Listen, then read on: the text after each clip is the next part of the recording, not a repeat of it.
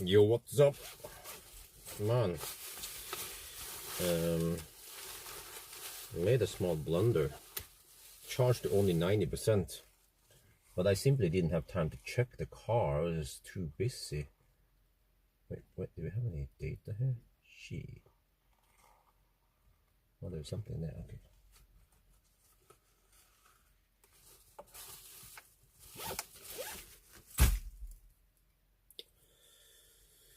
So departure might be a little bit delayed. It says it will be done in 40 minutes.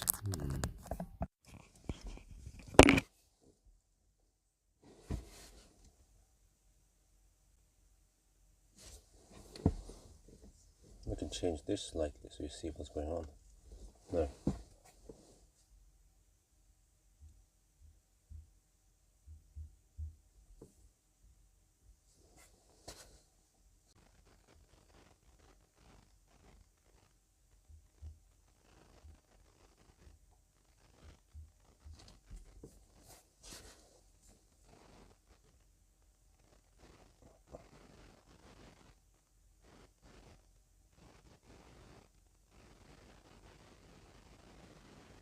Wait, what? Hmm? The fuck?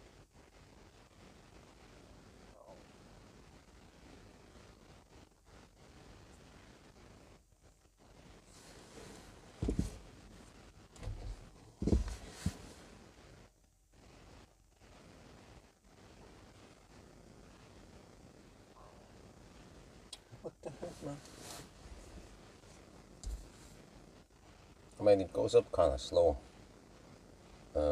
What options do I have? I can. Wait. It seems like there's some connection problem with RWD here.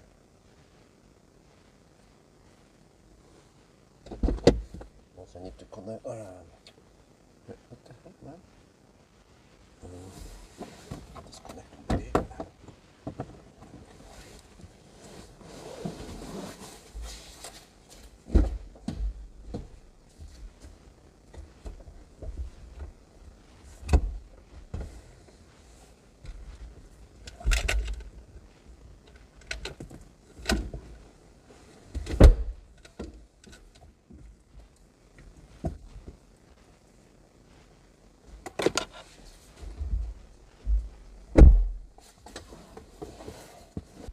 Like 14 amp.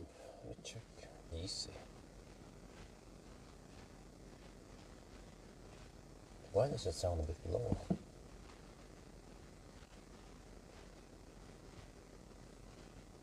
Oh, it's 14.8. Yeah, that sounds about right. Around 15 amp pull.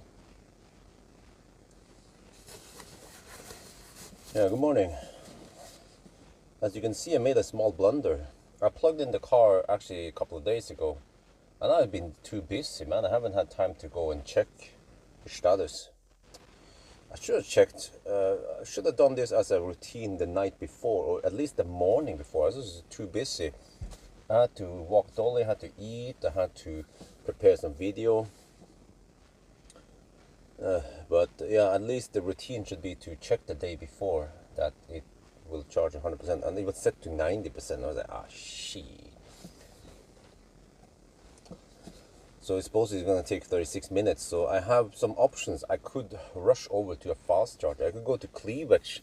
It would take me 5 minutes to go to Cleavage, but then I will discharge the battery further, and then I can charge there. But it's still going to take a while to reach 100%. So that's why maybe it's best to just sit home. Maybe if for some reason it charged to 80%, it would have been faster to go to Cleavage. But now I'm like, okay, whatever. Especially if we'll take less. I mean, if we take only 2 kilowatt towards the end, then maybe we can just go at 99%. It should be good enough anyway. But at least I have some time to shoot the intro. Yeah. What else is it? Yeah, I need to mount the mic, and also let's check here what's going on inside the house.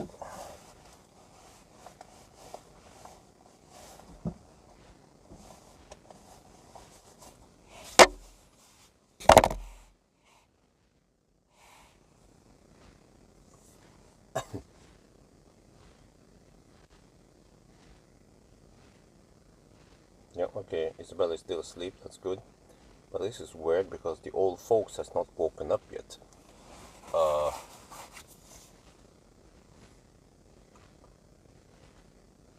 Well, this Amar's dad wasn't feeling that well yesterday, so he went to bed already at 7.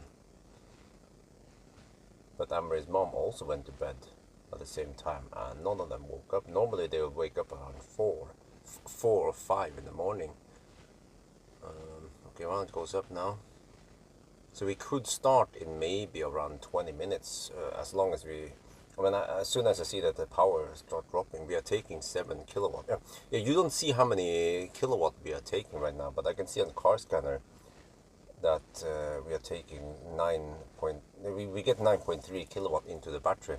But the strange thing is that the other stuff here is not selected. What the heck? Let's try to select something. Instead of charge, okay.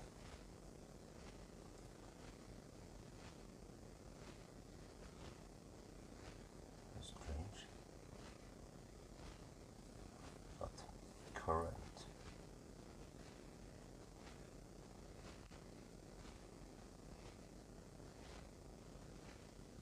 Battery current. Oh, does that make any sense? Well, here we go. Oh, okay, we have some stellar chart number here. Alright, that's fine.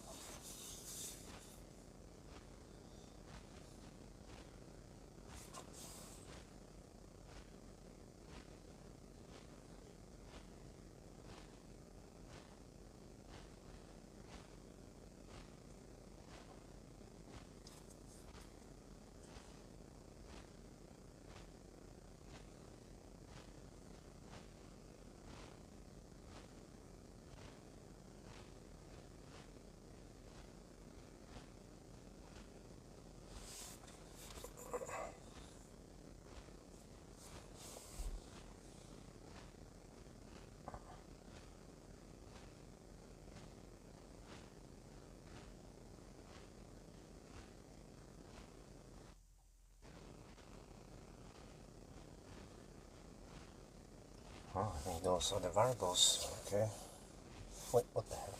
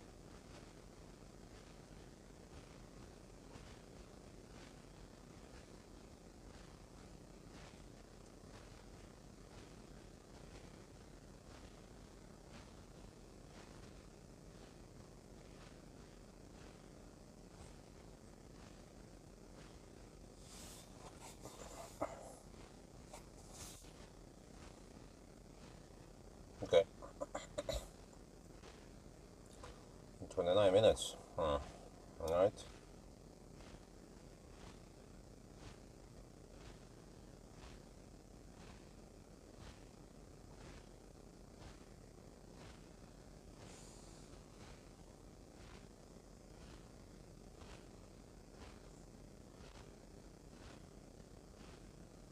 So now we wait.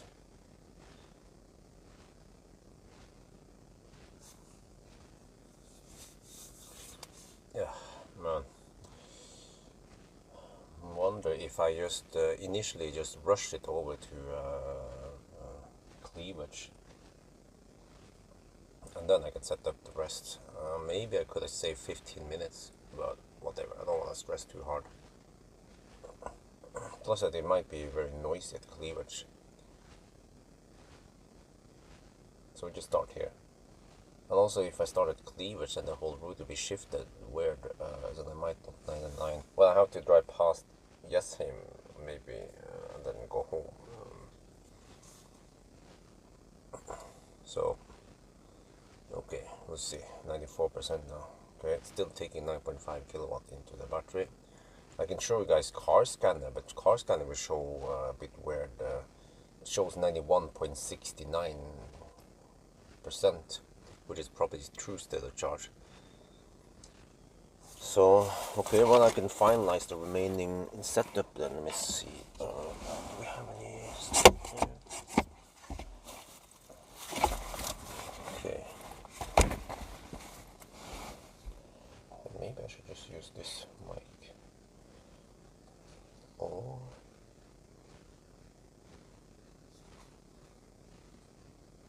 maybe use the clip mic for once. Yeah, maybe I just use a clip-on mic, see how that goes.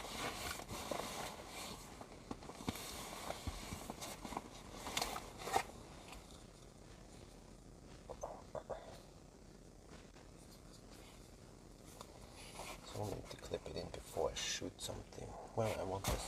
I want another USB. Do we have it? I don't remember if I have USB in the back here. Wait. No, shoot. I'll do that. Press now.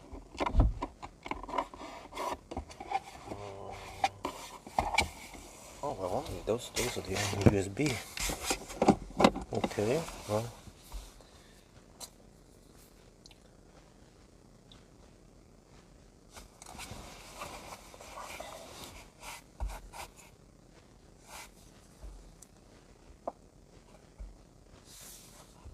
Maybe I could configure the car at least. Car status settings. Driving, pilot assist, okay. Steering assist.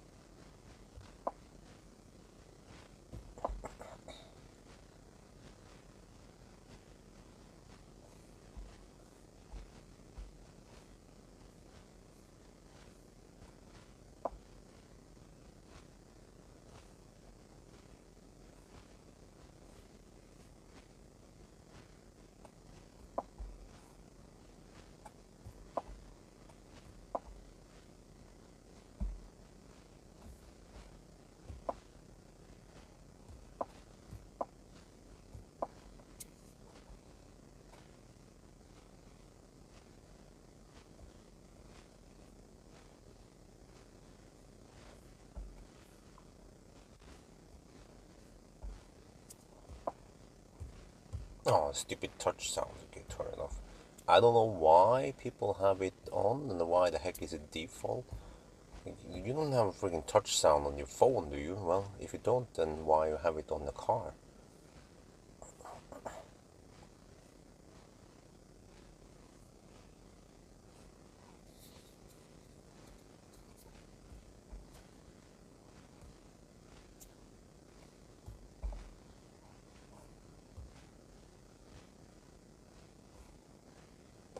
Okay, I think I configured everything now. 95%. Well, we're getting there. We're getting there. Okay, let me try to navigate. Can I make it a speculated?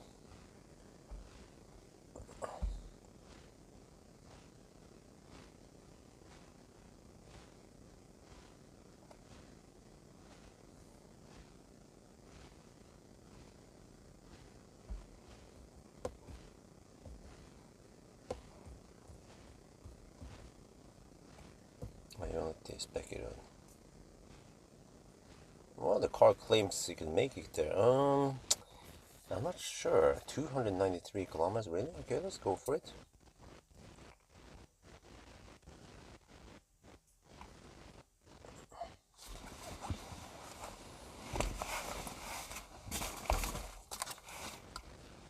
Okay, let's shoot the intro.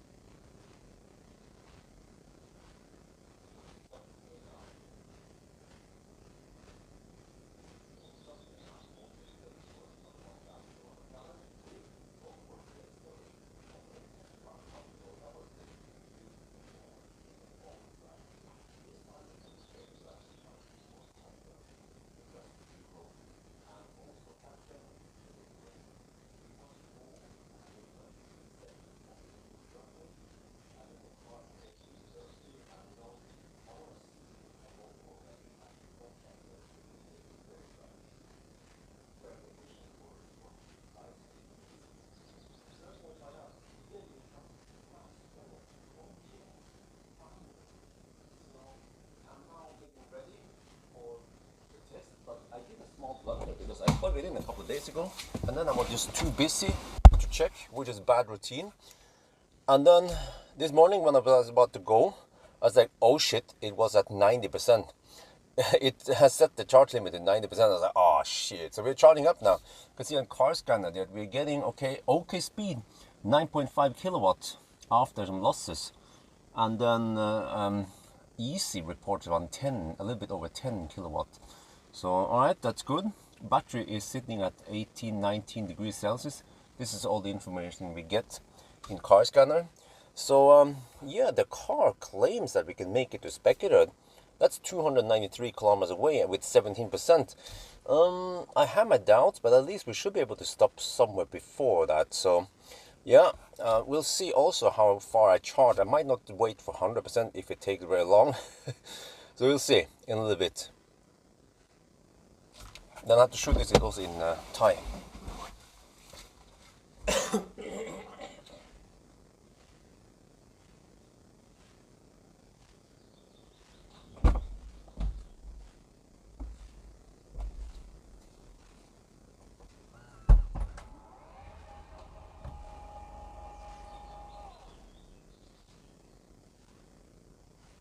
And nowadays, it seems like many cars, they come with 12-volt outlet only in the trunk. So I have to wire up on the trunk here. This is for charging my camcorder. Yeah, we have more certificate also. Nice. Yeah, and also this is the replica, but it's also the extended range, what it is called. It's the big battery. So here I have brought some cooler bags because I'm planning on going to Schwein soon to buy some stuff at Nordby shopping center. On the way back, we're gonna deduct for that, of course.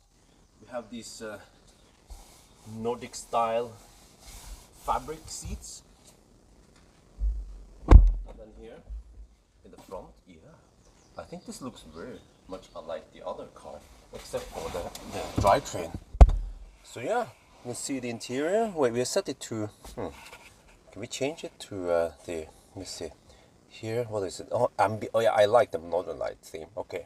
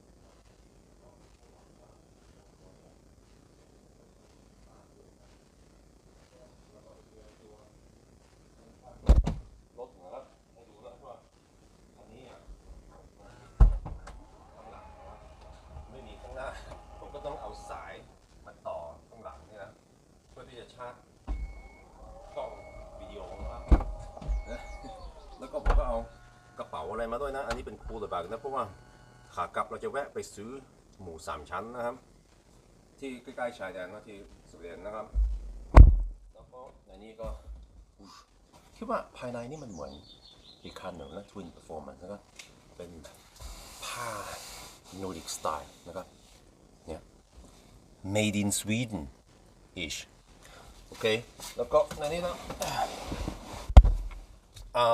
ผมทำผิดนิดหน่อยพลานผิดนิดหน่อยครับคือ ผมก็จอดรถเนี่ยนะเมื่อวันซืนแล้วก็เสียบชาร์จแล้วก็ไม่ได้มีเวลาเข้ามาเช็คดูนะแล้วก็ตอนเมื่อเช้าตอนผมจะเริ่ม 1,000 กิโลเมตรก็ว่านี่บอกให้มันเป็น 90% อ้าวมันตั้งชาร์จลิมิต 90% เราก็รีบชาร์จถึง 100% ตอนนี้นะครับอีก15 นาทีมันจะเสร็จนะก็ไม่นานเพราะเรามี3 เฟสนะครับอันนี้มันไม่ค่อยโชว์อะไรมันก็โชว์ว่า14 อัมป์แต่ว่ามันไม่บอกเลยว่าเราชาร์จเร็วแค่ไหนนะครับแต่ว่าเราก็เห็นในคอร์สกันนะว่ามันรับ 9.5 กิโลวัตต์แล้วผมก็มี Easy Charging Station คิดว่าที่เมืองไทยเขาไม่ใช้กันนะครับแต่นี่มันเป็นของมาจากนอร์เวย์นะครับแต่ว่าเขาก็ใช้ทั่วยุโรปนะมันก็รีพอร์ตได้ว่าเป็น10.5 กิโลวัตต์ที่ดึงมาจากข้างนอกนะครับก็อีกไม่นานก็จะเสร็จแล้วนะแบตเตอรี่19 องศานะครับแล้วก็ถ้าเราเข้าไปในแผนที่นะพลานนี่คือไม่รู้นะมันไปได้ไหมเราจะขับไปตั้งเกือบ300 กิโลเมตรนะไปจอดที่สเปกเกอร์ไอโอเนติดูก่อนนะเพราะว่ารถนี่มันจะชอบคำนวณผิดนะครับตอนเราไปถึงนี่เราไม่มี 18% อาจจะเป็น 0% ไม่เป็นไรมันมีที่ชาร์จปะเลอะเลยแต่เราก็คงจะชาร์จก่อนนั้นนะครับแล้วก็อีกสัก10 นาทีมั้งเราจะไปแล้วครับ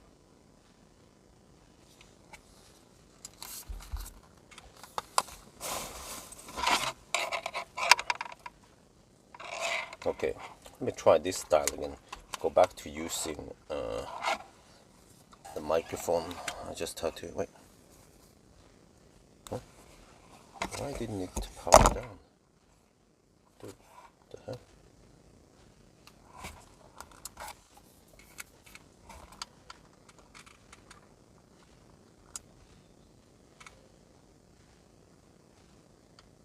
There, okay.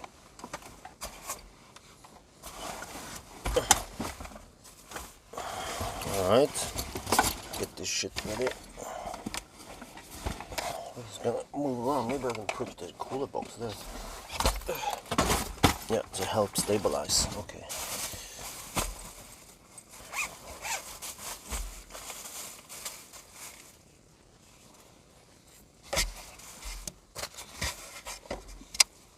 Wait, so do I really not have any more USB here? Really? Okay. Yeah, good morning. As you can see, I made a small blunder. I charged to 90%. So Maybe I can just check here.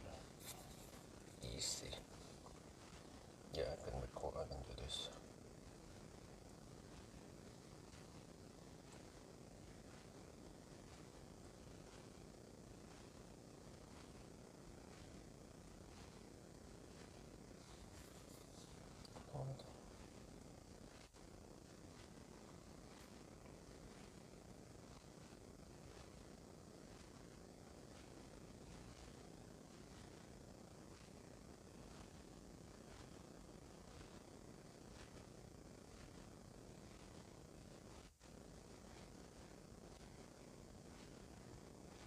Okay, just upload the video. I can just do something else while we're waiting. Should be ready soon anyway. There.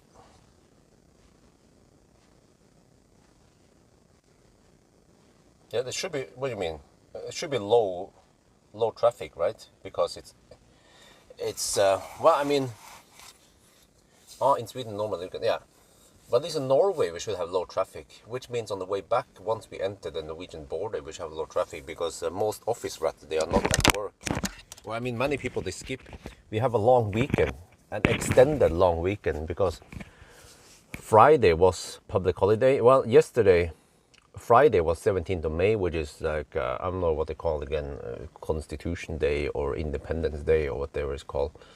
Public holiday, big celebration. It was remarkably hot, maybe a big record in heat. Like they claim it was the hottest 17th of May in 25 years. I actually made a video. Yeah, I have part 2 coming out soon about how hot the house gets. This is the downside of having lots of glass in my house, but I love the openness. I love that we are not like covered in just walls, that we have lots of glass. My neighbor, I forgot to mention, my neighbor also has the same problem, but he has a heat pump. Of course, he's more established in his house. The e-tron, yeah, wow. Yeah, so we should get some nice low numbers, maybe below 250. It was almost 300 last time we had a run, but that was, you guys remember, right? I think it was 293 watt-hour per kilometer, and it was quite wet 70% of the time, and it was 0 to 7 degrees Celsius, and we had a Norway run. So Sweden run today better be good. Yeah, and also rear-wheel drive. But man, I feel like this is a powerful car. It has 272 horsepower, I think. 200 kilowatts. It feels quite snappy. It feels faster than the Aria, even the Aria Evolve Plus. I'm gonna test acceleration eventually. I don't have that many tests with this car. Just acceleration test, 1000 kilometer challenge, range test, and I will also do Sunday driving. Hopefully I have time next week. I have to check my schedule here. There's always stuff that takes up my precious time, so that I don't get time to shoot enough videos and make more money, because I need to make lots of money. So let me see, let me check here. Do I have stuff? Actually, I don't have anything. Yeah, wow. Fortunately, I have no plans next week, so I can just go wild with the EX30. Oh, 98% now, almost done.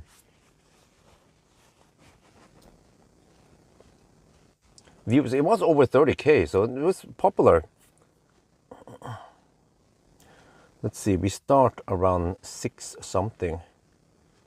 Almost 7 maybe, I'm not sure. Well, it claims in 10 minutes, okay.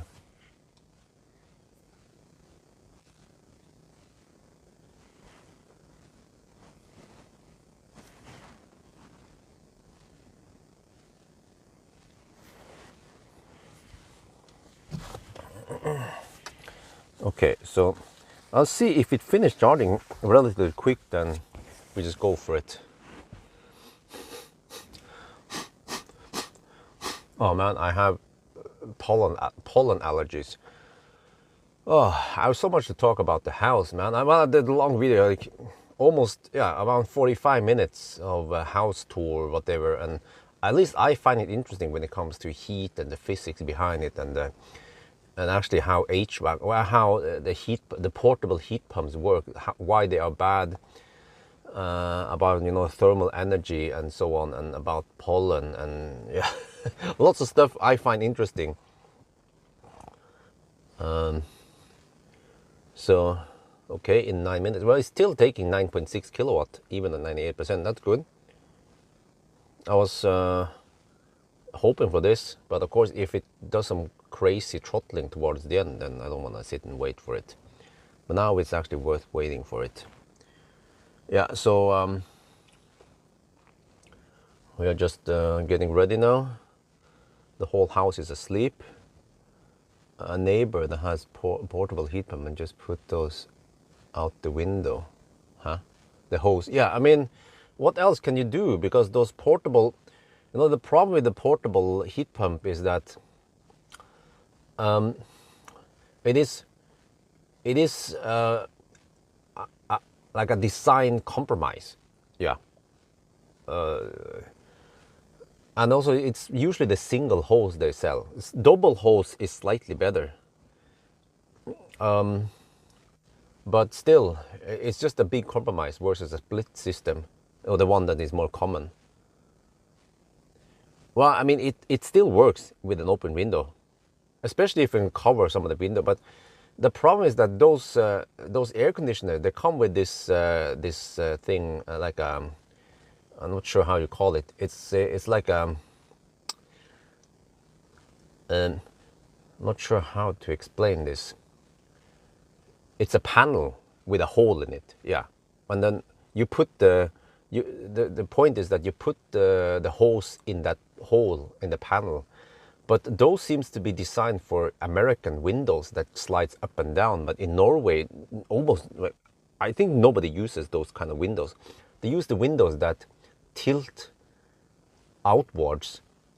You know, any people in Nordics, they know how windows over here work. Actually, I think across Europe. So which means that you then get this angle, and well, you can kind of just, like I do, I tuck it in there on the edge of the window without letting it fall out. I have to use a trick so it doesn't fall out. But then there is a triangle on each side that is open.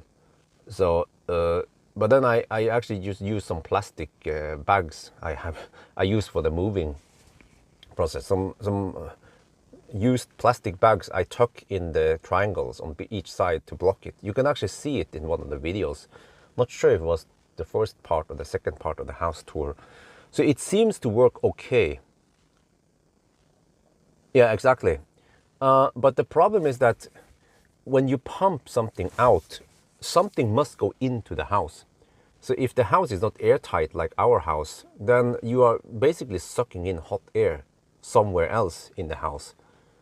But a split system, like, you know, the split system is the one with a compressor and how is that again? The compressor, we have the condenser and the evaporator.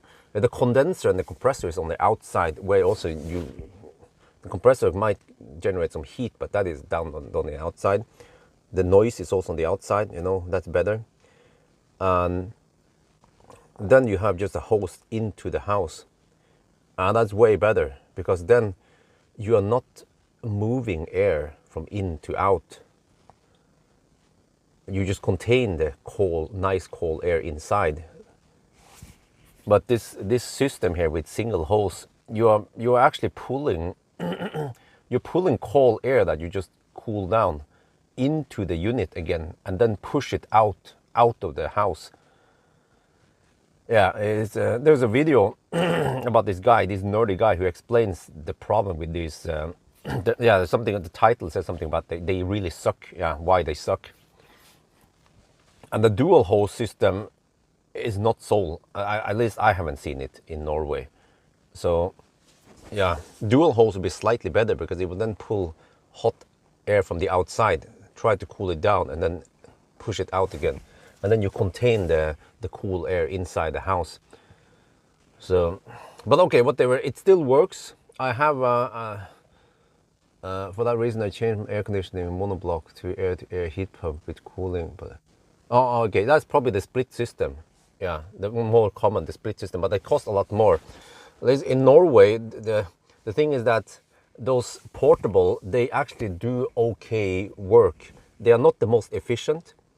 They waste energy, but they at least do some cooling.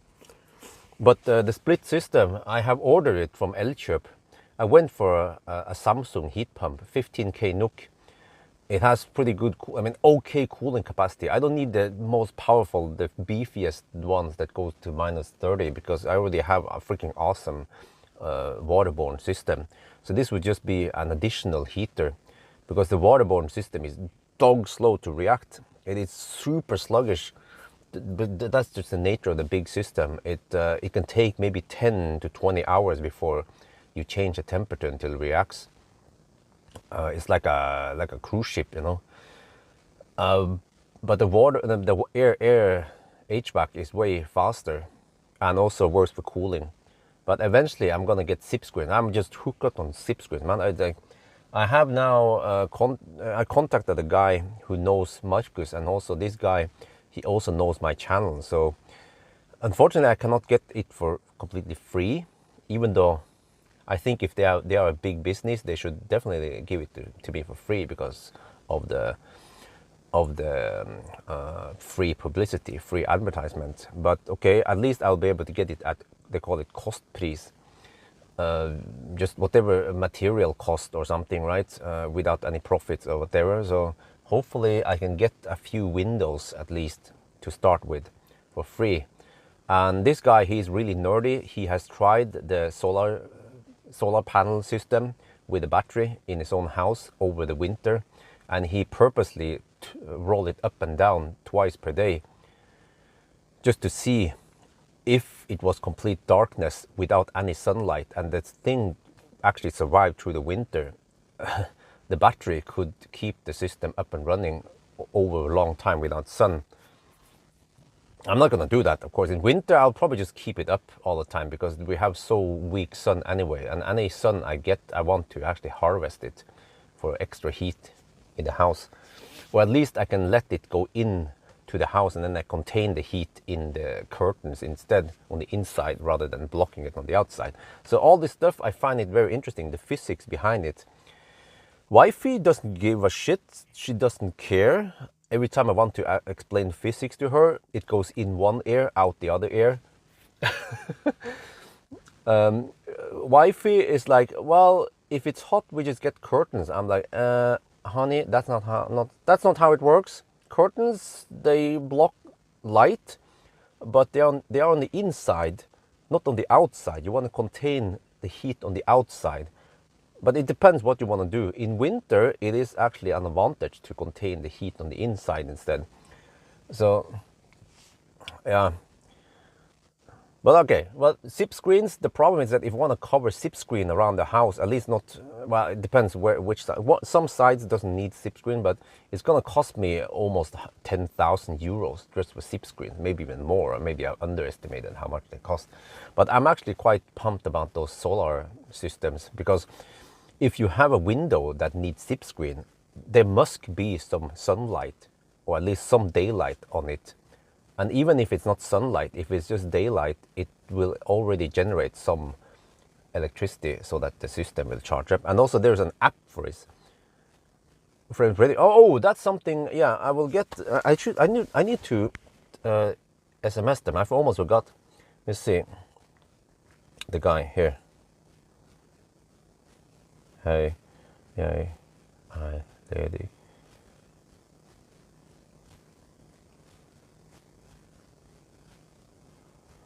Okay. Well, hopefully they're ready for SIP screen. They shouldn't be that heavy, right? We should be able to take some weight. Okay, it seems like I might start at 7. Yeah. Okay, whatever happens, we're gonna start at 7 anyway to make it easy.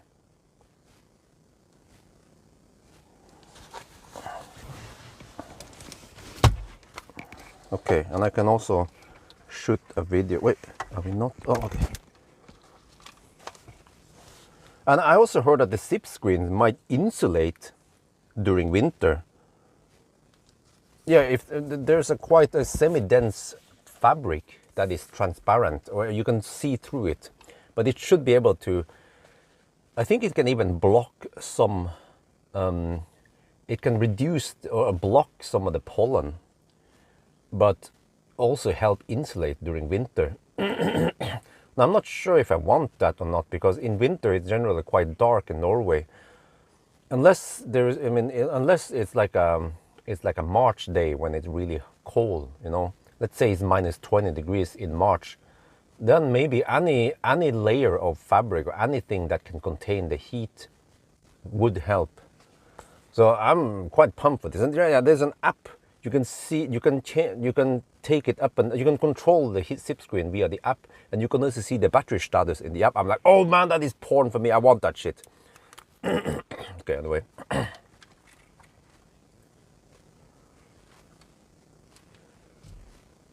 Okay, it seems like the departure time is going to be 7, just to make things simple for now, before all the deductions. It's going to finish in 2 minutes, but we'll probably wait until the 7 mark anyway. And now we're taking 7 kilowatt into the battery.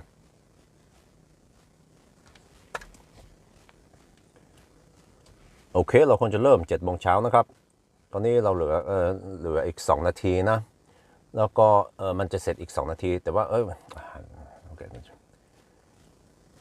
โอเคเราคงจะเริ่ม 7 โมงเช้านะครับเนี่ยอีก 1 นาทีมันจะเสร็จนะ แต่ว่าผมก็จะรอให้มันเป็นครบ 7 โมงเช้านะก่อนเราจะเริ่มนะครับ แล้วก็เรารับ7 กิโลวัตต์ตรงนี้นะ Well, actually I could start at 55. Or is this the part where it just goes, it says in 1 minute, but then it's just, the 1 minute becomes 10 minutes. Because I'm still taking 7 kilowatt. As long as I'm still taking 7 kilowatt, then I feel like I shouldn't leave yet.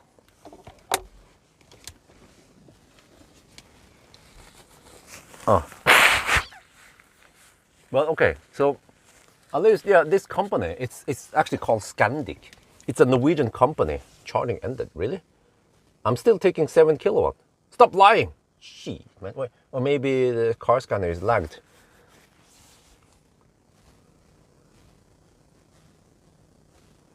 No amps. Okay, let's get the camera ready at least. There-ish. No, okay, I see now that finished. Well, maybe if you finish, we can just start then.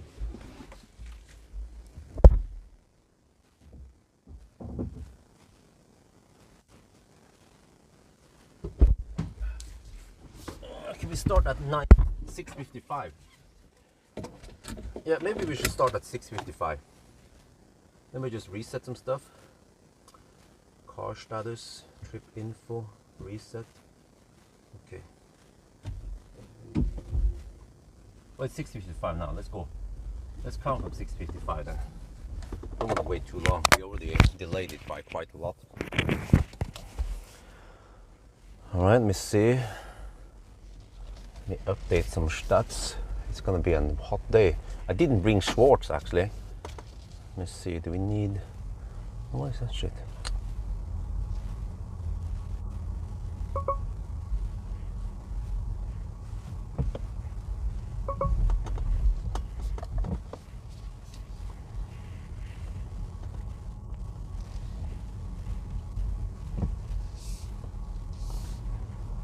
Okay, I'll just not use that last clip. This is actually not too relevant when we start. People don't care about that anyway.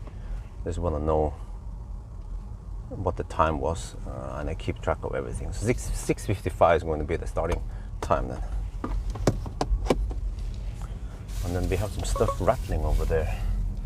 Not sure if that's going to be a problem or not. Let's see.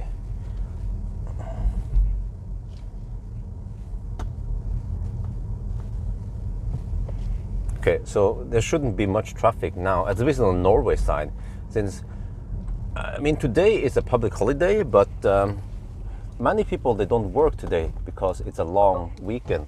Yeah, I forgot to tell you that Friday was public holiday, but Monday is also public holiday. So people are like, hallelujah! They get 4 days off.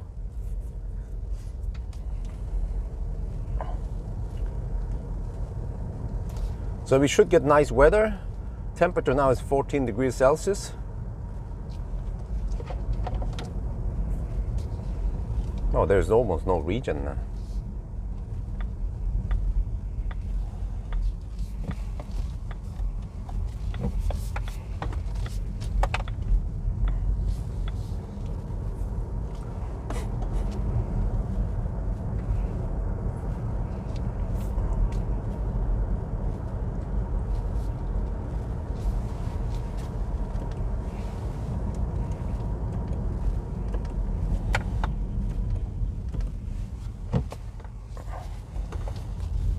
ideally I should have started about half an hour ago.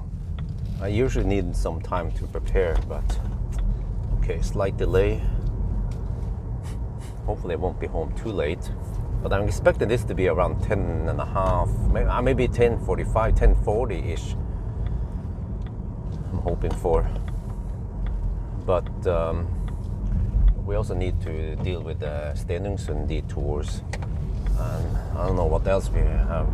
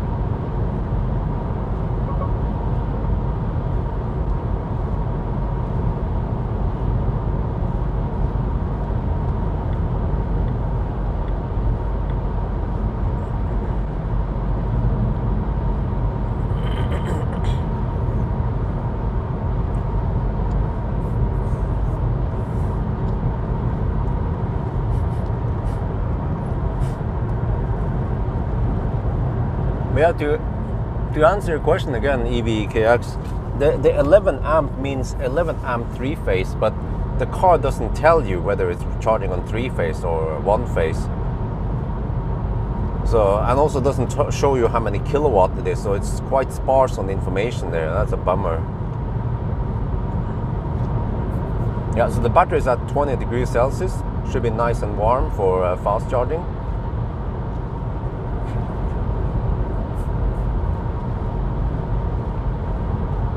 We shouldn't have too much traffic. Not at 6 now, shouldn't be many left lane huggers.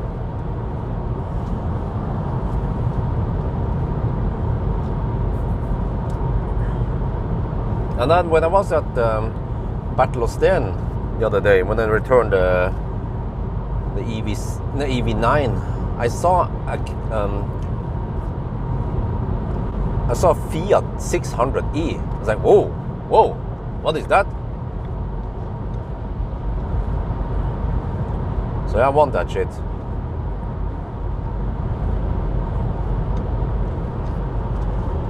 But it seems like it's based on the PSA platform. So it's the 54 kilowatt hour battery. It takes 100 kilowatt. It's the 136. 156. I think 115 kilowatt motor. So I mean, it's still a Fiat 600. You know, one of my favorite cars. Lol.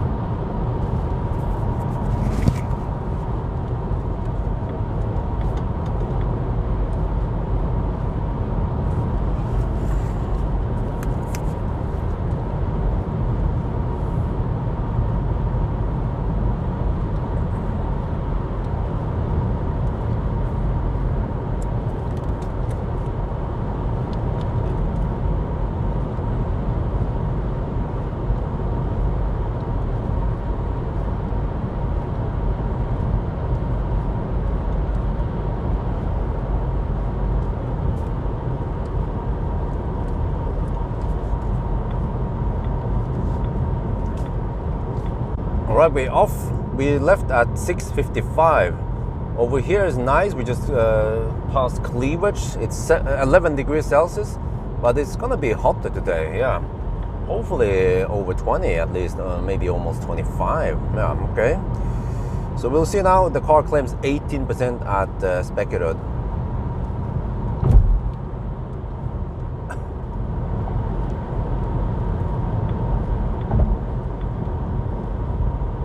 โอเคเราเริ่มขับนะครับ6:55นะครับแล้วก็วันนี้อากาศดีแล้วก็รถน้อยนะครับข้างนอกนี่11องศานะแต่ว่ามันจะอุ่นกว่านี้นะอาจจะเป็นเกือบ25องศานะครับแล้วก็ตอนนี้รถมันคำนวณว่าเราจะมี 19% นะตอนไปถึง Spekkerud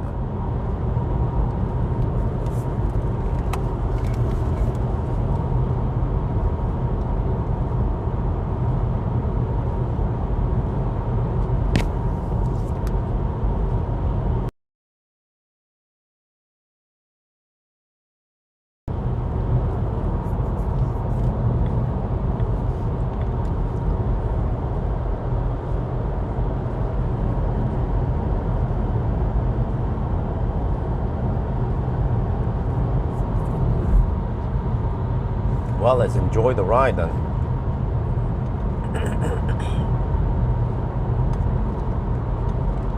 Autosteer is a bit nervous, but okay, it's still okay. I mean, it's still better than no autosteer.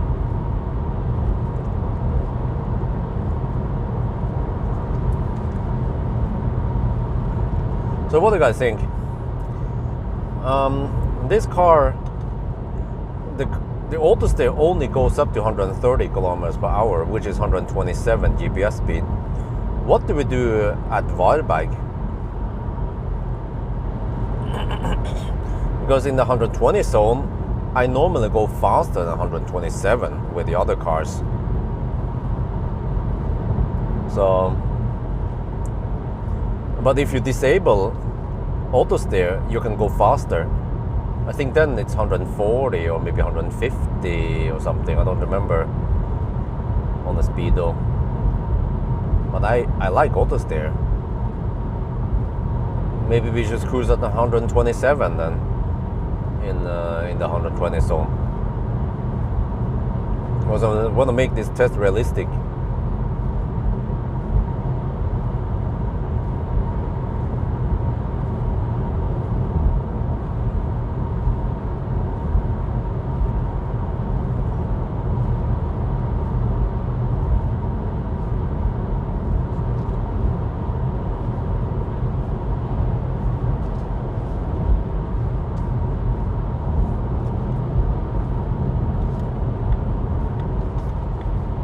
The following distance always resets to very far. I have to set it back to let me see. No, not that one. Driving, okay. Yeah, short. It resets to long for some reason. I don't know, man. No, what the heck is that? Did it set back? Yeah, short. Come on, short. Okay. Hopefully it stays. Pictures jumping much today. Well, it has been jumping up and down a lot lately. I don't know how to fix it. I could try to change some of the angle. Maybe that helps. But then it seems to be worse. Maybe if I go a little bit more down. Maybe I need to tighten it more. I'm not sure how to fix this. Maybe I need to loosen up so there's some more dampening.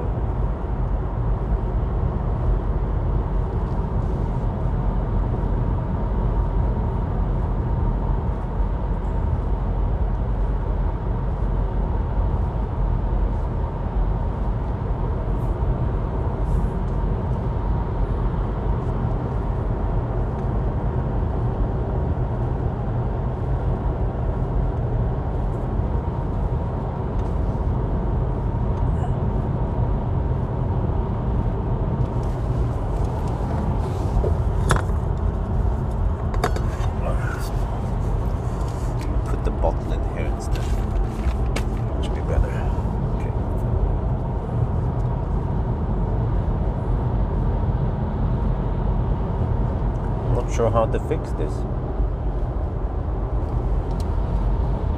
But that seems to have made it worse.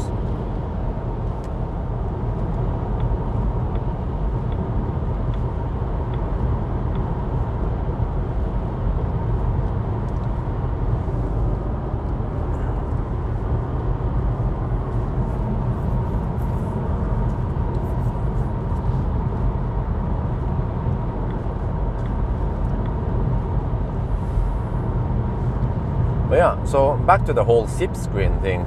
Zip screens will actually solve a lot of problems, because if we can block the heat on the outside, then that should be good.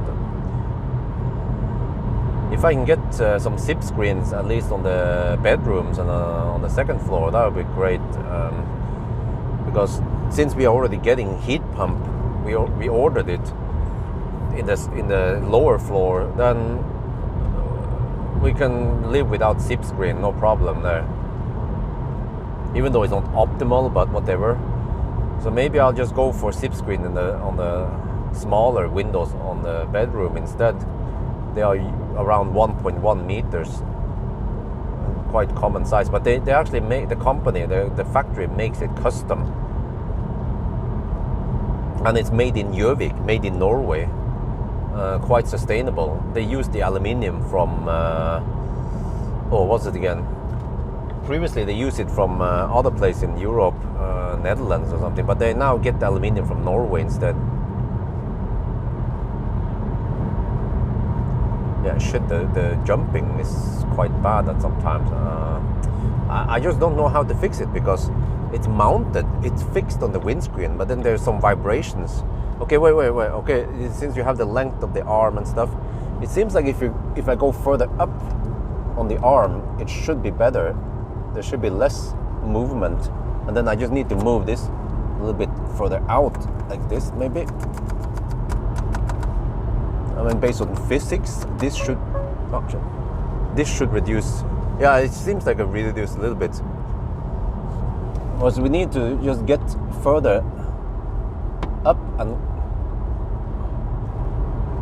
because I have a rod, you guys are on a shaft, so I mount you on the shaft, and the further up the shaft or closer to the fixed point, the better.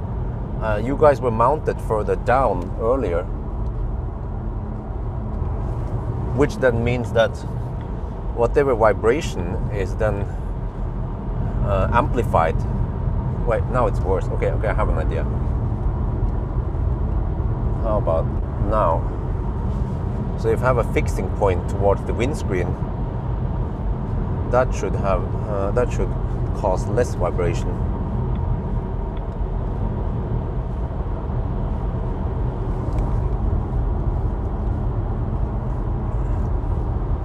Like now, maybe.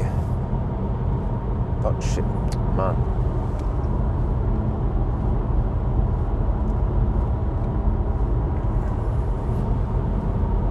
I think that's the best I can do. Some vibration, but it seems to be less than previously.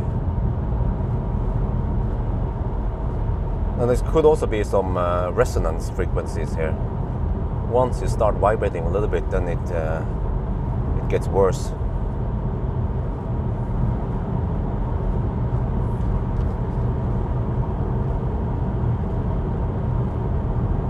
But yeah, we have 2 bedrooms where it gets, well, I mean, not extremely hot. It's not 28 or 30 degrees, but at least 26. So if we can just block the sun there,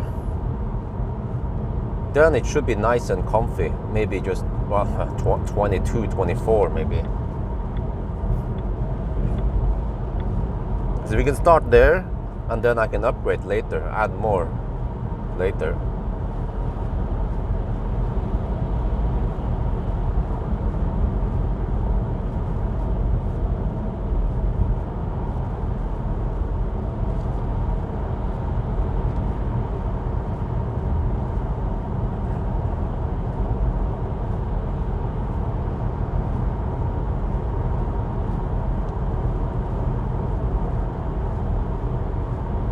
Okay, let me see, what about status? How do we see status? We have to go here, car status. Wow, that's a long play. 3 clicks just to see status, man. Holy crap. Okay, wait, that's kilometers. 250 watt-hour per kilometer. I don't know distance error yet. Yeah, 250, but now we have to go slower.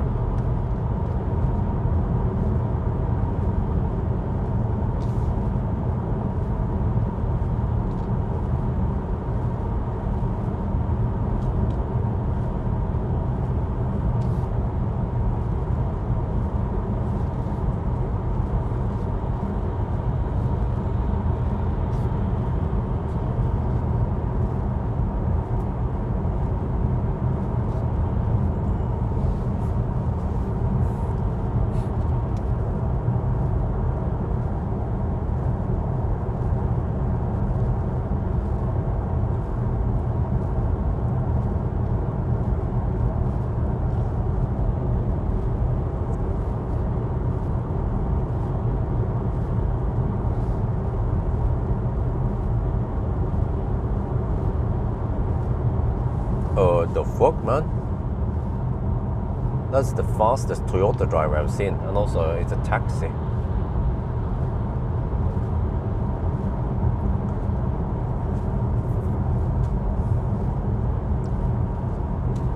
But yeah, how many Norwegians do we have in here?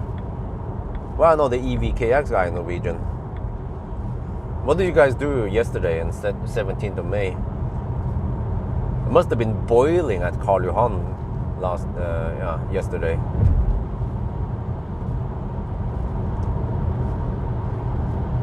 I was just home, man. I didn't dress up. I saw my neighbors did, but I'm like, I'm not a true Norwegian. I'm a hedning. Well, actually, religion has nothing to do with this, but Norwegians, of course, they were dressed in the national dress, what they will call it, bunad, or at least some suit, tuxedo. I was just in casual clothes, getting some work done yesterday. But Marcus was also busy with family time, and he sent me pictures. He was grilling some burgers.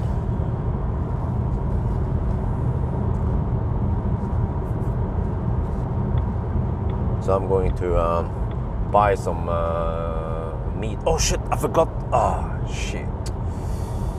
Okay, whatever. I forgot to bring plastic bags.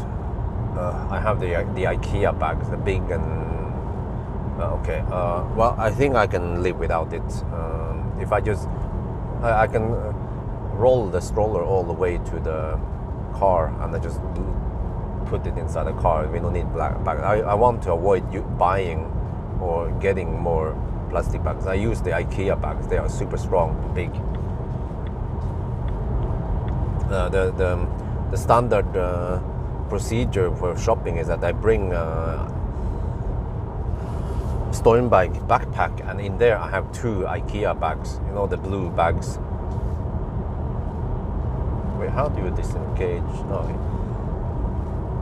And that can usually hold a lot of food or whatever stuff. Groceries. I think each bag can easily hold 20 kilograms. Some people probably loaded 40 kilograms on those bags. They're extremely strong.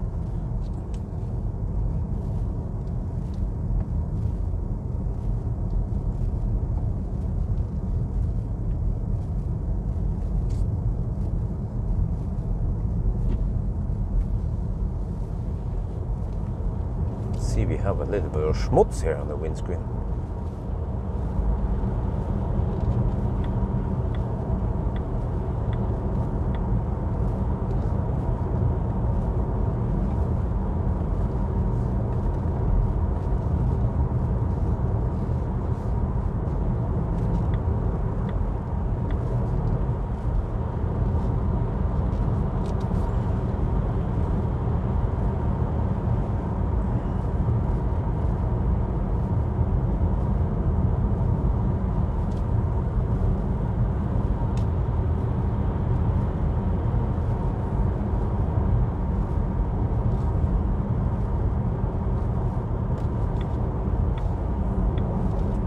Well, since you guys are so quiet, I can just play some music instead.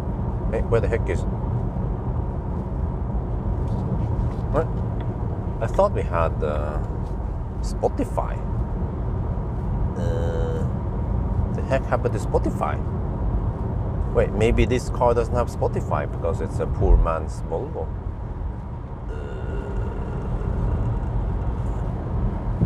I guess we ain't having some Spotify here then. Oh, okay, I can use it via the phone. Okay.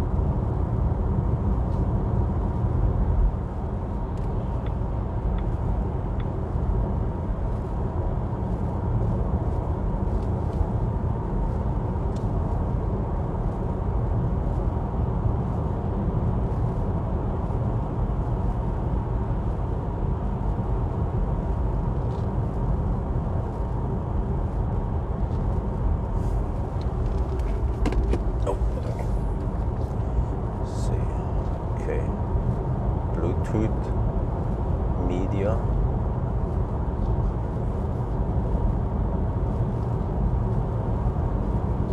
Then how do you turn up the music?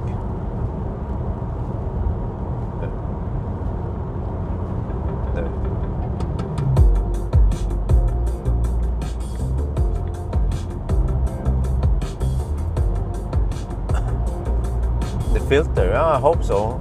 It doesn't feel that bad yet. Does anyone know? Speculate, yeah, we'll see. Maybe, if not, then maybe Strömstad. I have to avoid Strömstad on the way back because it's going to be crowded.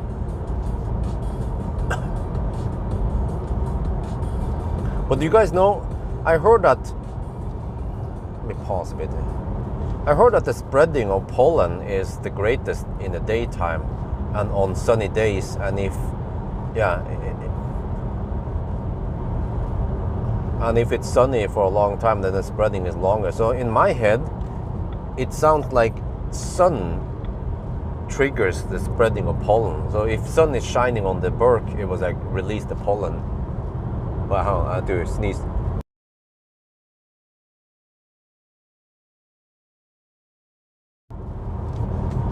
So that means that as soon as the sun comes up around 6 in the morning, then the bark starts spreading the plant cum. And nowadays, since we have so long days with so much sun, then the spreading lasts longer.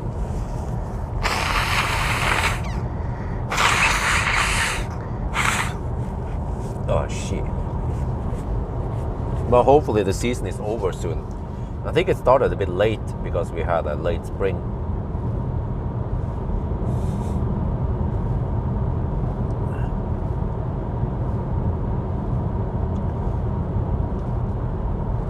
But in that case, it should mean that on cloudy days, well, especially rainy days, but maybe on cloudy days we'll have less spread.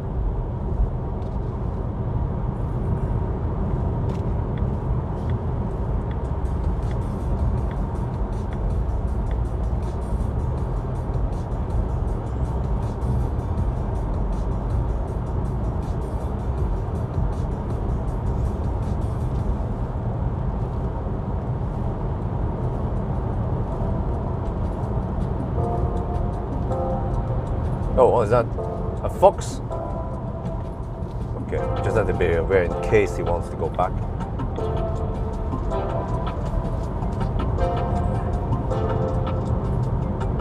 Oh, what the heck? freaking spider in here. Come on. Spider-Man, Spider-Man. Okay, how do I get rid of the spider?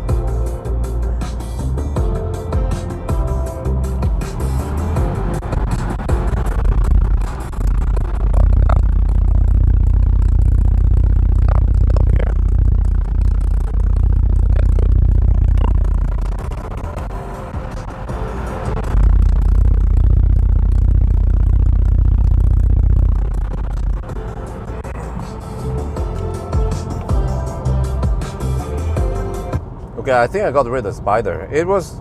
How did it get in here in the first place? Because I normally don't open anything. It was just coming down... Wait, I see the spider web. Okay, coming down like a Spider-Man in the middle from the roof, you know. I'm like, damn. Like a boss. But I managed to safely take it outside without killing it. I don't know why we are taught to kill spiders. Maybe because they look kind of scary, plus that spiders, they tend to appear in scary environments and also maybe some horror movies. But spiders, well, most of them, they are harmless to humans. And also, you know, it's kind of funny that in general we don't hate ants that much, but ants, they tend to bite us for no reason. I don't know why. Where spiders, they don't bite us. They actually kill what do you call it, mid, and they kill unwanted insects in our house. Mosquitoes, of course, flies and shit, they kill them. So actually having spiders in your home might be good, except for that they make spider webs, which makes things a bit messy.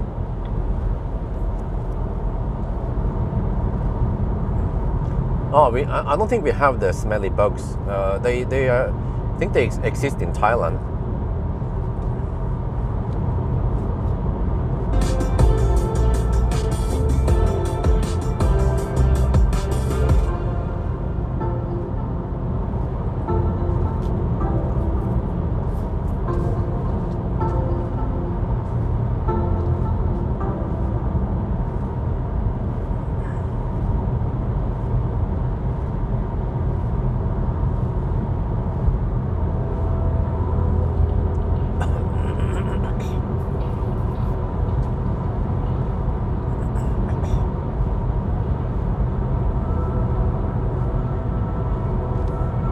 Man, this Want the Black song. Wait, Want the Black MMLXX. You know, Roman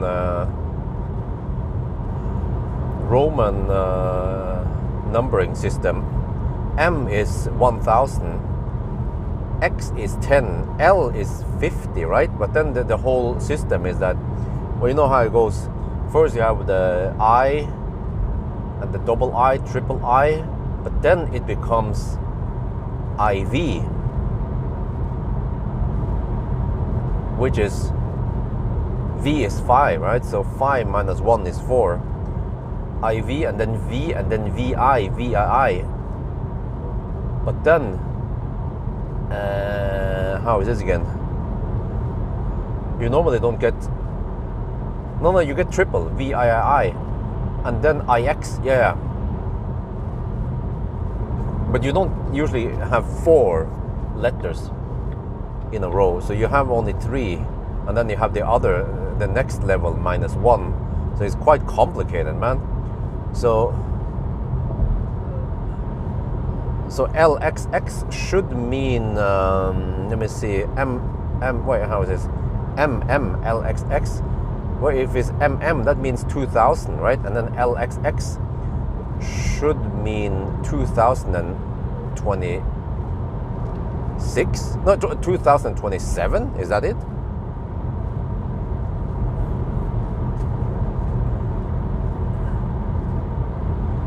As I remember, when you have MCM, that is 1900. So if you say MCM, I was born in MCM LXXIX 1979. Man, freaking Roman numbering system must be more complicated than the Danish system. Maybe the Danes disagree.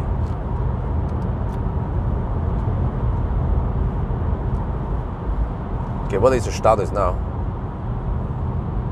Check here. Status, car status, trip info. Wow, 214 watt-hour per kilometer. Ioniq 5, go home.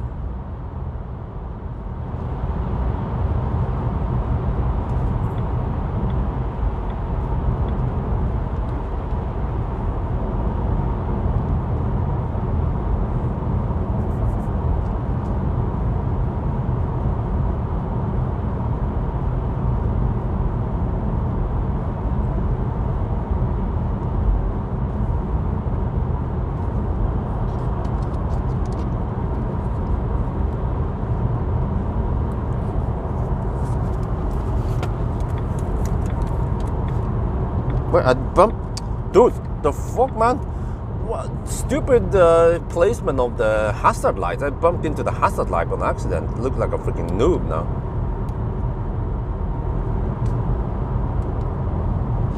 Whoa, look at this. 208 watt-hour per kilometer. Ioniq 5, go home.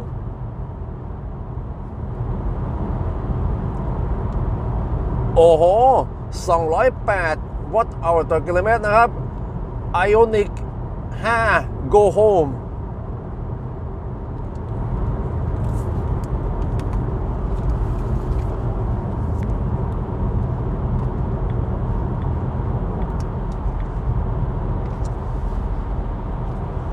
Okay, I need to put the cable away from the... I wonder if the cable was rubbing into the screen, causing it to turn on hazard lights. Okay, still low traffic, that's good. We don't want any left lane huggers until we are in Sweden. But then we might hit some traffic in Göteborg. Well, actually, I might be semi-early in Göteborg. Yeah, no, and by the time I'm back, then just have some afternoon traffic. So I need to buy some meat at Schweinsund, well, at Nordby. I'm gonna buy some pork and also Nutrilett. For some reason, they cost half in Sweden versus Norway. Wifey uses them to lose some weight now after the pregnancy. And then maybe some Coke. I think one board, or whatever they call it, brett. I'm not sure if it's 20 or 24 nowadays. That should be enough. We don't want to overdo the Coke. I actually don't drink Coke that often. I might drink when I'm out driving, but sometimes I'm not even drinking Coke while I'm driving. So average maybe just half a liter per week of Coke or any soft drinks. But it depends, of course. Sometimes when I'm at IKEA and I have lots of stuff, business to do, and then I end up having some Coke now and then. Wait, what the heck is the screen always so bright? Settings, controls maybe? No, it's system. What the heck is display? No, it's on those controls. Display brightness. Wait, is there no auto here? The fuck? There's no auto? I guess they don't use automatic screen in Sweden. Okay, the car still claims 17%. We should have 65 kilowatt hour net capacity here.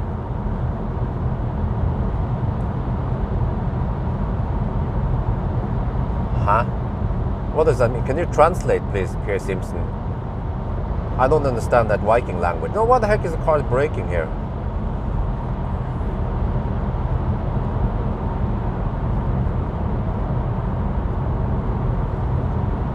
Something about traffic typical in Göteborg. Gott is shortest for shorting for Göteborg.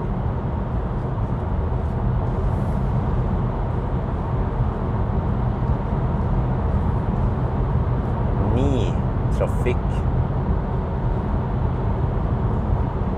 I don't know what ny trafik means. Noe, maybe. Some traffic. Typical for Göteborg or some shit. I don't know.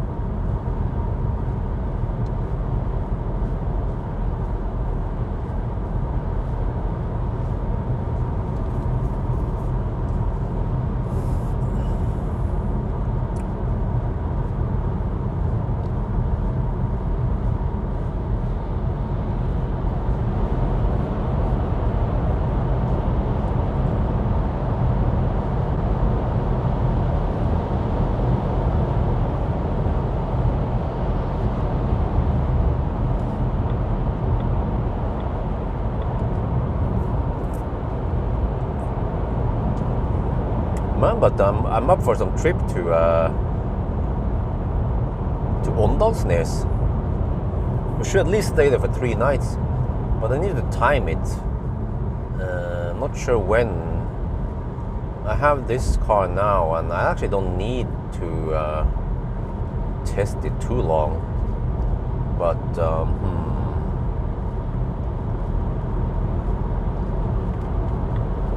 just depends what wife is up for. Because now we have so nice weather, so we should utilize it now that we have nice, Just go to that camp. We can rent a cabin. It's not that expensive, around 2,000 something NOK per night.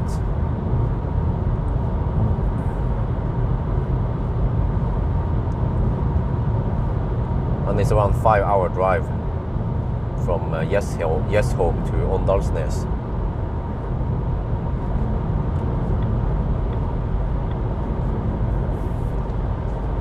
Maybe we can have the pork barbecue over there. I don't want to go on a trip. His wife has been home for a long time. She feels like going somewhere. Let's go places. Yeah. Okay, anyway, you guys are silent again. I'll play some music. Wait, what happened there? No, huh? BT Media, maybe. There.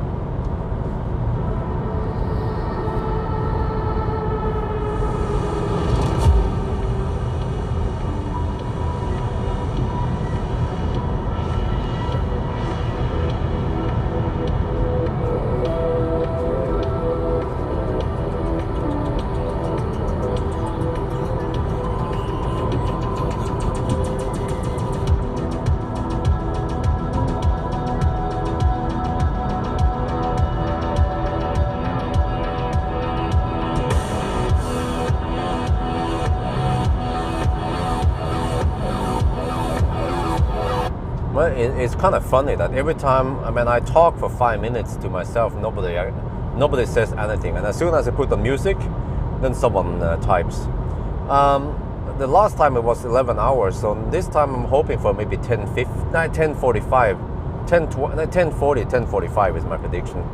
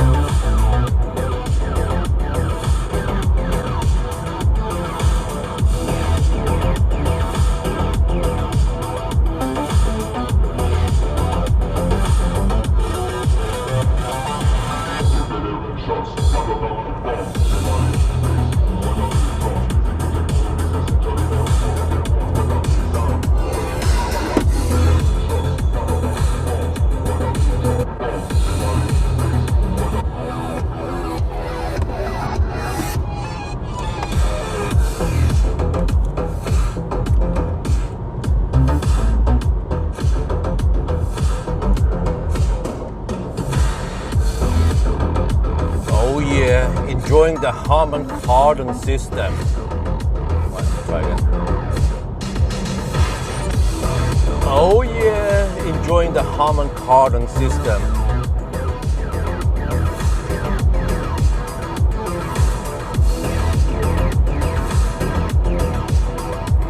Oh yeah, กำลัง enjoy Harman Kardon.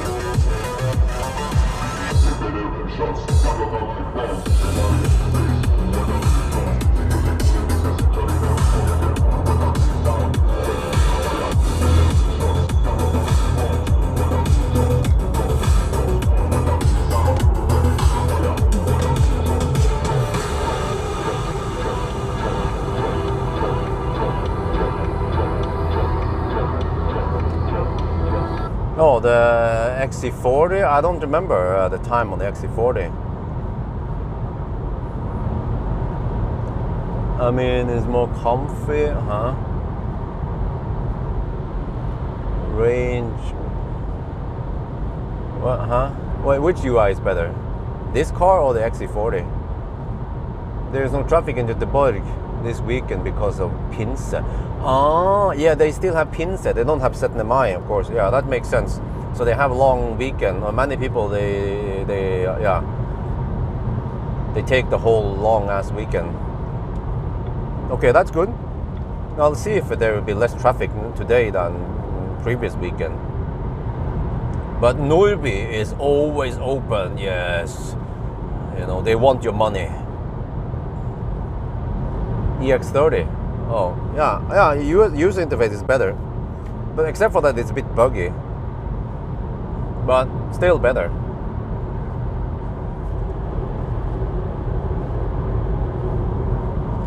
Whoa, the car slows down really early. Wait, did I not set the following speed to... no, oh, this guy is going so slow, that's why. Let me just check here. Did I not set the... Why did it reset it to long again? Dude, stop that shit. I said... No, it keeps going to... Dude, are you serious?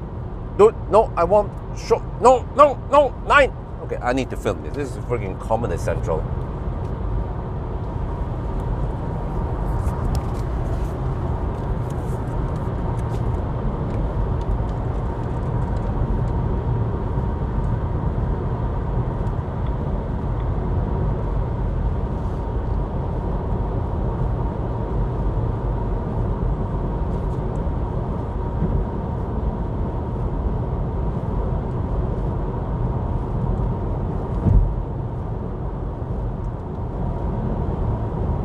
It feels like the car is slowing down a bit early, and then when I go to the setting, I see that it has reset the interval to long. But look, when I do this, okay, I want to have it short. No, I want to have it short. No, stop it. Come on, stop it. No, keep it short, all right? Okay, good. Wait, let me check here. No. Stop it! Man, I mean, one thing is buggy software. This is Comedy Central.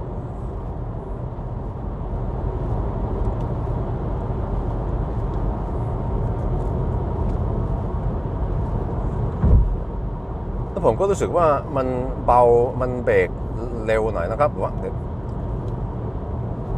แล้วผมรู้สึกว่ามันเริ่มslow down เร็วหน่อยนะครับผมก็เช็คดูในนี้นะครับว่ามันเป็นเท่าไหร่เนี่ยมันบอกว่าเป็น long โอเคผมก็จะเปลี่ยนเป็น short นะครับเดี๋ยว short โอเคได้เข้าไปใกล้หน่อยไม่ใช่ short ฮะเอาทำไมมันเปลี่ยนตลอดเลยนะเปลี่ยนเอาหยุดนี่แบบเฮ้ย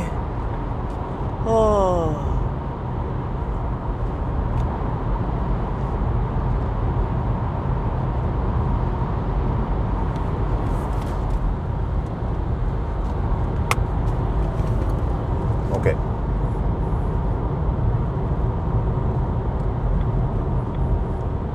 Man, this is stupid, man. It keeps changing back to long. Oh, man. Whatever.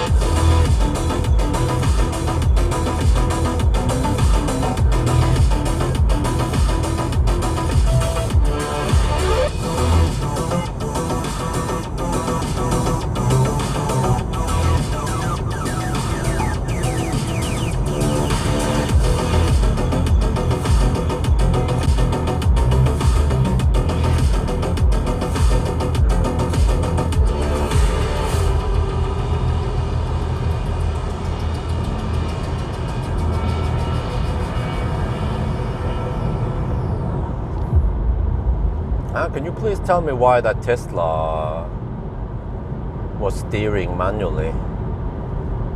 He had the 12 o'clock steering position. One hand, the left hand was on the 12 o'clock, the dangerous position, the douchebag position. Why didn't he use auto steer?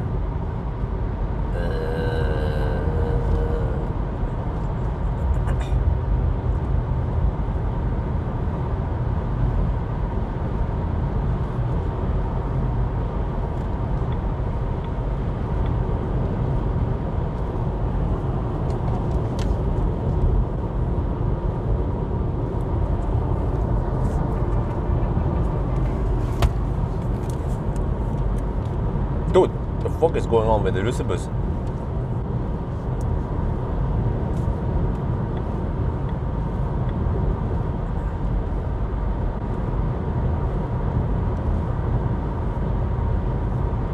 Russebus! Put en J upp I lufta! Okay, I don't know. We actually haven't heard much noise from them ever since we moved to Jessheim, so that is wonderful.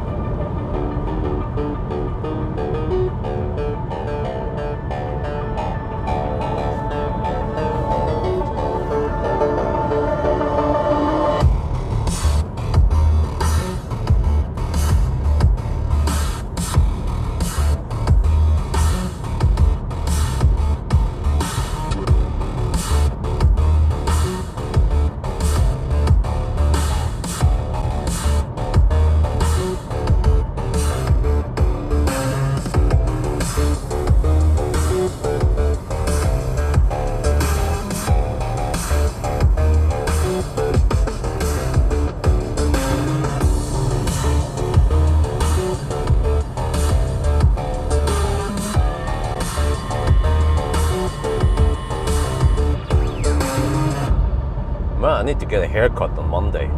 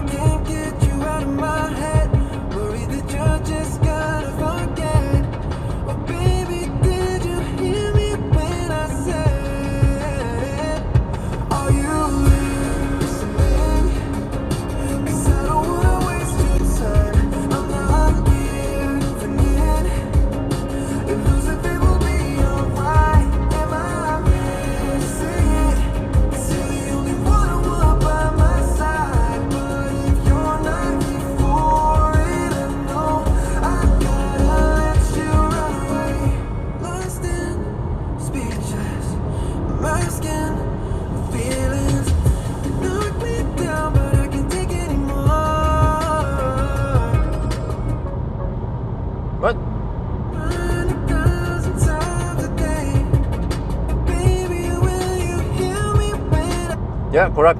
Public holiday on Monday also. So the office rats, they get long ass weekend from. Yeah, well, the weekend starts from Thursday and then lasts until Monday, well, Tuesday. Yeah, so they get 4 days off rather than 2 days. But that's the last of the public holidays they get. From now on, they have to work all the way until Christmas. Yeah. See how evil I am. I'm laughing at other people's misery.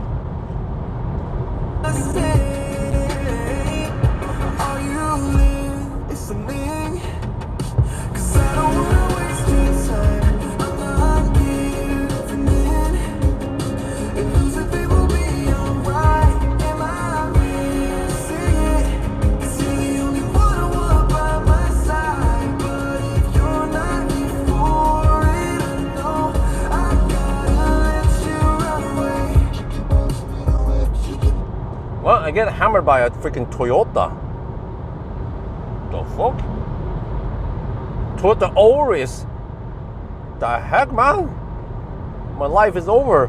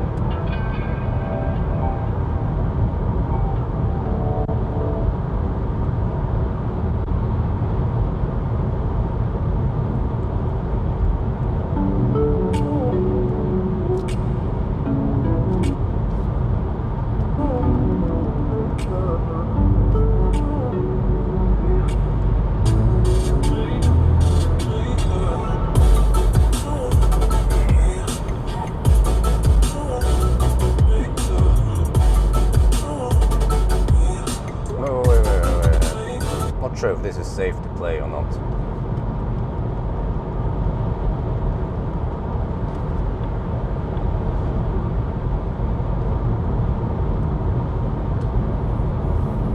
Okay, how are we cooking now? Let me look at the stats again.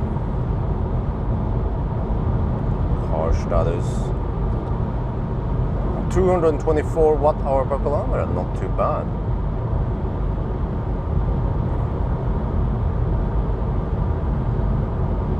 What?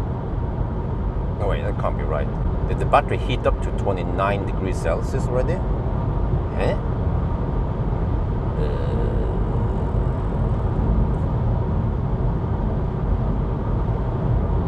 Okay, well, we won't cold gate now, at least. Let's hope we don't rapid gate then.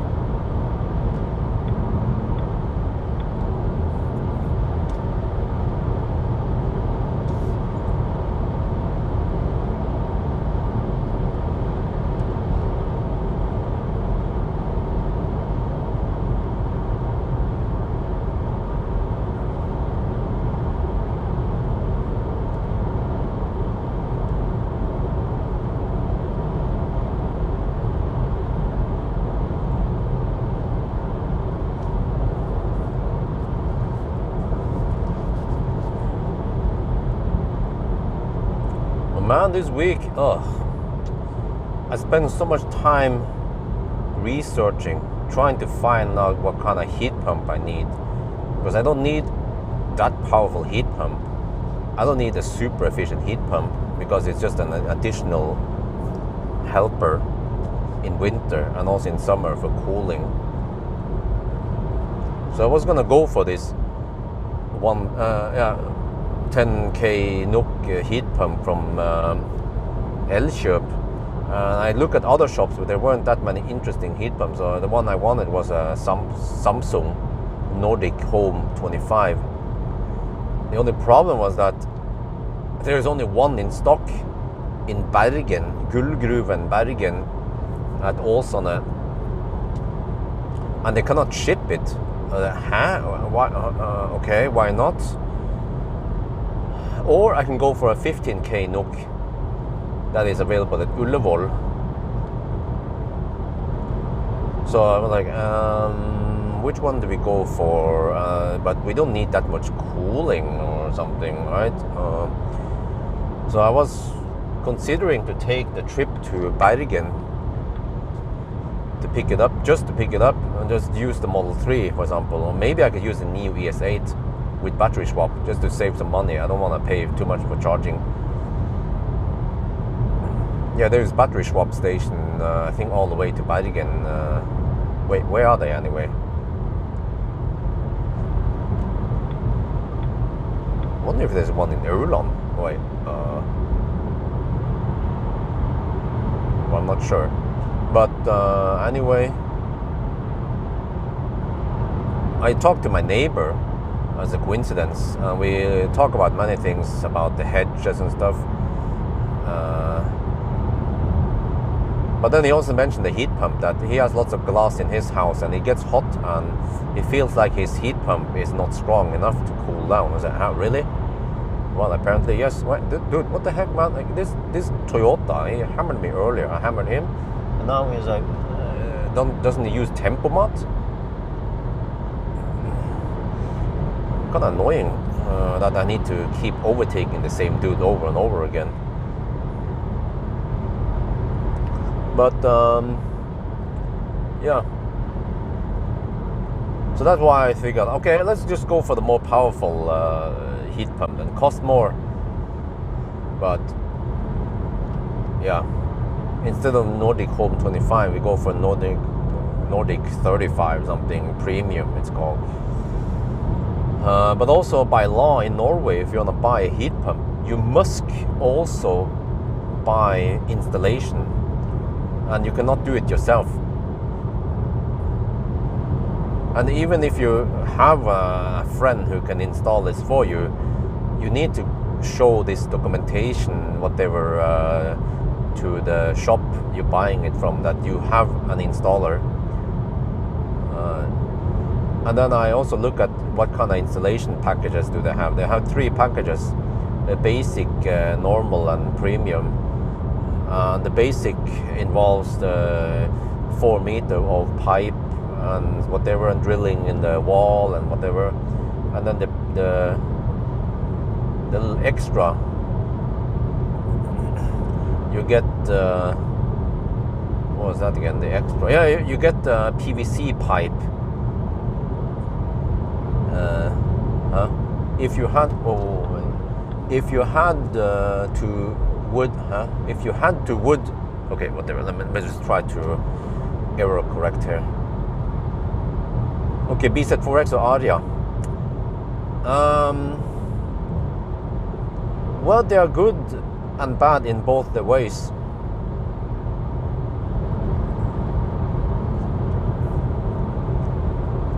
Rear-wheel drive, or I mean, well, yeah, they are front-wheel drive, both of them. Wait, can you get front-wheel drive BZ4X? I thought they were overdrive. I'm actually not sure which one I go for. Probably go for Aria. I mean, they have a kind of slow speed, both of them, in both the ways. But overall, I think I like Aria better. But okay, anyway, what was I talking about again?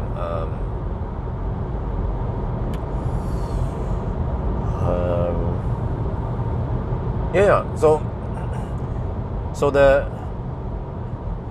6,000 NOK, 6,500 I think it was, for the basic, that just includes basic stuff. But then if you pay 1,000 NOK extra, you get this PVC pipe. I was like, what the heck is that? I have no clue about heat pump, and there was no information what that extra was. And then when I called them, you don't get to the store, you get to a centralized calling center, and there was a Swedish dude, and he had no fucking clue about heat pumps. So when I asked him questions about the heat pump, what is that PVC pipe, what is the purpose of it, he couldn't answer.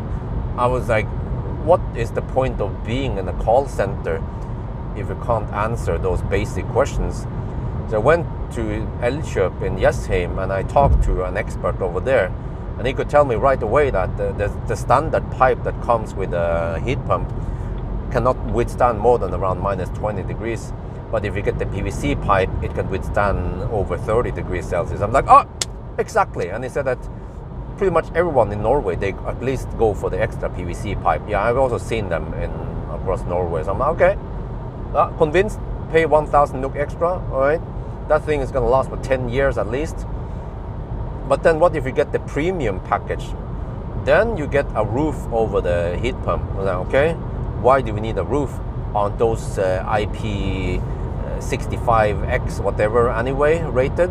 Well, supposedly if you have a roof, you can lengthen the lifetime of the heat pump, so you shade it from some of the elements, at least rain and snow. And then even better, if you have a house for it, a hut or a house, then you shade it, you protect it even better. But I just went for a roof to cheap out. Maybe I should go for the house. I'm not sure. But and then also you get some dampening things, and that is for dampening vibration. But I'm not sure if I want to mount it on the foundation or on the wall. So I have to ask them. Hopefully they will come on befaring and check it out before they do any installation. Or I'll figure it out. What is the best solution? Aria, nice interior. Yeah, I agree. Spacious interior. The BZ4X is a bit cramped interior. And Aria also has more space. I remember when I went on that trip to Göteborg last year to run away from Russ, and I noticed that Aria had more space for luggage, and overall also in the interior. But BZ4X charges faster. It can hit 150 kilowatt and has a nice flat charging curve until you get too many punishment points. But that's usually after at least 500, 600 kilometers of hammering. So it's not really a problem. But then Aria, I don't know what's up with that car, but it sometimes gets 115 kilowatt for not too long, But then for the most time, you can only count on 90 kilowatts, which is a big bummer for a freaking 91 kilowatt hour battery.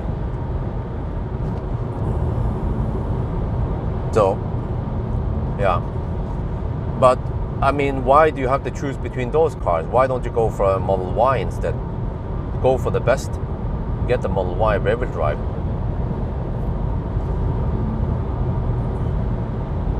No compromise. It even has stocks. Grab them before the stocks disappear.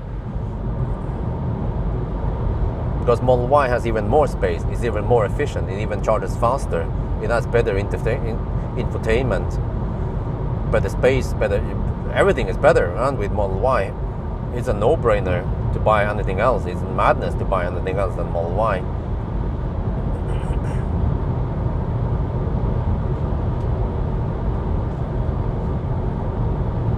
Okay, consumption is 228. Oh, what the heck, man? Car slows down because of the car in front.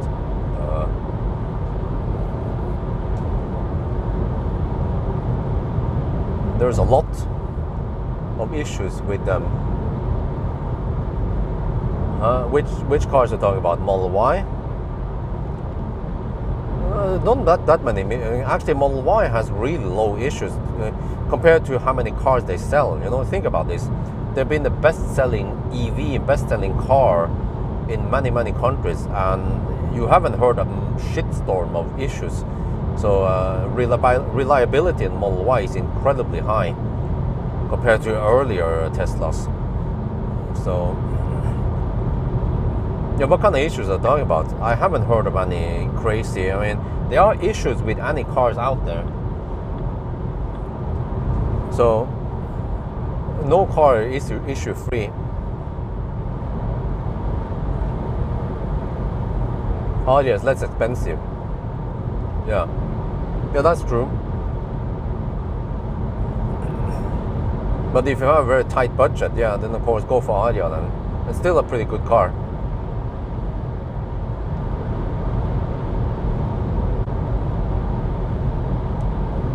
Even though I don't like the whole user interface, the way they have organized the menus, and like you have to customize. Some settings are done in the instrument cluster, and some settings in the main screen. Is quite old-fashioned way of configuring the car. That's the way it was done before. Everything was done in the instrument cluster because you didn't have a center screen, and there would be like a Pioneer radio with RDS and CD changer, right? That was the old days. But nowadays, since you have a big screen, main screen, then you shouldn't be digging around with a steering wheel to change settings in the instrument cluster. And also, in general, there is a cog wheel some places randomly here and there, where you have to notice it to change settings. Same actually for the Ioniq 5 also. Kind of clumsy that there is like this menu button you have to press to access more settings. It's very messy. And I'm even an experienced EV driver, and I have driven so many cars, and I have pretty good understanding of how each car's interface work, and I'm still confused every time I sit in those Korean cars. But for example, NIO and Tesla and Polestar, and also this car is fairly well organized, even though it's not optimal either. One thing I don't understand with the Volvo here is that you have to press on more settings to access more settings. Why don't you just have them in the same screen? You have a big screen, you can just scroll down. Because every time you enter a deeper level of menu, you have to go back, and you lose track of where you are, and lose some of the overview of other settings. Next year I can choose a new company car. I'm thinking about this EX30 long-range single motor. Is it okay? Well, it seems okay. It's quick. I'm impressed of how quick it is. 200 kilowatt or 272 horsepower on the rear wheel. That's the way to go. MG for luxury. Yeah. The only minus is the back seats. They are really short, and I think I'm uncomfortable on long trips, even though I haven't tried it firsthand. But if you don't have rear passenger, then no problem. I mean, it's a company car, right? So you're not gonna haul around lots of people in the back seat.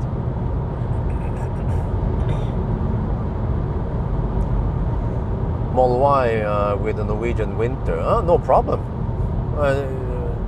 We haven't heard anyone struggle. It was doing fine.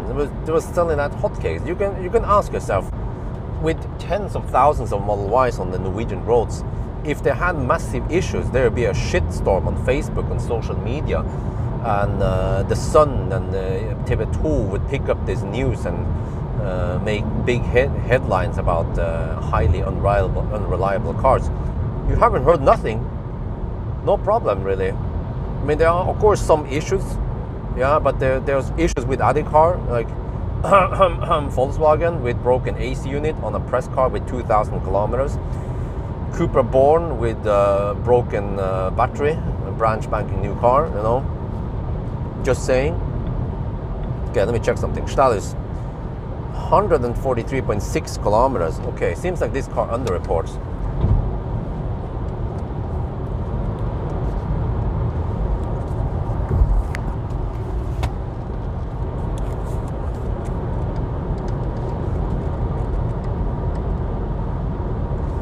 Okay, we're gonna check distance error. 144, it's supposed to be 146.5 roughly. So this car underreports distance. Okay, maybe I'll try to calculate on the next stop, which is further away, to get it more accurate.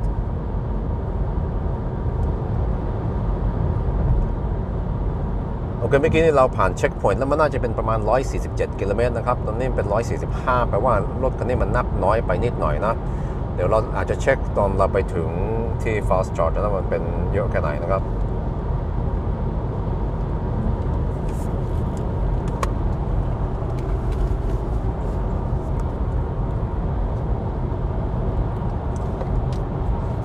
Warnings on the EX30 screen appear so short. Yeah, it's super annoying, man. I go for Model Y. Yeah, BYD battery. Yeah, absolutely. Charge it like a boss.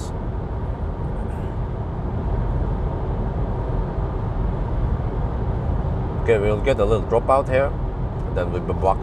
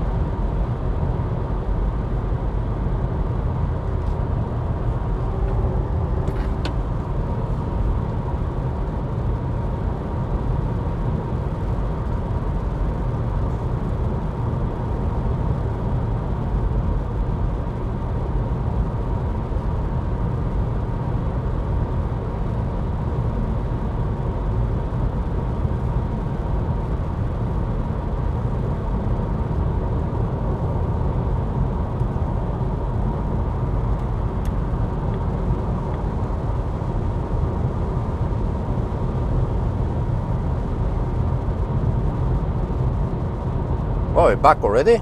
The heck, man, that was schnell. Welcome to Sweden, the land of the Söta Bror. It's getting hot outside, 17 degrees Celsius. Should have brought my Schwartz.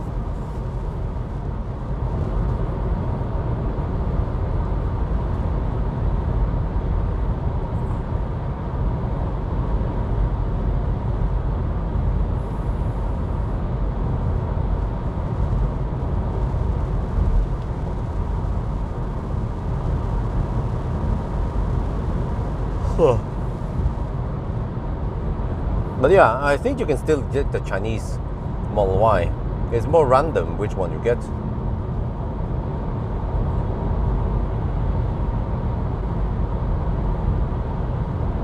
Well, you can always cancel the order, and I guess no big deal. I don't think you even lose any money, you just lose some waiting time. You can cancel the order, and then they probably just sell it to someone else, and then they just link it to someone else who ordered the same car, since there are so many few options. I mean, so few options, I mean. And what else? And then you just have to retry again, if that helps or not.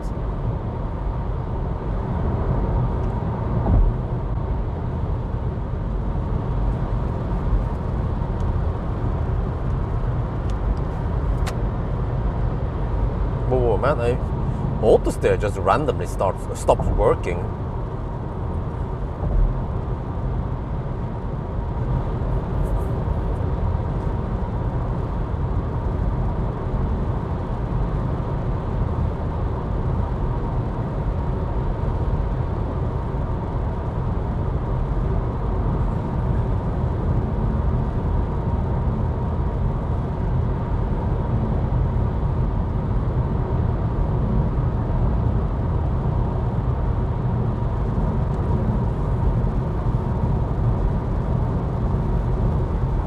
Well, you could look at the VIN. Well, no, eventually you get the VIN. Once you see the VIN, you know if it's XP, VIN XP, or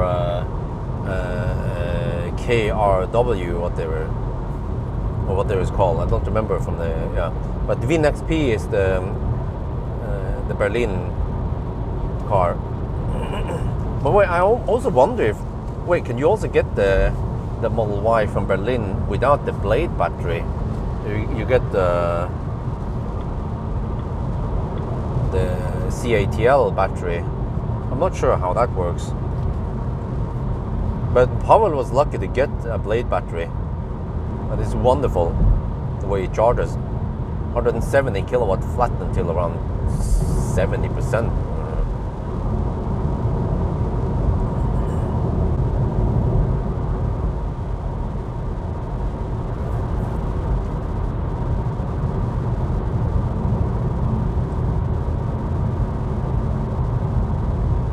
Okay, still early in the morning.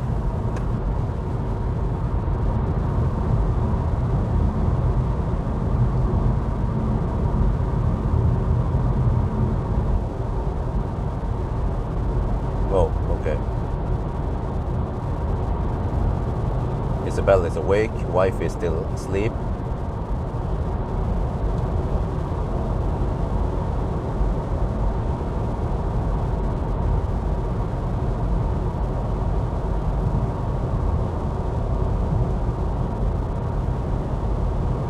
That means that the old folks are hopefully up and running.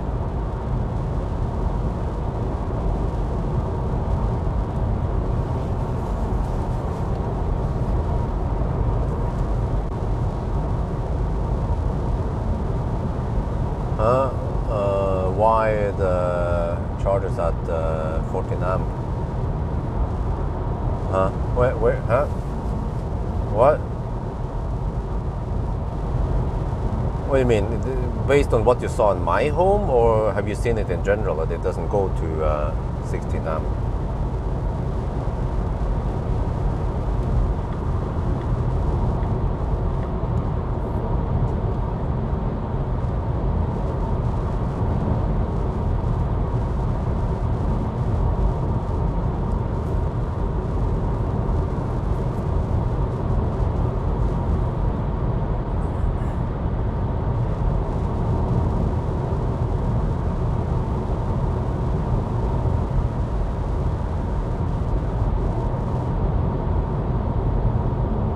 most likely you have 16 amp fuse, just like my home.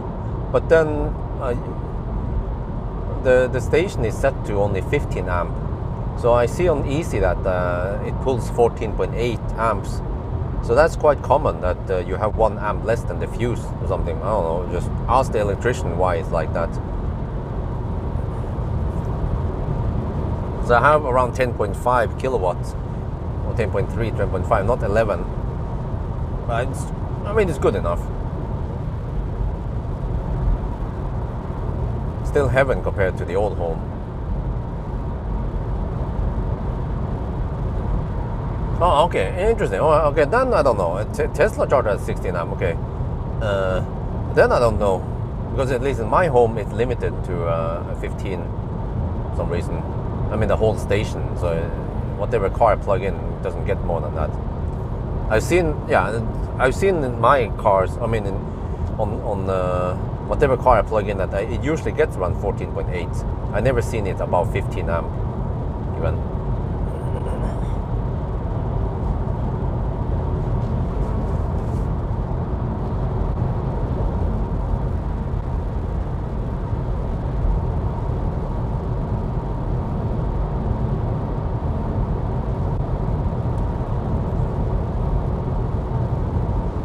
But on the other hand, I've seen that some cars, maybe they have this set on default within the post to the car, so that I wonder if I should have stopped there. I have 40% left. Well, the car claims 6% at arrival. Let me see. We have 40%. How many kilowatt hours is that? 65. 6.5 times 4, 6.5, 13, 26. Let's say 25. So I have 25 kilowatt hour, and I have to drive 120 kilometers. Okay, let me do some quick math here. That is 208 watt hour per kilometer. That's not gonna happen. So we will probably stop at Tesla supercharger. Yeah.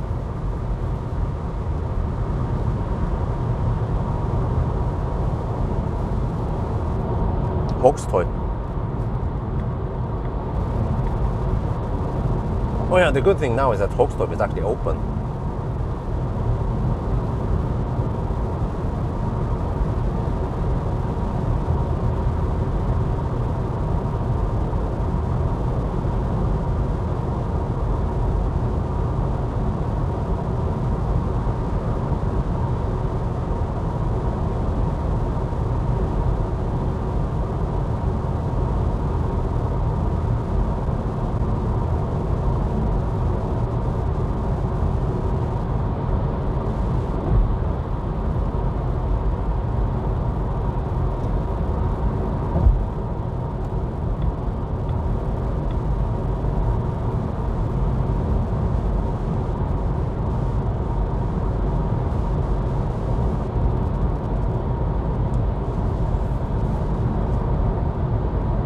Okay, so I'll see how I do it.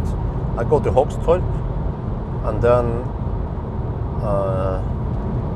maybe the old wild bike, or I'm not sure. If I have enough juice, I can stretch it and go to the new wild bike.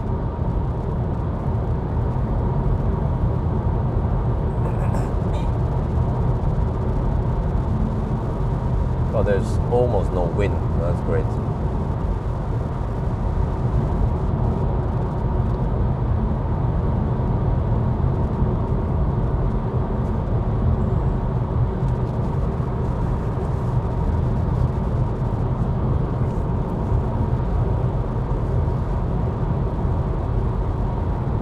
Yeah, I should be able to reach Hogstorp at least. Car claims 17%.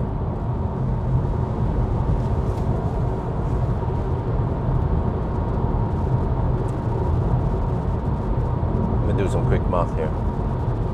Yeah, I have a budget of 344 watt hour per kilometer to get there. Let's see, what is my consumption now? So many clicks, man, just to see the trip info.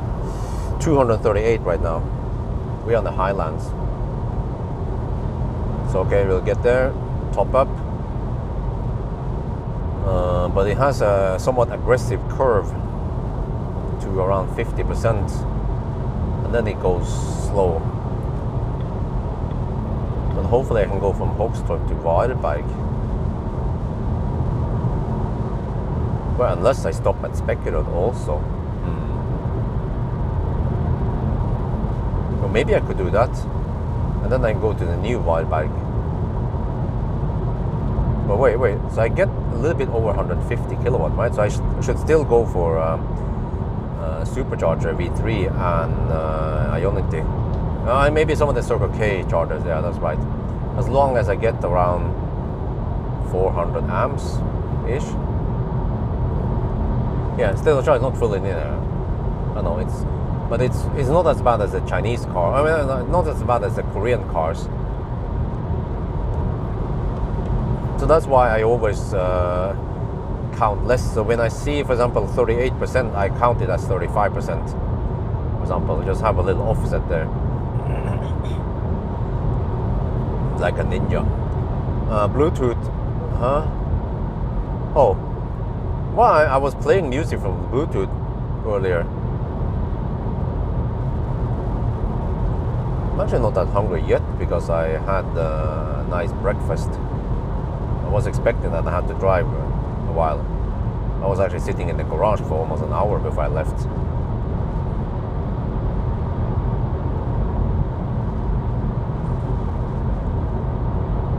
So this is the kind of consumption we should expect, less than 250.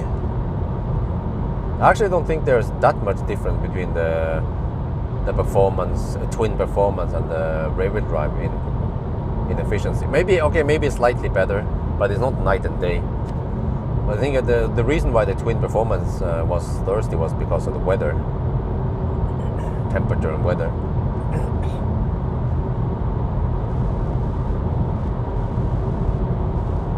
But I also want to see how far I can go on the Sunday driving.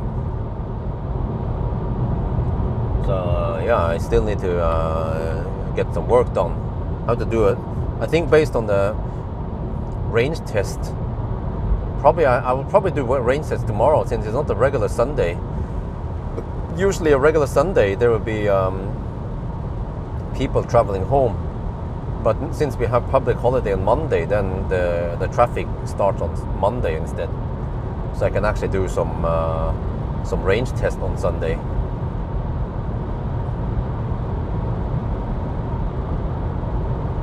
And then based on the range test, I can estimate how far I can drive.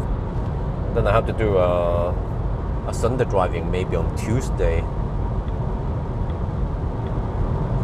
And then the next car out after this is the Lexus. Well, interesting. I still want to do a 1,000 kilometer challenge with the Lexus.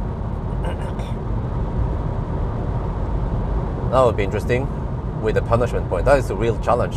I think I need to cruise at around 110 kilometers per hour on the speedo, because the goal is to avoid the throttling, to balance the consumption versus charging needed, so that maybe at the last charging session I see some throttling, but that's fine.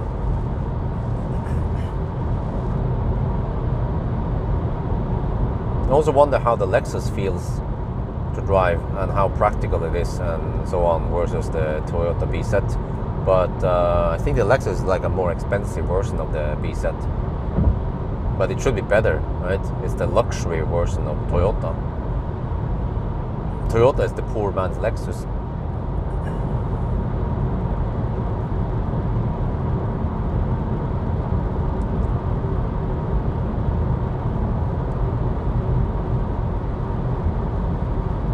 Okay, I'll find out about the noise levels also. The Toyota was also fairly quiet from what I remember, but not as quiet as Aria.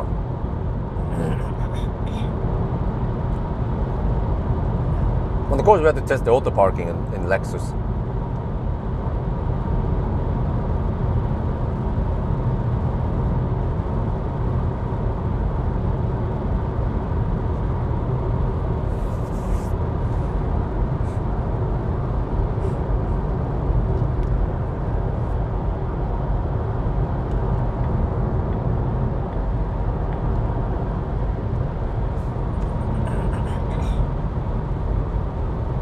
no heat pump noise in Lexus. What do you mean? Is there a heat pump there? Or rich man's Toyota, yeah. Yeah, supposedly they have the same drivetrain, the same battery, and quite similar user interface also. They are reusing lots of that. So it's basically just maybe seats and other interior parts that they make different to make it worth it. So you can pay more to get basically the same range and the same efficiency, but just more plush interior.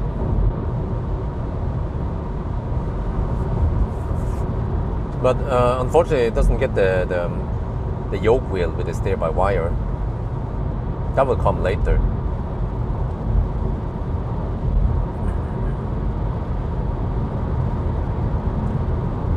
Lexus has stronger front. Oh, interesting. Okay, is it faster? But what kind of motors do they use? Is it double PM?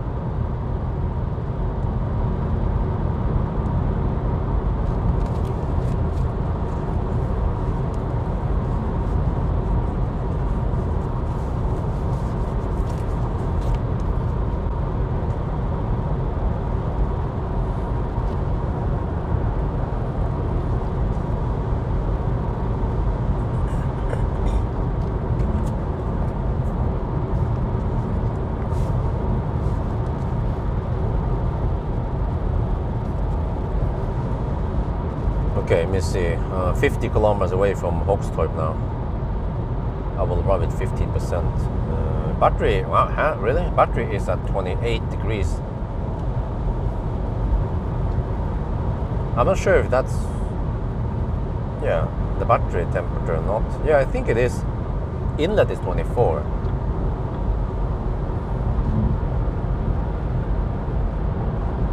So we should get full speed then.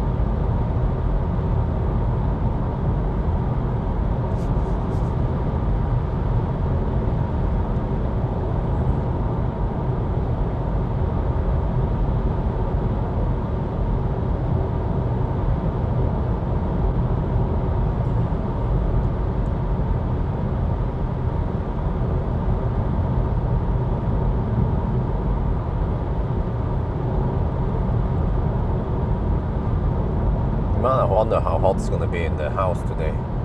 I actually pre-cooled the house this morning. I woke up at 4 at night, and then I was at least downstairs around 5, and it was nice and cold outside, so I pre-cooled the house before the sun came up, before the spreading of pollen started. So hopefully it doesn't get 29 degrees. Oh, is that dårdyr? Yeah.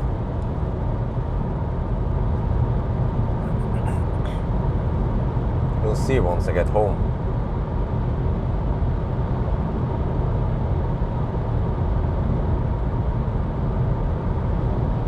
RZ or from 230 kilowatt. Oh, in the front motor, okay. But what about the total power? Does the Lexus offer more power? Maybe that's the premium price you pay, right? Plus some of the interior. They try to differentiate the two cars, so it's worth buying the Lexus. But I haven't seen the Lexus that much around Norway. Mostly just the Toyota.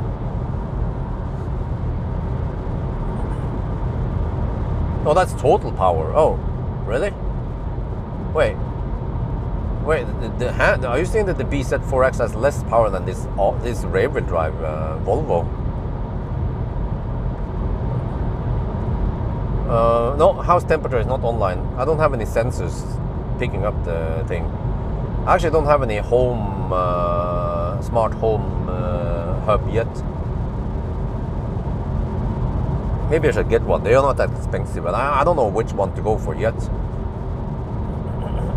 Because I have some stuff that can be hooked onto, IKEA, for example. Do you guys know?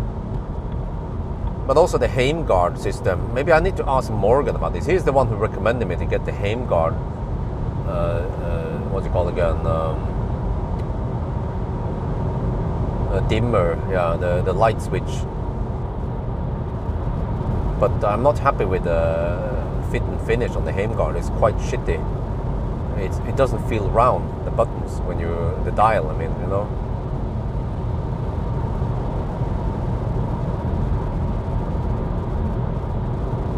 But I want to get something that is compatible with IKEA and also the Heimguard.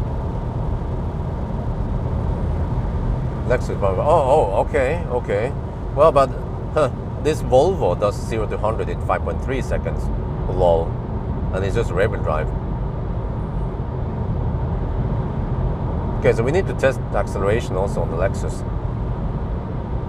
So yeah, I actually need to do a lot with the Lexus. I have to do banana box test, interior view, acceleration, noise test, range test, and 1,000 kilometer challenge. Maybe if I have time, I can do a Sunday driving also.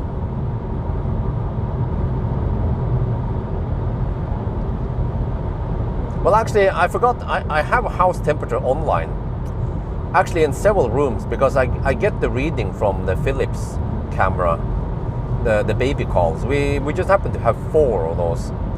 One in the garage, one in Isabel's bedroom, one in the master bedroom, and one in the living room. So I can see I can see how it is. It was 26 degrees in the living room, and it was only 23 in the master bedroom and 24 in the Isabel's room. But then after Isabel wakes up, then it's kind of irrelevant what temperature we have there, because she's not going to use that room until evening anyway. And the garage is around 18 degrees.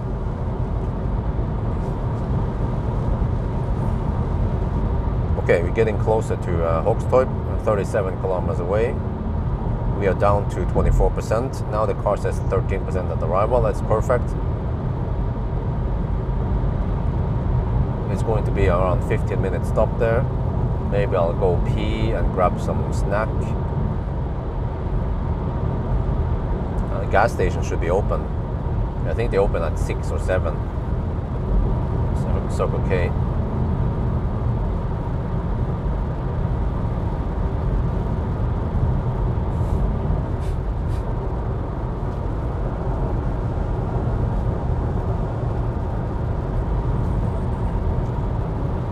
Public figure, I hope you got good enough security system at your home. What do you mean?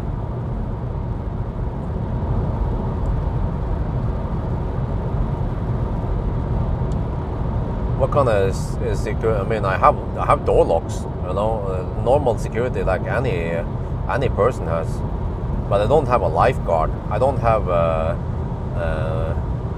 pig throw. I don't have fences around the house with camera surveillance. But do I need it? Am I bothered with stalkers? No.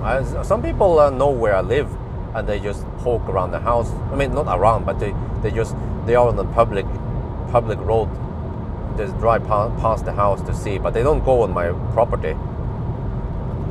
So I'm actually not bothered by stalkers, because most people, they have common sense, and we have police and laws in Norway.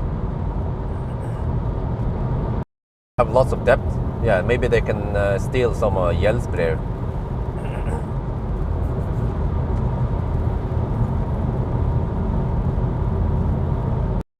Get and steal the cars. That's the only thing that I would think of.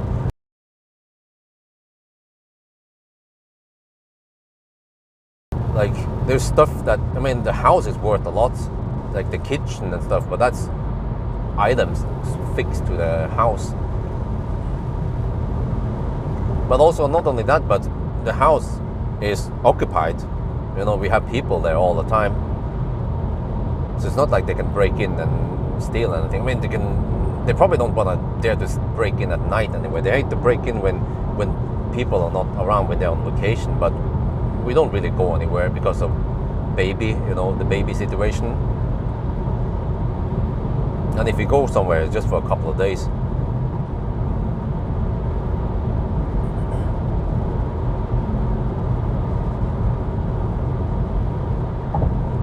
But still, I still wonder, the YouTuber, does it mean that me as a public figure has a higher chance of burglary than others? Huh? Is that how it works? I don't understand it. Why would I get more break-ins than other people?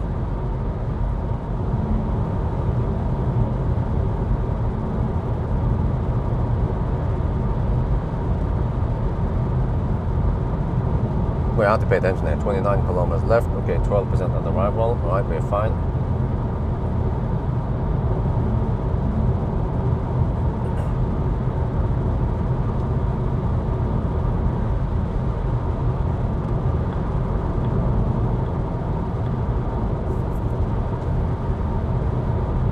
Yeah, but I think it's just a myth that because you're some kind of celebrity, you need higher security at the home. No, I don't.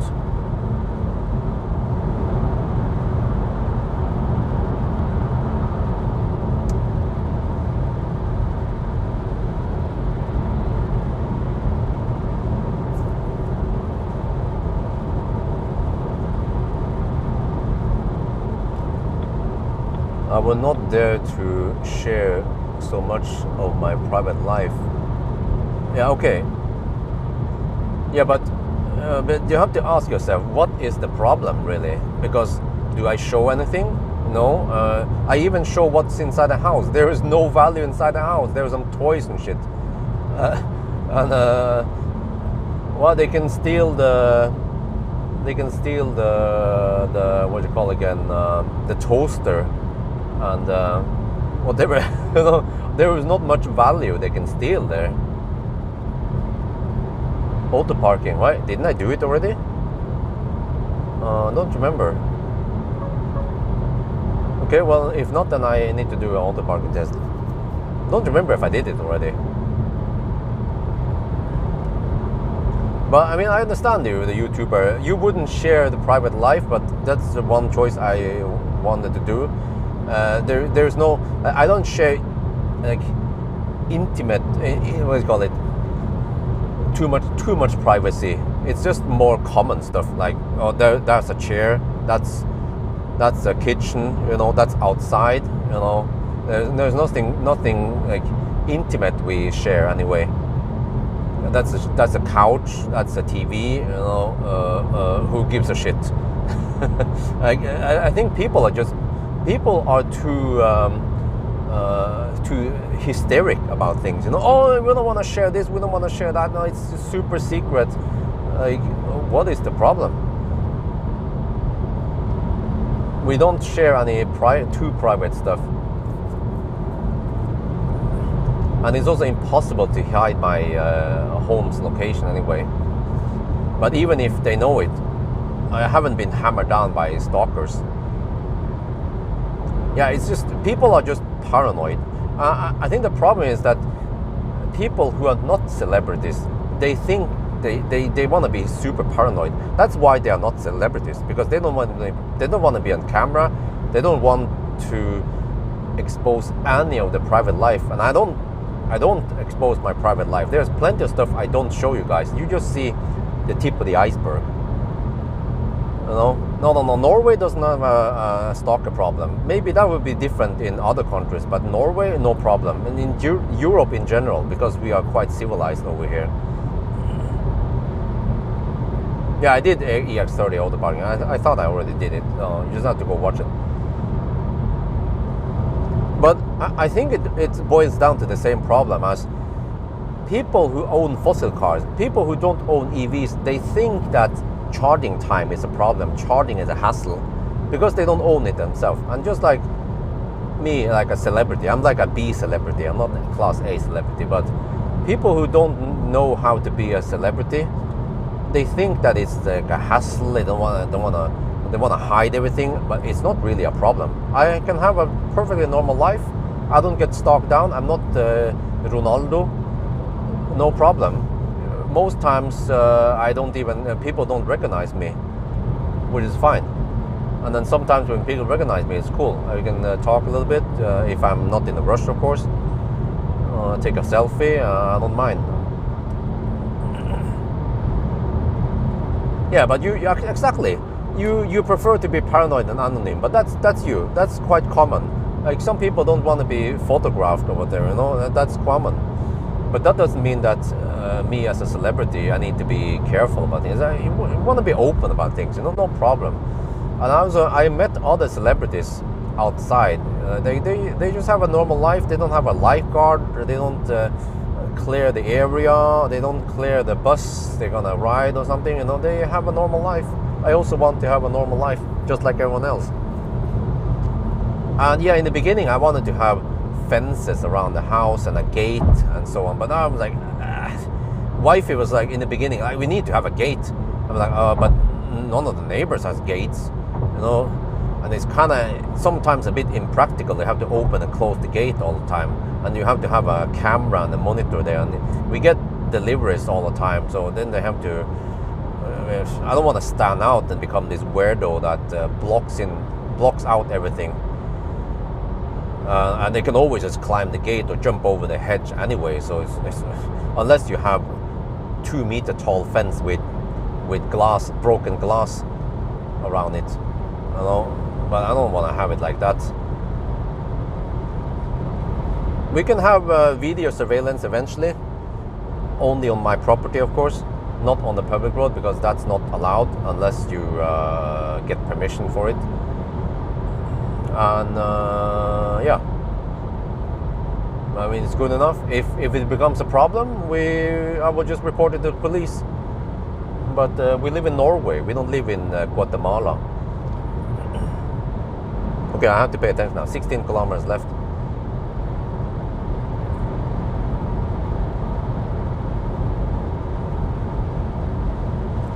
Almost anybody I know who you are, huh?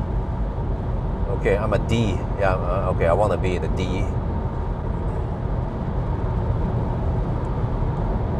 Car theft, is that a problem? No, not at all.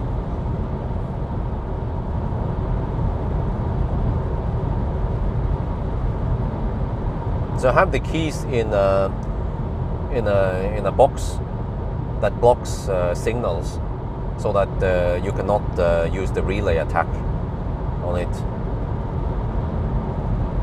And then some of, I mean, are they gonna start stealing press cars now, right? So, I mean, if they steal it, they better bring it out of the country fast. Otherwise, the police gonna track you down. I mean, also we have lots of neighbors, so do they dare to come and try to steal it? Plus that we have lots of windows. So, well, it depends when time of the day they come, but I mean, I'm sometimes active at night. So, not sure if it's a good idea to steal a car like that.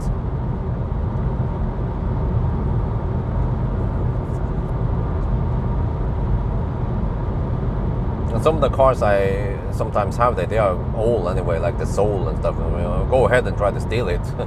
Yeah. How far can you get before police catches you and you run out of juice? Well, they can load it into a truck, maybe. Yeah.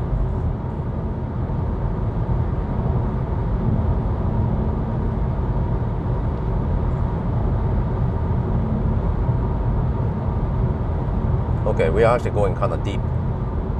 Supposedly 9% at arrival now. Okay, that's fine. 28, 29 degrees in the battery.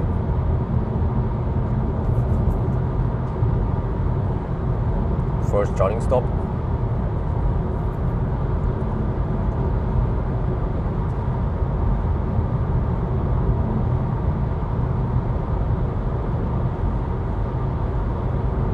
I'm not afraid of burglars. I'm more afraid of the tax authorities and the Polizei.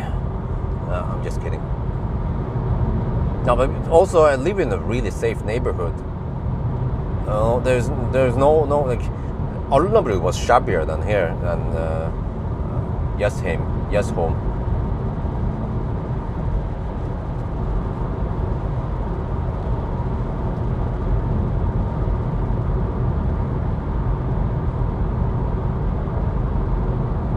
Got to pay attention. 9 kilometers left. Yeah, I think 10% is deep enough. Wonder if I could stretch it and go to the Valla instead. But I wouldn't be able to reach Jungshil anyway. But I think this is good enough. And from here I can reach Valberg. Or if I need to bail out, I can always bail out at Kungsbacka.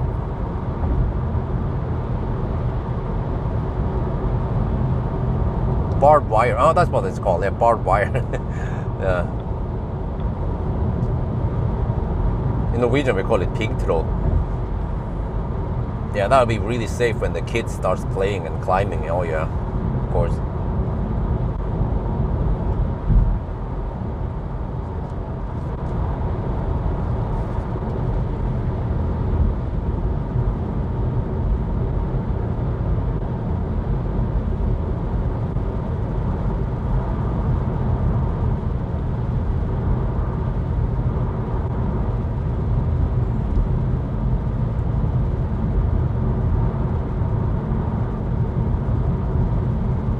Almost there, 6 kilometers left.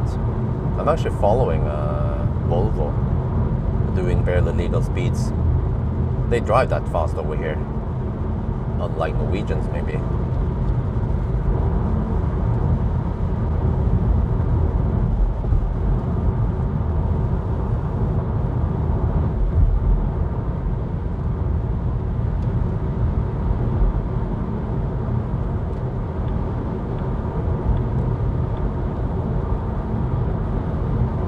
%. Oh yeah, always go deep.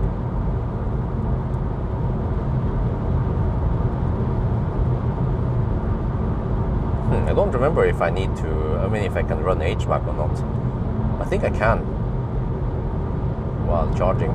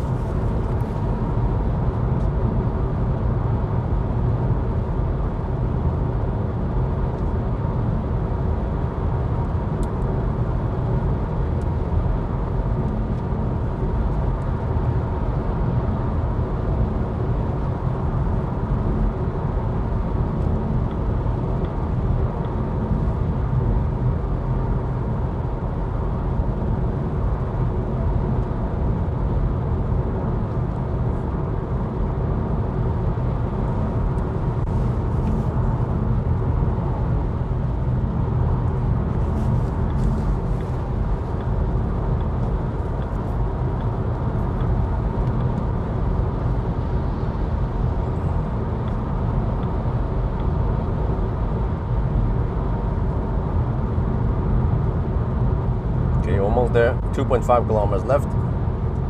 Towns outside of Sosla are like 99%. Yeah, it is.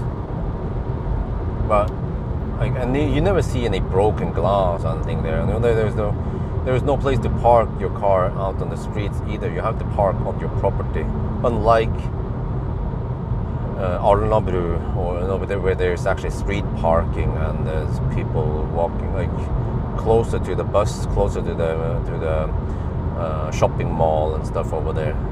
But in our neighborhood, it's just a villa area.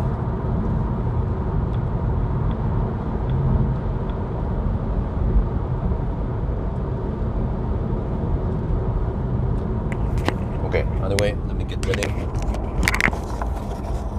the mic ready.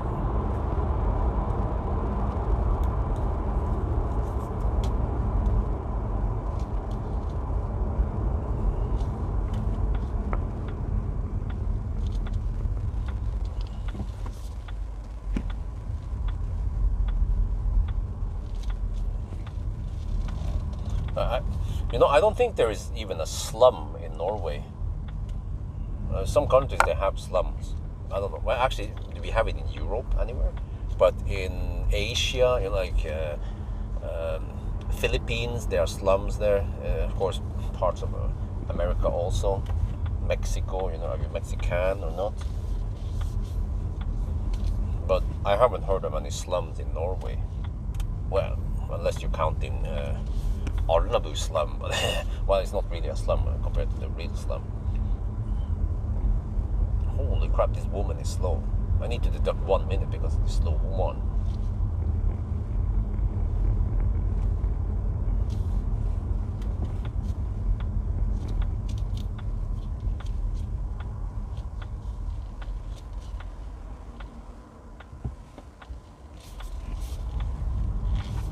Maybe I want to be facing away from the sun, so the cabin doesn't heat up too much. But the charge port is on the left side with the right side, not the right side with the wrong side. Let's see, I can park there maybe. Okay, like this-ish. Yeah, this is good. Okay, alright, let's see. And I take 5C.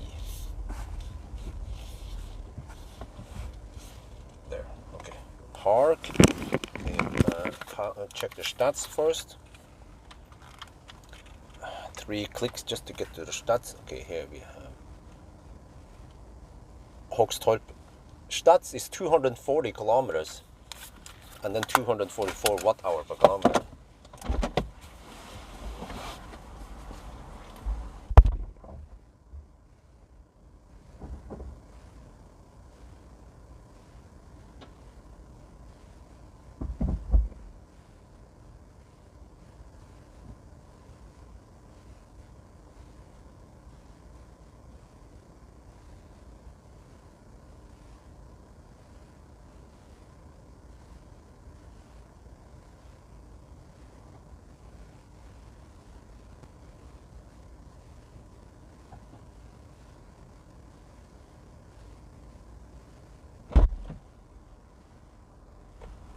It's charging.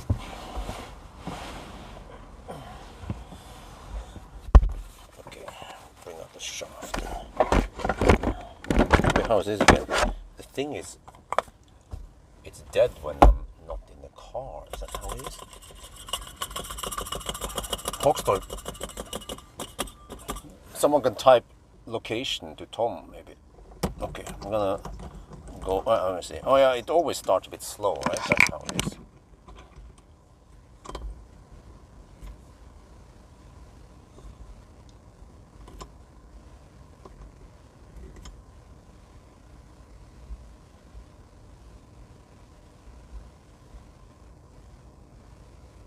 Okay. Let me see, 240 to this point. I need to calculate distance error.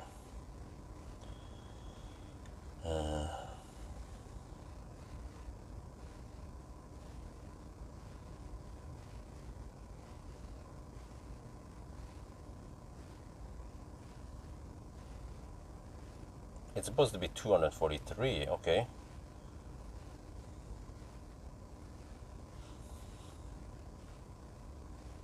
.2% error.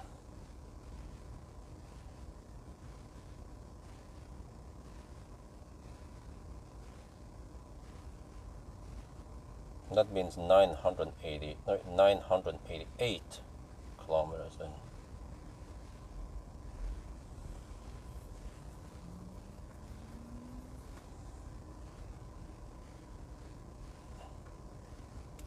Sock display. Okay, let me see. Do you have it here? Sock display. We have one sock there.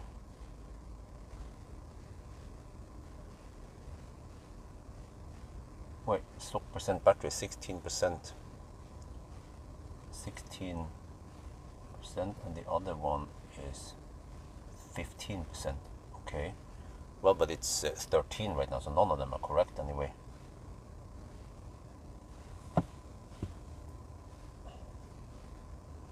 Okay, we shoot video. Well, actually, let me get ready. I need to prepare for the next stop, Ionity Wildbag.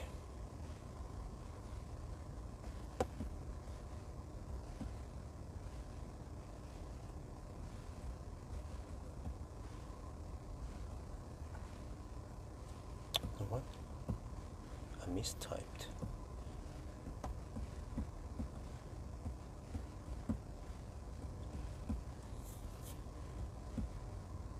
There. See, so that's 156 kilometers away. Oh shit, and then I had to remove charging stops. Oh, Jesus. Wait, how do you do this again? Route options. Wait, how do you remove? There, and then edit trip. Huh? Oh wait, maybe it didn't add. Okay, well, let me check. What was the consumption again? No. Car status. 244. Okay, it's likely that it's going to be less now that we have the slow stretch. Okay, 230 times. Oh, it's going to be less even, maybe 220. 220, I'm guessing. 220, and then the trip is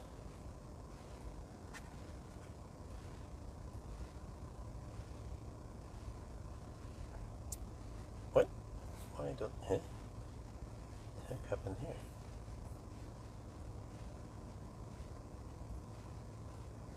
Oh no, okay, overview.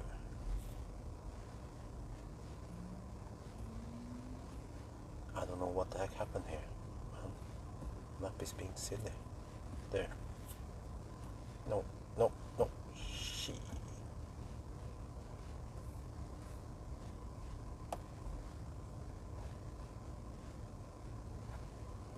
Okay, I don't know what happened there. What, huh? Okay.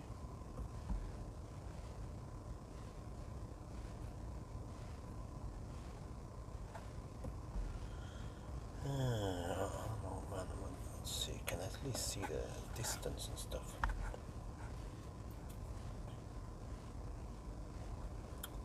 Okay, it wants me to go there. Oh, I see now the problem. Done. That's better. Yeah, I had to delete. The car wanted me to drive over to this supercharger and charge and then go to, Okay, 156 kilometers, that's what I'm looking for. Alright, and then 65 kilowatt hour. Okay, I need around 60%.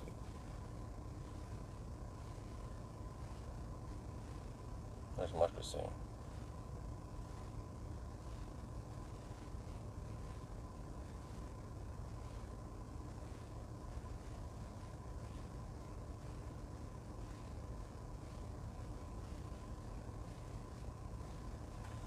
Yeah, there we go, 156 kilowatt.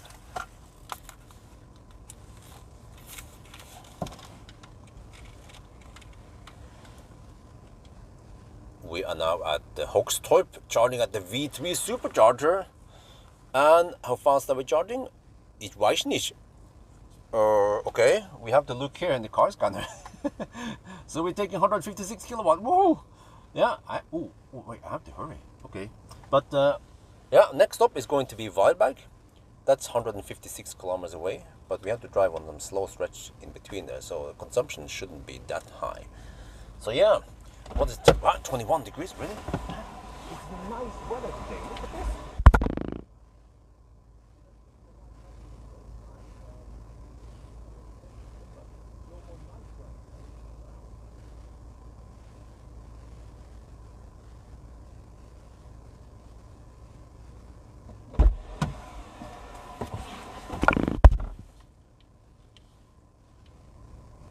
On 呢個เราชาร์จที่ Hogstorp Supercharger V3 นะครับแล้วก็เราชาร์จเร็วแค่ไหนเราไม่รู้เพราะรถไม่บอก ว่าเร็วแค่ไหนเราต้องดูใน Car Scan นะครับมันเป็น156กิโลวัตต์โอ้โหมันชาร์จเร็วเลยโอเคแล้วก็เดี๋ยวเราจะขับไปอีก150กิโลเมตร156นะครับไปที่ Volvoแล้วก็ตอนนี้ก็อากาศดีกี่องศา21องศาว้าวอากาศดีแล้วเนี่ย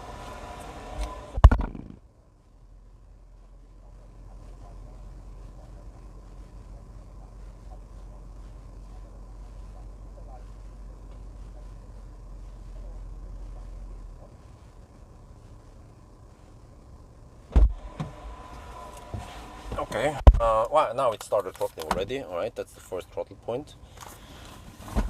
Let me go grab some snack and I'll be back.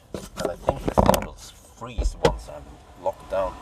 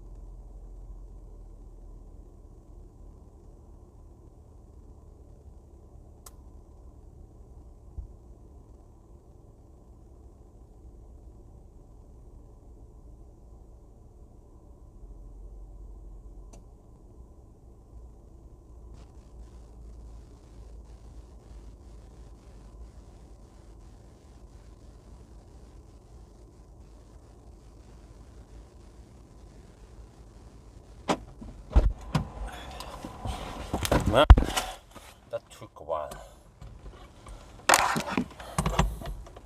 66%, okay.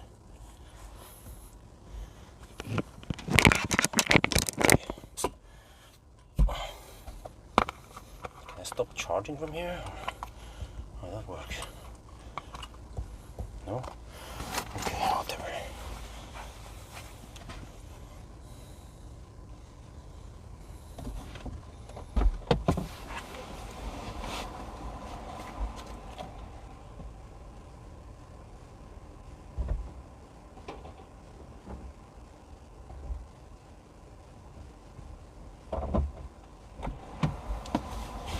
Okay, so there's a possibility we have to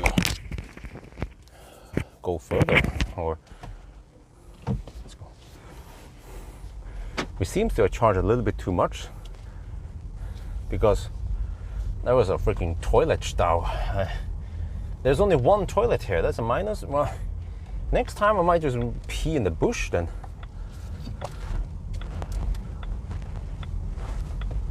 But there are not many private bushes around here.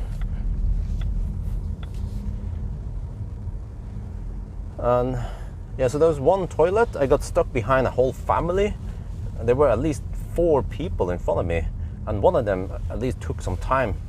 But the other guys were faster. I was probably the fastest. Just in there, pee, out, go. I was in the toilet for about maybe 1 minute. So whatever, that stuff happens. It's part of the challenge, right? But we did charge while we were waiting.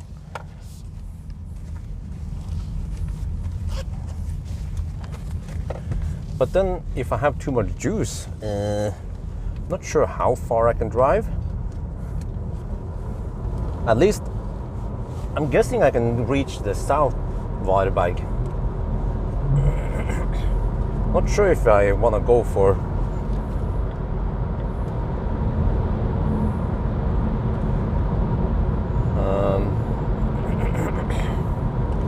I'm gonna go for Falkenberg.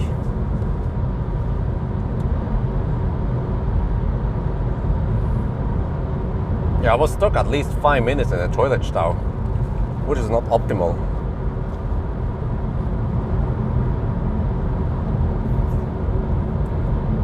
But maybe I can get instant 100 and well, over 100 plus kilowatt, because I saw also in this session that we started with only 56 kilowatt for about a minute or two before we ramped up.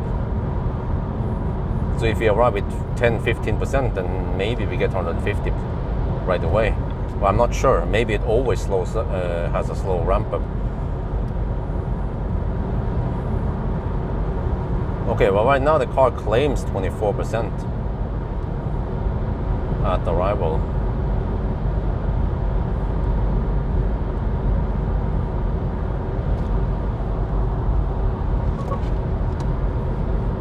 Ah, shit.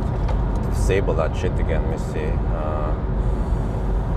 Settings, driving, safety feature, disable that. Okay, good.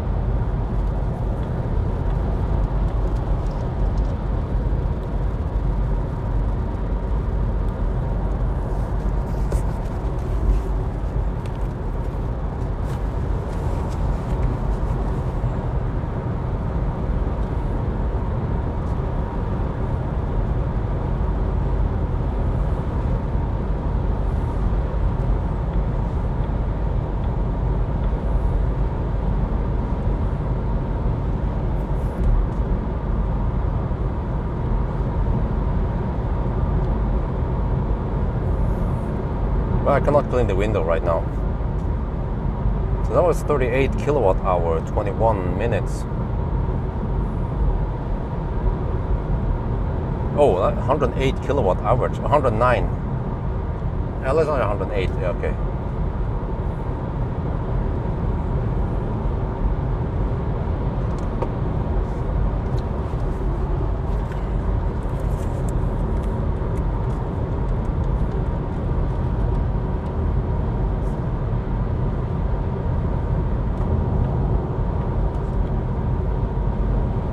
back on the move again. So that was 21-minute charging stop, and we gain 38 kilowatt hour before losses. So that's 108 kilowatt hours. Not the fastest, but I was stuck in some toilet style, so I charged a little bit too much. Well, hopefully that doesn't matter too much. We can just go past the Wildberg and go to the Wildberg South. So yeah, all good. Oh, okay, there's a little bit of slowdown here.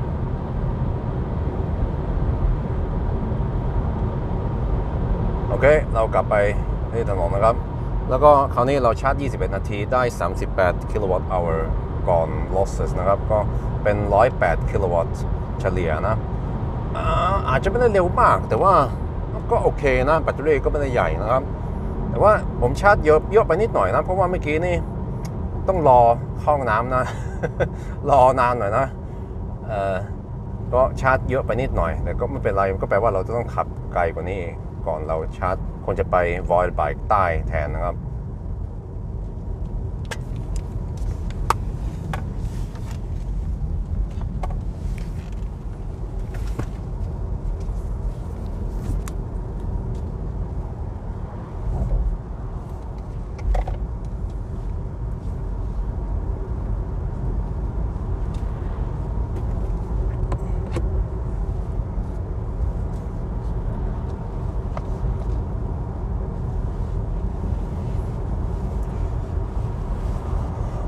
It's because the phone is more far away, huh? What? Oh, the phone is further away. Oh, okay, I see. Yeah, you've been talking about the... Okay. Stellantis cars finally cost what they should be. Okay. Hi, how is it going? Yeah, yo, what's up? Past a good Norway day. Oh, you mean yesterday? Well, I was working and chilling. I didn't go out. Except for outside of the house, barely. Yeah. So I haven't done any crazy celebration unlike most Norwegians, because I'm just half Norwegian, half Thai, half Chinese, half German.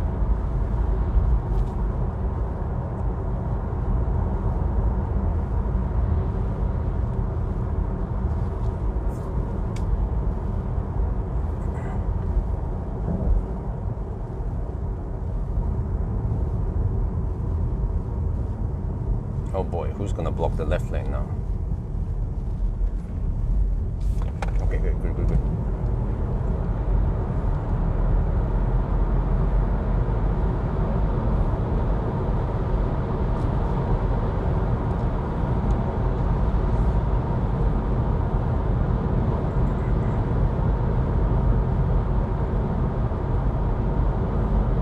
Your car feels quick.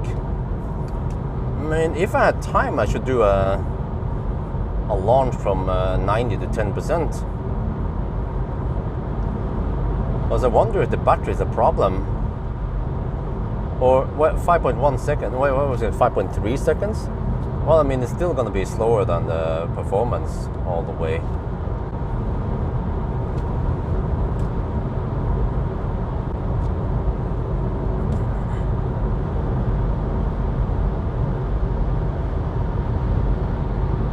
Seeker, of course, just like everything else electric on the market, I'm going to test it. It just boils down to when I can get the cars, the press cars.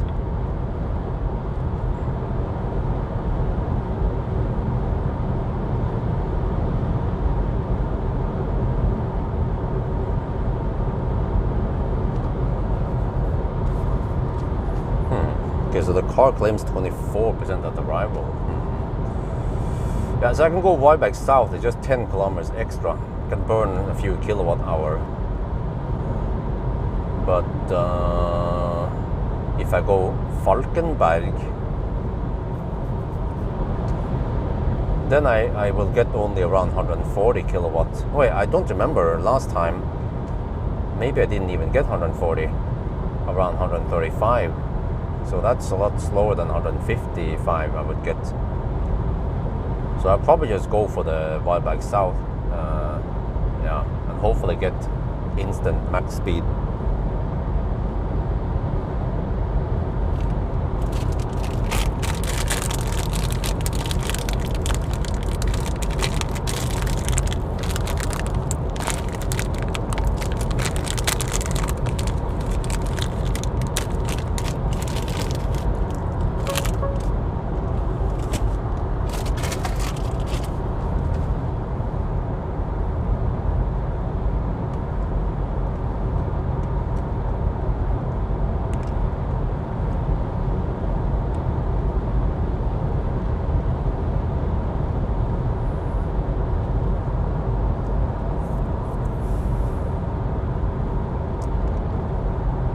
EX30 test. Yeah, I need to borrow that car.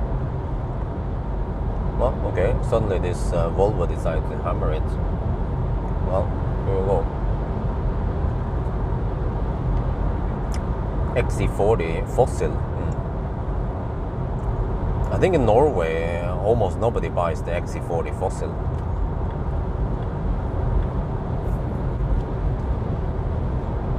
That would be madness to buy.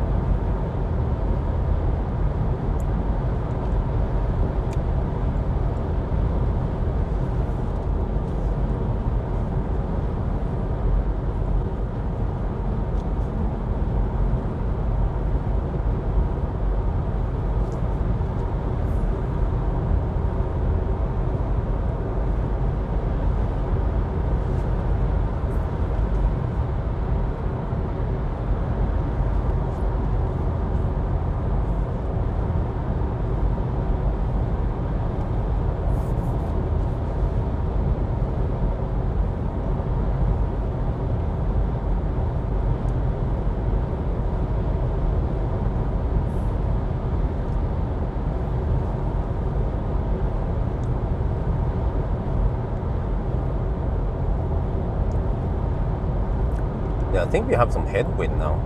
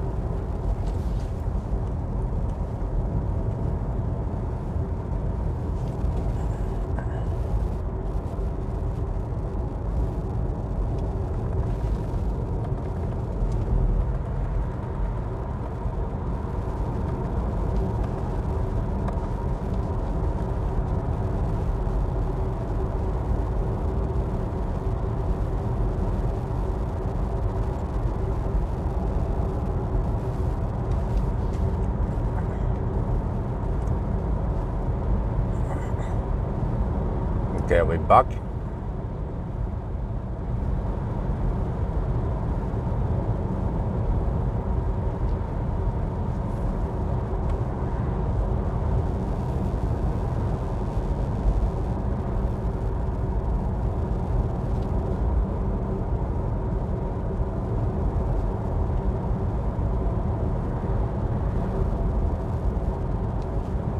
Bok.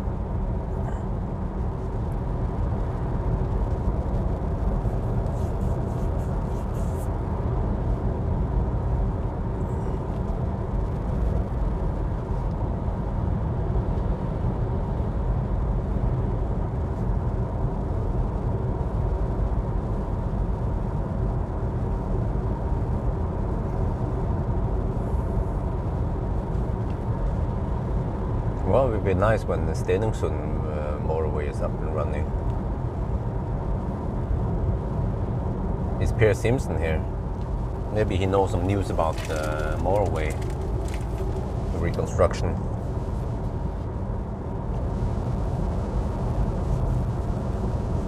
Well, this usually steals around 20 minutes on each challenge. Porsche, no, I haven't requested it.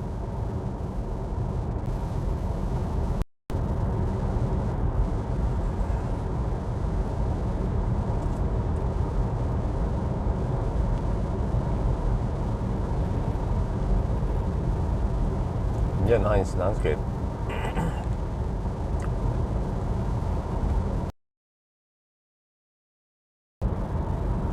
That both is there, not working.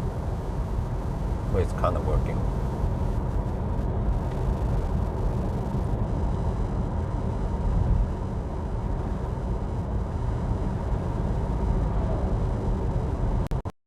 A wide bike north for the regular wide bike, or the big wide bike. Yeah.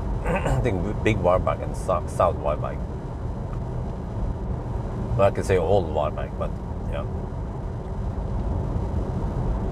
Or just wide bike. That also works.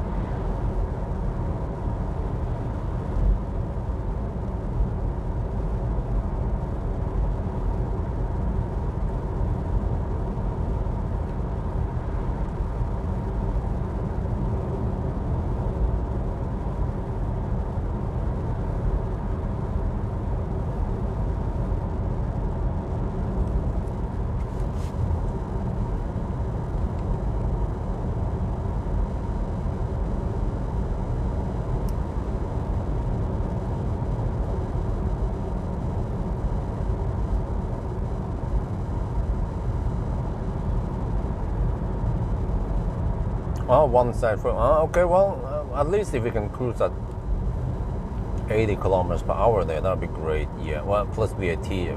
Bet people will hammer at 100 at least. That'd be great.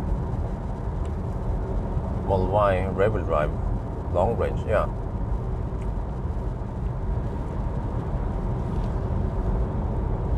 Normally, Mushkis gets those cars, but yeah, I mean, I can borrow one, but it would just be for 4 days if I borrow it from Tesla as a press car.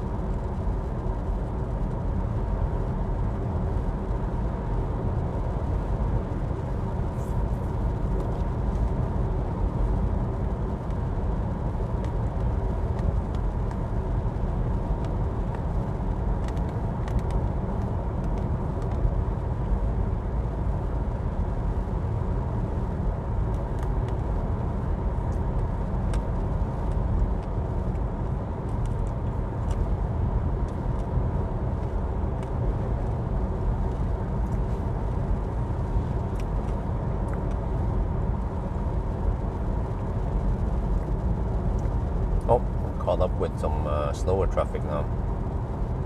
This is why we need to count time every time.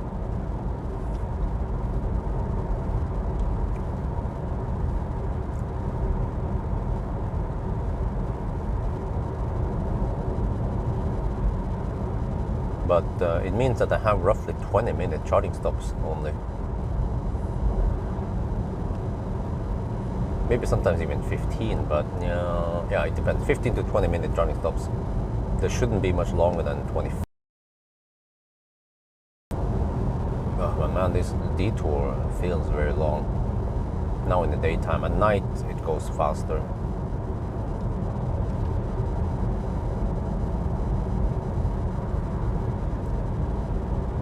New stuff first, yeah.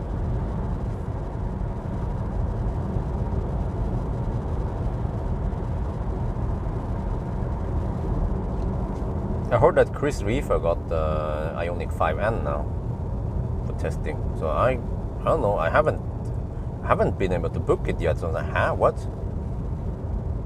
I don't know why they're so slow with it. That's a bummer.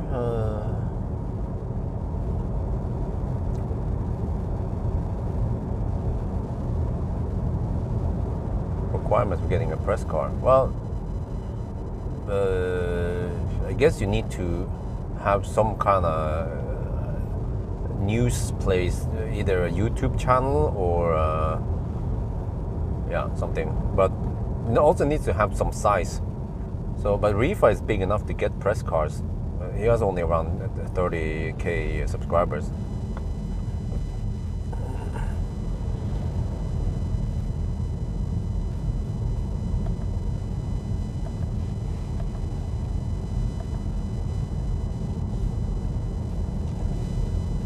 Oh, is that an event going on?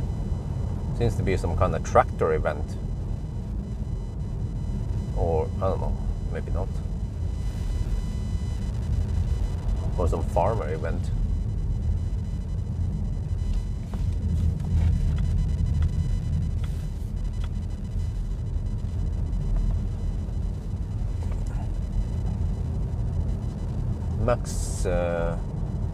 Max Kelvin watt of TMI. Well, I don't know. Maybe someone else knows.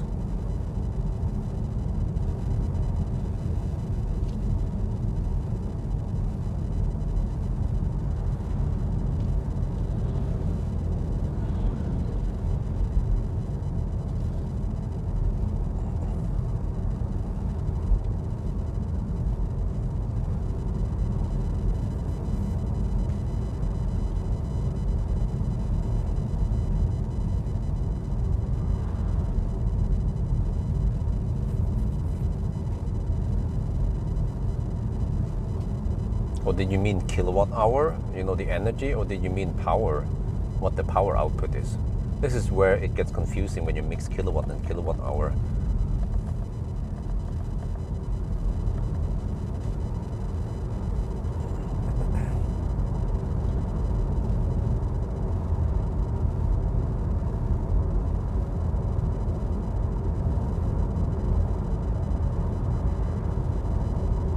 There's probably too much traffic for me to hammer, but I just deduct, I just correct for it anyway in the time.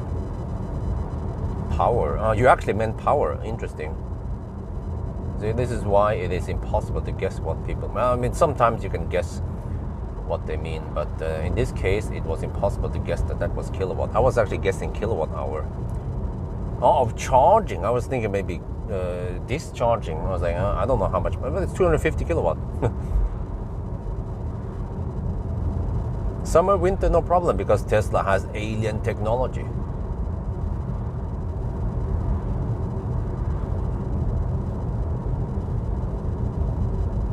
Wait, why are we driving so slow now?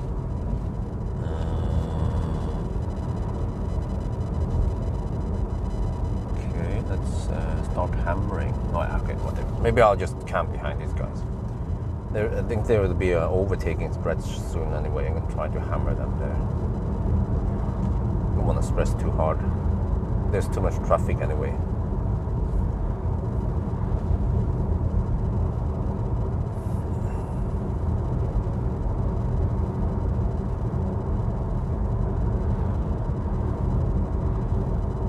Yeah, here, upcoming, overtaking. Well, you're not the only one. Many people, even EV drivers, even EV journalists, they even mix kilowatt hour or units. Even Elbilforeningen, the EV association, they even mix kilowatt hour. So don't worry. It's simple, but people still get it wrong. Oh, what? Dude. Oh, you better hammer it then.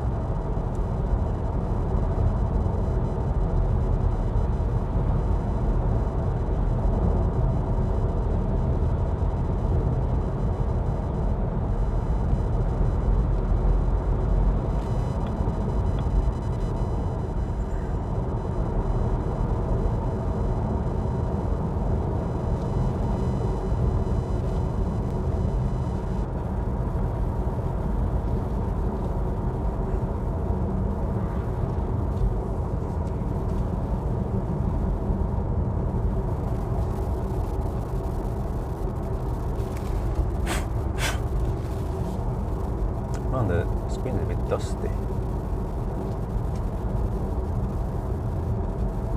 Can I clean it? There we go.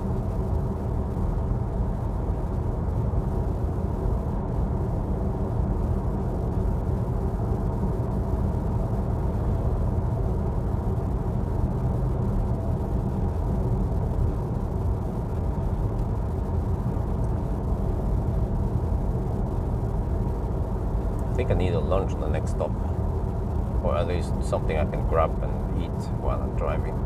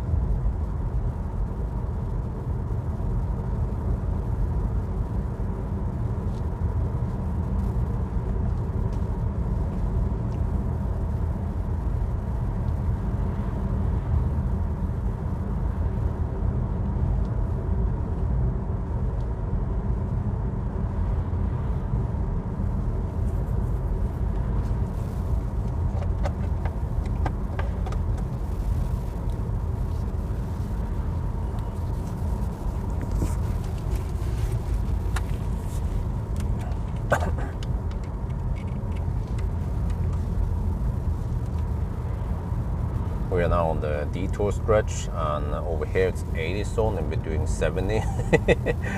I think there's a Norwegian EV right in front here, but okay. So 20 degrees Celsius is getting hotter, and then the car estimates 22% at Y-Bike. I might want to skip this and go for the Y-Bike South instead then.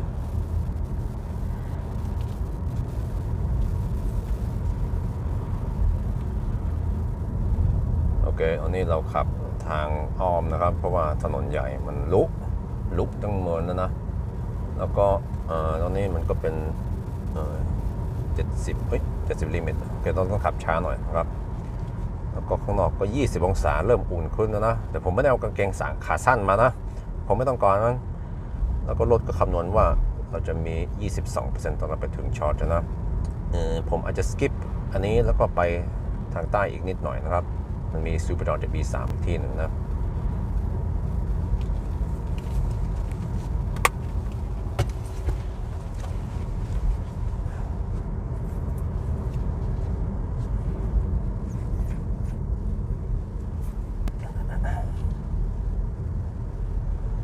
Well, there ain't no school today. It's Saturday.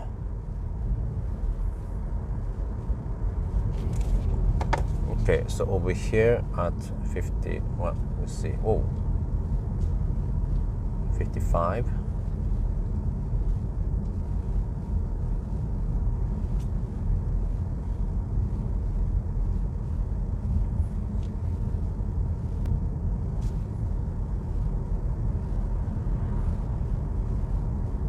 Six, 22 minutes. Yeah, 9-minute deduction.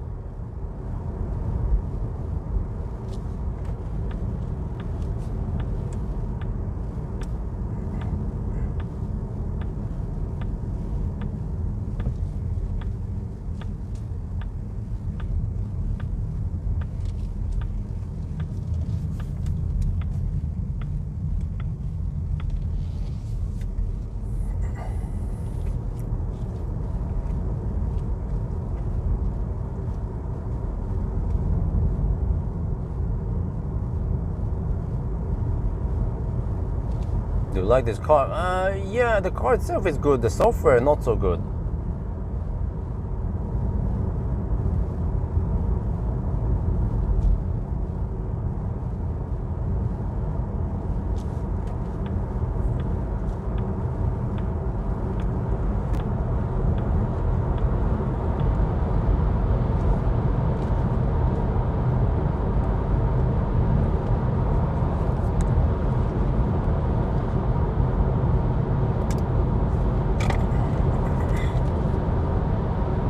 Android, I'm not sure about that. What kind of system is it? But it's some kind of Google thing. What the heck, dude? Folded, are the mirrors kaput? At least one side is kaput. Okay, that's weird shit, man. Some Norwegian slow poking.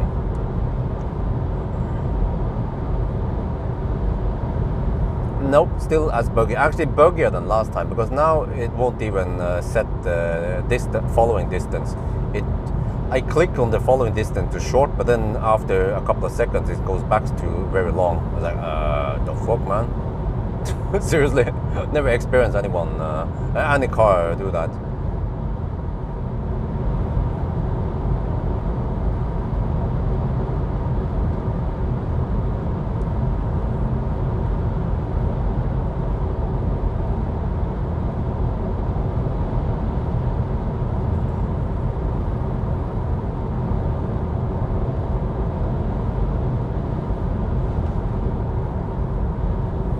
Oh, it's 10 now. Yeah, here we go. Here is the traffic.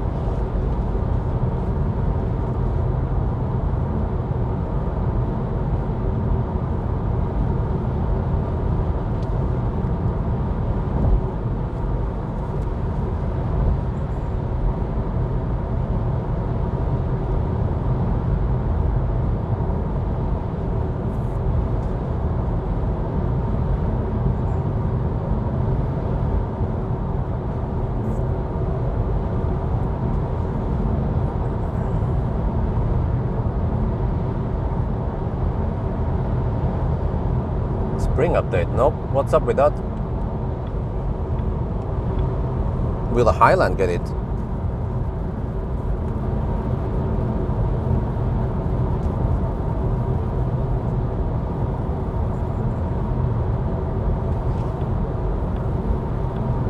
I hope the phone won't overheat.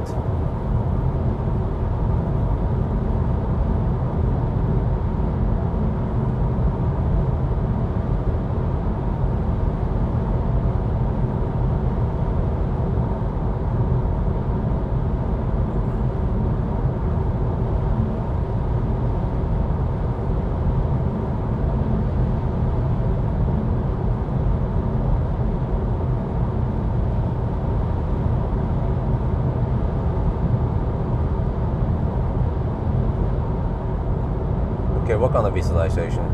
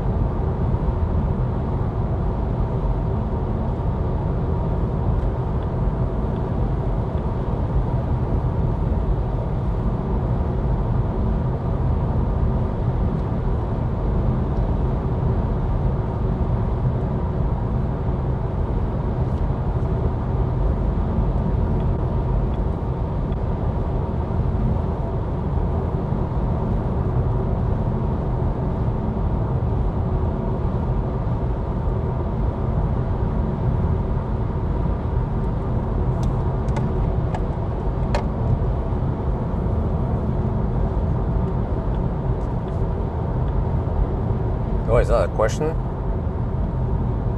What common message are you talking about?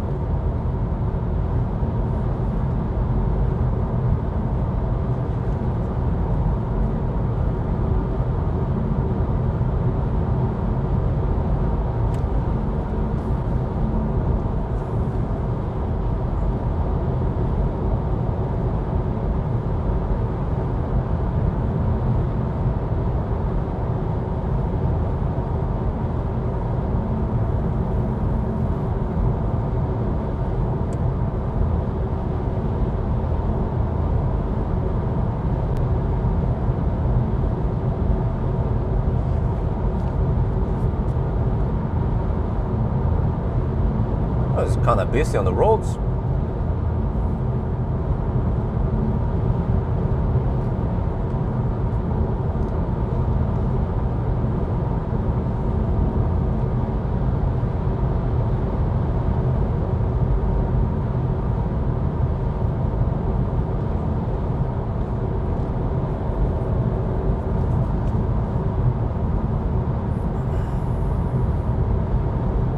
Park, you get animation of the car, shows more cars it recognizes. Okay,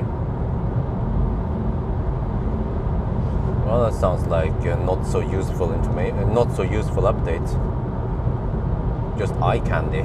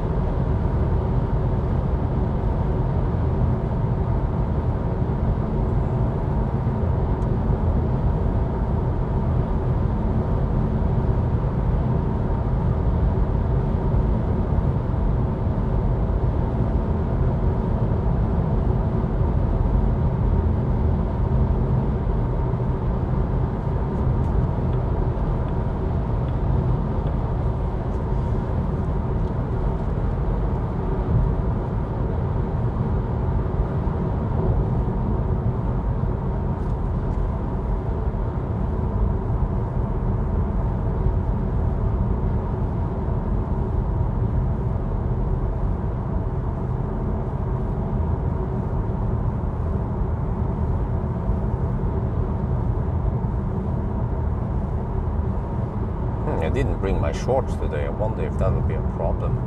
21 degrees now, it's rising. I wonder if the tarmac will hit 25 today. But it's not like a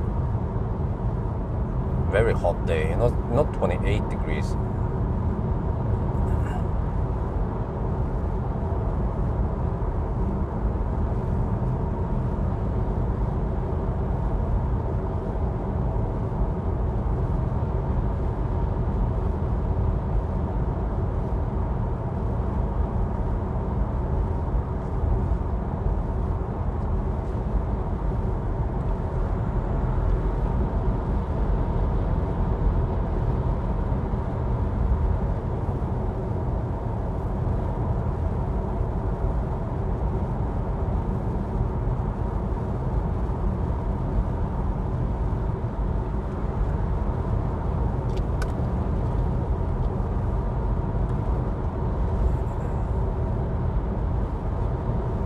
Welcome to Kungälv.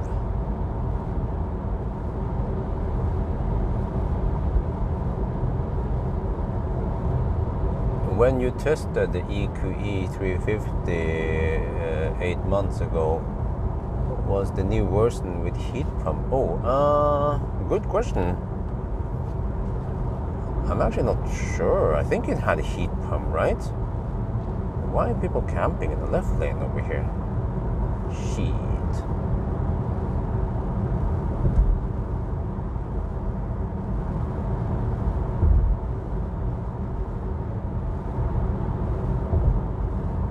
Yeah, I think it had heat pump.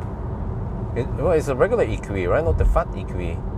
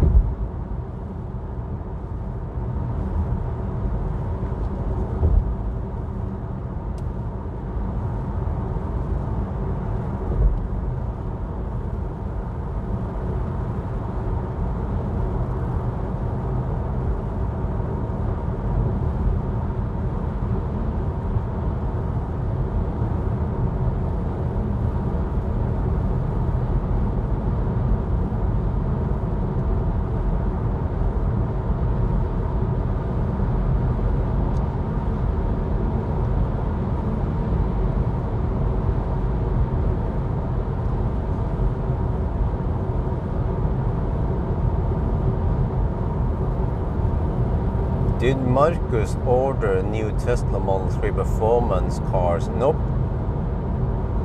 He's a bit in some financial trouble himself, just like me, so we are low on the purchase nowadays.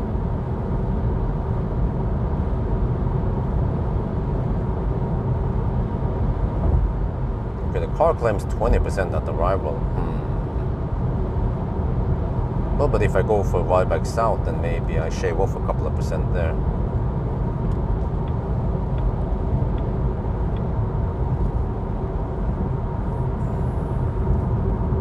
Touch button any better? Nope. It's still quite shitty when it comes to recall and increase, decrease. I had to press more to the right, which is clumsy. Because it clicks, but it doesn't do anything.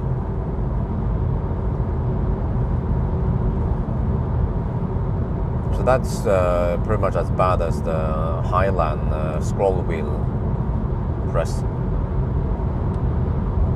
Very frustrating when you try to enable cruise control. I mean, auto steer. So I actually have problems enabling autopilot with Highland. It is that bad.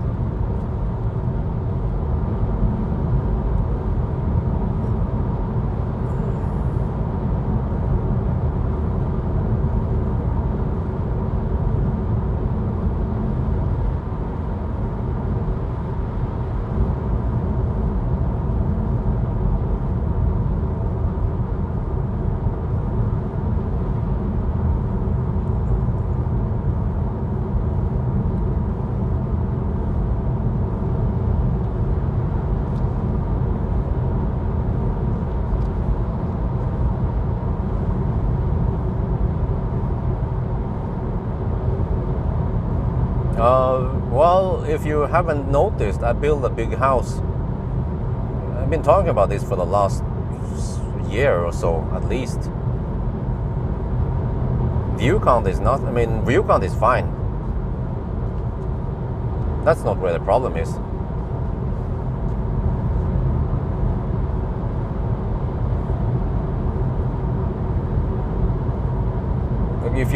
If you totally missed all the videos I talk about the house and stuff, then maybe the view count is low then.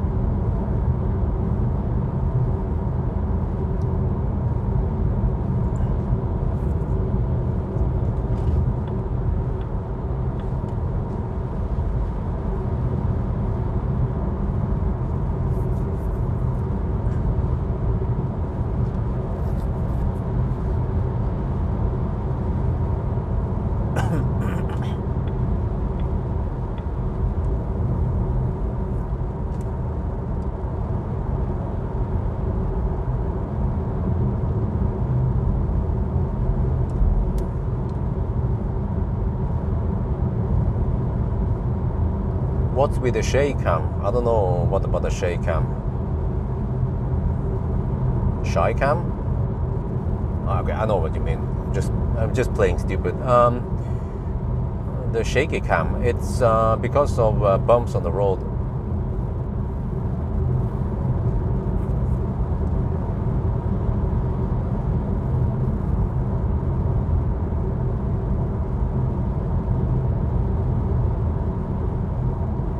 But maybe I can fix it. Let me see. There, kind of. No.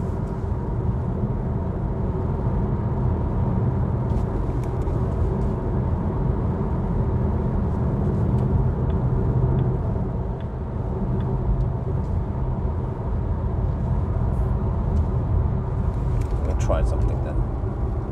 How about now?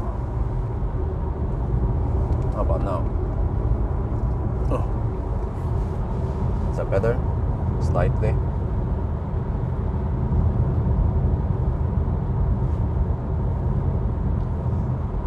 Wait, is it summer? I thought it was in spring. What happened? We just went from winter straight to summer and we skipped spring.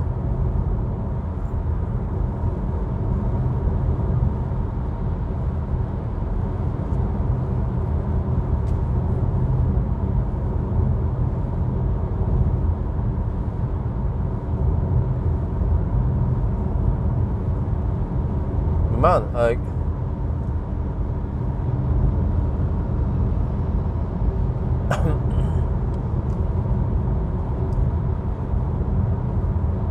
just wonder. And then people say, you know, in today's house video, there were several people who claimed that, oh, but Bjorn, why don't you use the Nibe heat pump for cooling? Like, dude, and like they were telling me, Bjorn, you could just use the Nibe heat pump for cooling. I'm like, that's not how it works. I mean, yeah, in most other cases, if you have an air-to-air heat pump, you can of course cool it, but that's not how it works here with a waterborne system. Because you have to have an evaporator. Well, isn't that what it's called? You know, you have a radiator on one side where the compressor is. Wait, there's what was the difference again? There were two different names. Condenser, yeah. On the compressor side, it's called condenser, right? And then on the inside where you that's the evaporator, or was it the other way around? I don't remember. But the thing is that the waterborne system is for heating.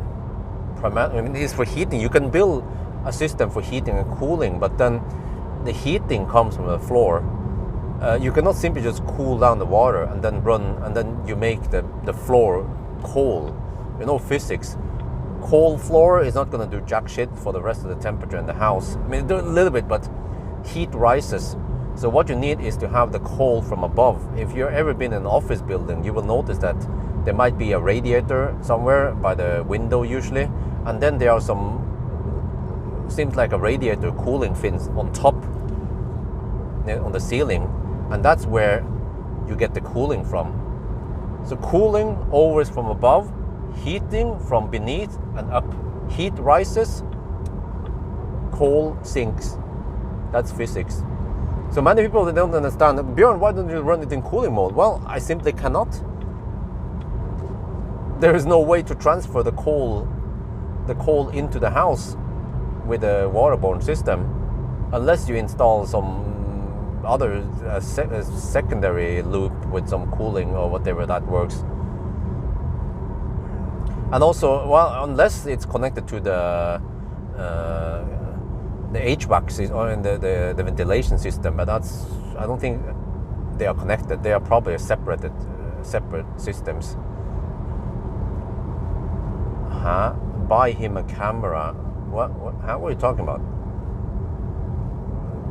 Buy who a camera? Me or what?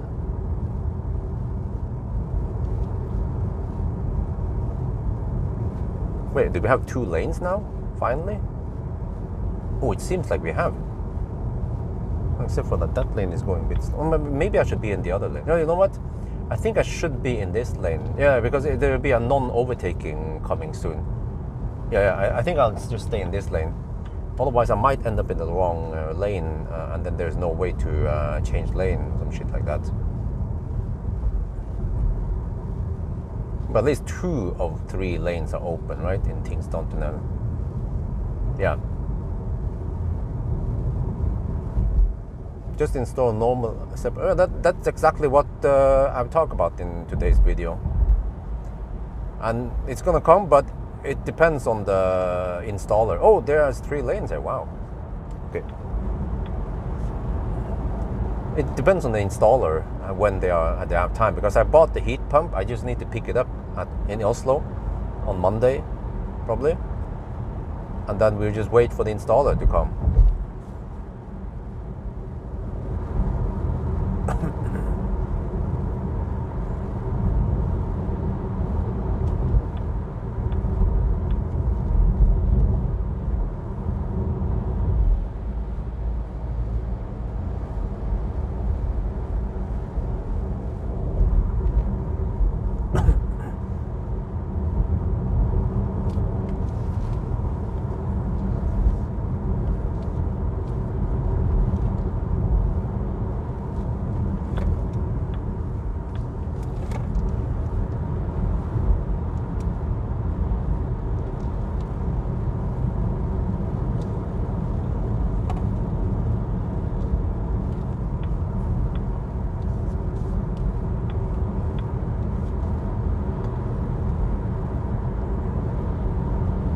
Man, that shit is smelly and noisy.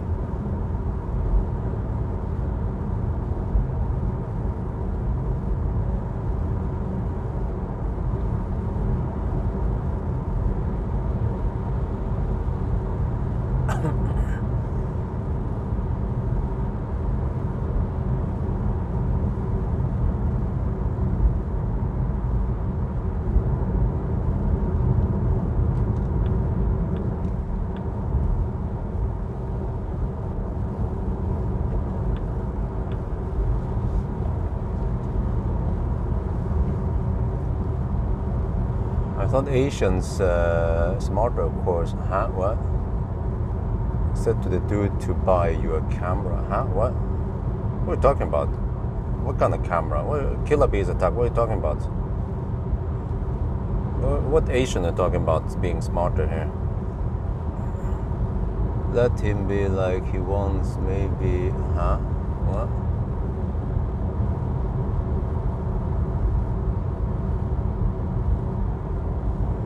The heck is he talking about, man?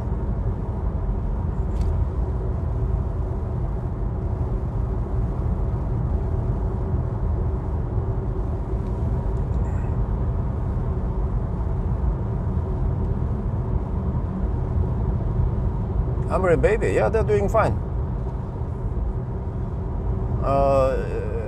Baby constantly wants milk every 1 to 3 hours.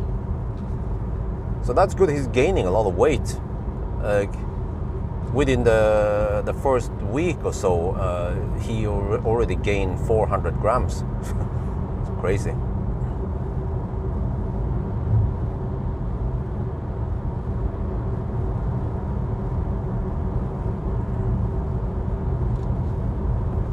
Oh, I haven't checked what kind of wheels we have.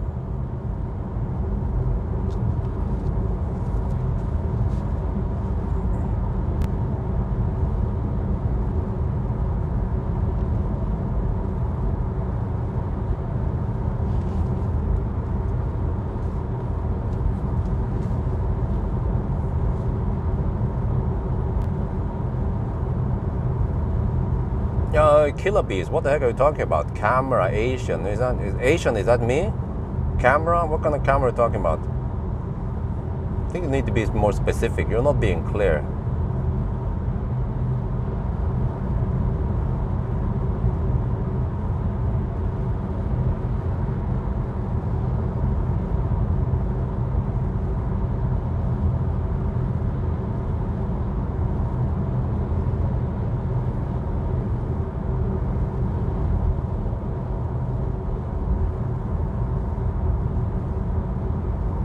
Okay, now it says 19% on arrival, but we have some traffic.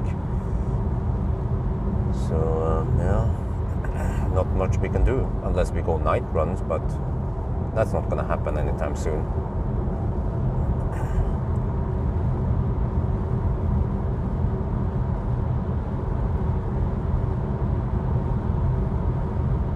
but I need to figure out something soon about the babysitter once Amory's parents are gone.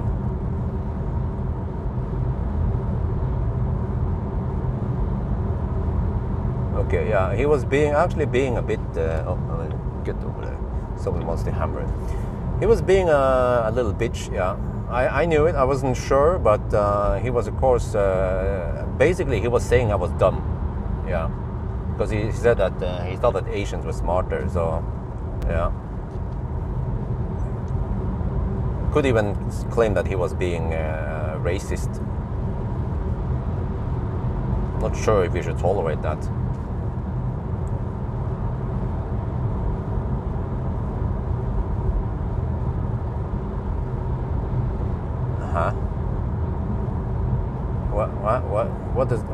What are you talking about? The Killer Bee guy is really just ignoring my questions, avoiding them on purpose, or not reading, or not listening, or is he on mute or some shit? Well, do you have any idea how much debt I have? Okay, let me tell you. I need to pay around 5,000 euros, or in US, or which country do you live in anyway? But I have to pay around 50,000 NOK per month just for the down payment on a house. Around 5,000 euros. Plus that I owe Idehus something really expensive, an expensive loan, because they don't do loans. They build houses. It was like an exception. And they have 15% interest rate. So that means that the 1.2 million I owe Idehus, it cost me around 15k, or over 1,000 euros, or 1,500 euros in just interest every month. And the problem is that I have to keep buying shit. Like now, okay, I need air conditioning. Can I use this temporary system? Well, it's not that good. I need a more permanent solution. Okay, it's gonna cost me 25k NOK. Okay, but then at least it's permanent. Good, but what about the money I should pay Idehus? So I just like constantly run into things that I need to buy. I want to postpone everything and focus on paying back that expensive loan with a ridiculous high interest rate of 15%. But I can't do anything. I'm stuck. But okay, I chose a very big house. It was a big investment, but I think I made the right choices. Just went a little bit overboard with some of the stuff, and I avoid saying the swimming pool. I know the swimming pool was also expensive, but actually the insulated garage with a heated floor also cost extra. And on hindsight, I think I didn't really need heated floor in the garage, because most of the time it's off anyway. So, and I actually don't want to have 20 degrees in there in winter. So yeah, I mean, he's probably just the Killer Bee is probably just some kid sitting in his mom's house. He doesn't understand what the heck is going on with my situation. Well, that's the problem. I have loan up my ass.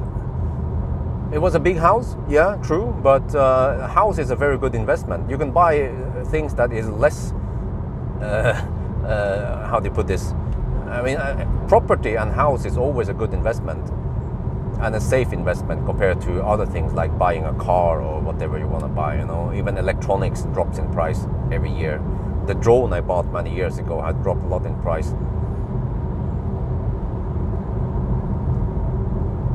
So the problem nowadays is that I need to just scavenge the money enough so I can pay. And I don't want to just pay 5k in NOK every time. So I'll gather enough to pay, let's say, 20, 30k maybe, or 50k. But that is just to pay for the interest. I'm not really paying down on the loan.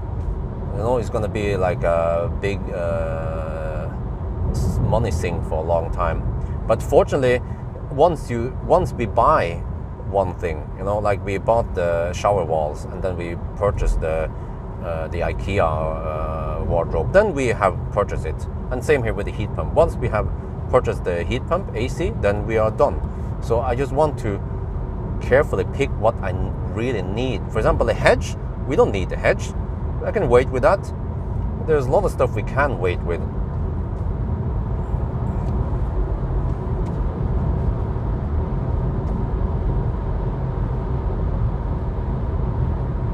But the house loan is way lower interest. It's around 5%, which is still kind of high for a house loan. But that's the only way I could finish the house.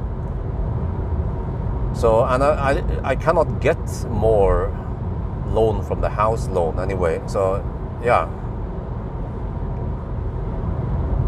that's just the way it goes. I mean, it would have been better if I could, ask someone, one of the bigger friends, or for example, okay, let's say if Pawel would take the risk. They are big, right? If they can give me a loan with 10% interest rate, that would be better. But yeah, and for them it's just a tiny bit. But they also don't do loans, so why the heck would they help me or any of the other sponsors? They of course they have their own economy, and I don't want to bother them. So this is just my shit I need to get out of. But it's just slowly getting better. Yeah.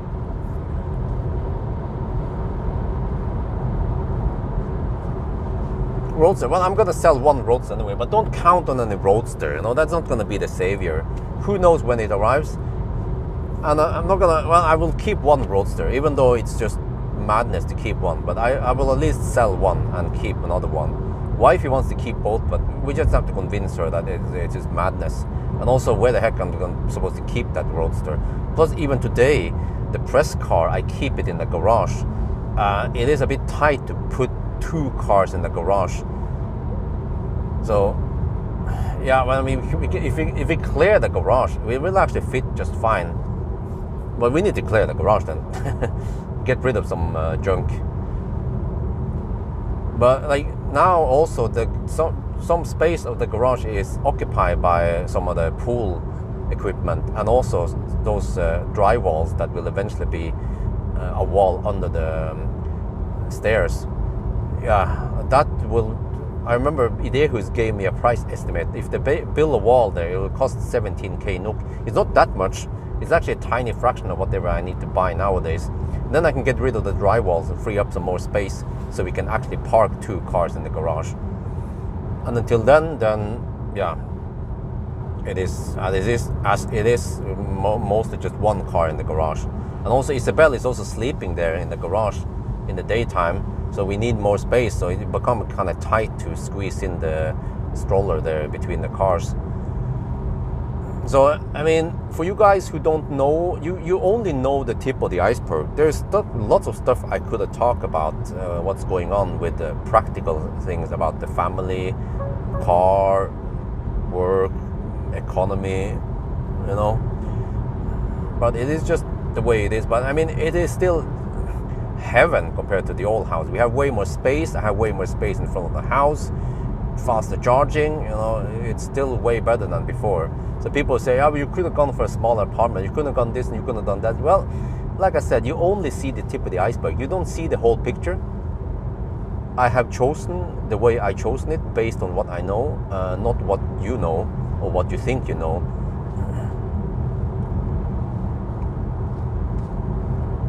Yeah, I have to pay income tax for the Roadster, so that would be madness also.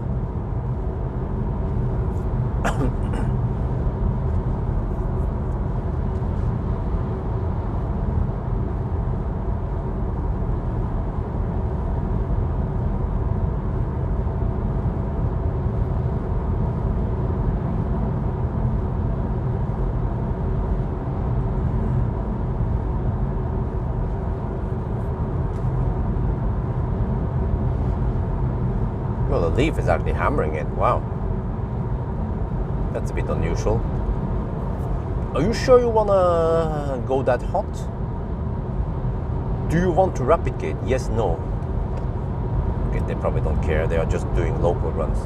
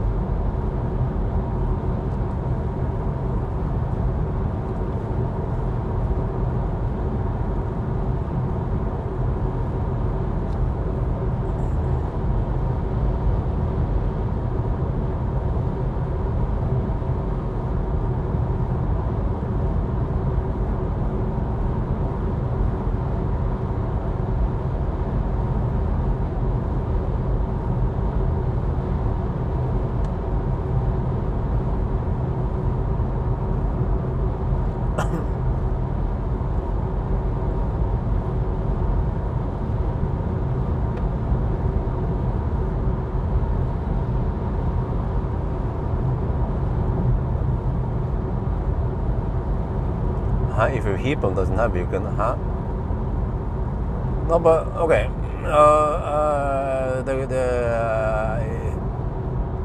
The Air Electric e-auto guy.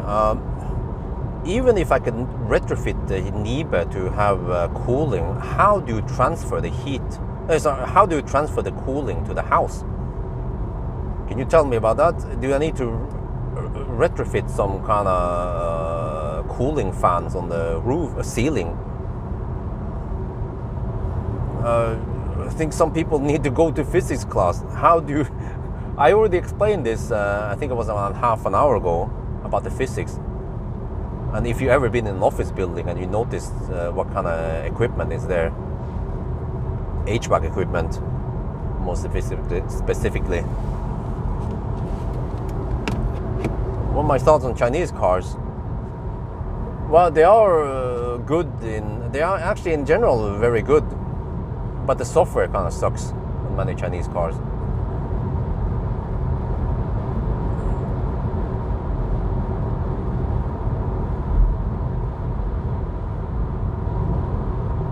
But you know, it's fine. The air-to-air heat pump has its advantages also, because it heats up really quick. And actually, the heat pumps they sell in Norway, they actually work until minus 30 degrees, which is not the case for the other system. So if it gets really cold, I could even just dial down the temperature on the house a little bit, so it doesn't go too crazy. Like this winter, we cranked it up to 25 degrees because wifey didn't want to freeze. I'm like, oh, okay, fuck it, whatever. Just one winter anyway. We have strømstøtte. But we could even dial it down to, let's say, 22 degrees. And then we just use the air-to-air heat pump. Because when it was really cold, the system was sucking 10 kilowatts. And as soon as the heat pump kicks in and it gets slightly warmer, then it sucks only around 4 kilowatts, which is a lot better.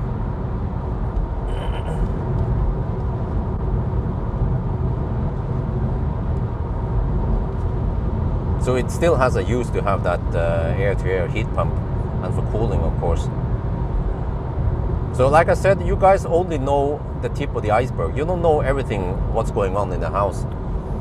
So that's why I don't ask for advices unless I really want to know. There's one thing I want to know. How do you adjust the temperature or the mode on the system air ventilation? You know what it's called? I think it was called system. The ventilation system has a mode where it has the heat recovery mode and like a pass-through, like OnlyFans, basically.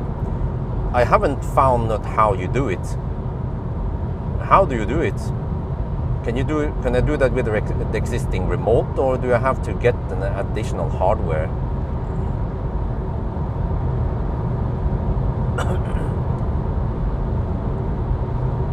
Because the way it works now supposedly is that it tries to heat up the outgoing, or it like the hot air that we have in the house before it exits via the ventilation system. It's then being reheated again to try to keep the temperature, because that's usually the default setting you want for winter or when it's not so hot. But what I want when it's hot outside is to dump that hot air outside. I want to dump the 28 degrees right out without any heat scavenging, and then pull in 20 degrees or 22 degrees. And that will actually be good enough cooling for most cases. But I haven't figured out how to do it. And I believe that if that stuff works, there is actually no need for an AC unit. So wife is always like, we need an AC. But I'm like, wait a minute, you know, the house is well insulated. The rooms without too much windows doesn't get that hot, I noticed. It's the window surface that ruins it. And of course we need zip screen, but at least some OnlyFans should do things, should make things a lot better.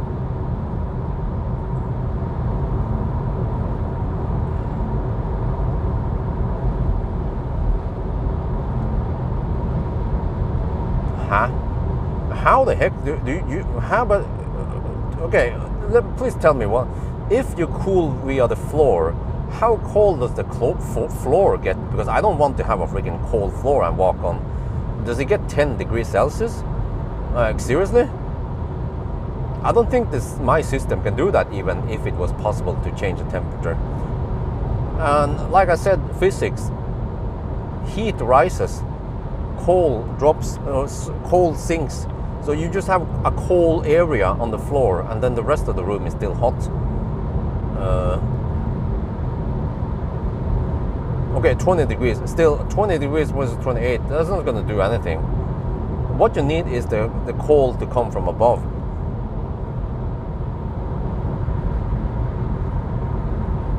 And there is no massive... yeah, if you have some crazy fans blowing on every floor, ground to kind of whip up the cold air, but that's not how it works. There is not massive airflow via the house, every room.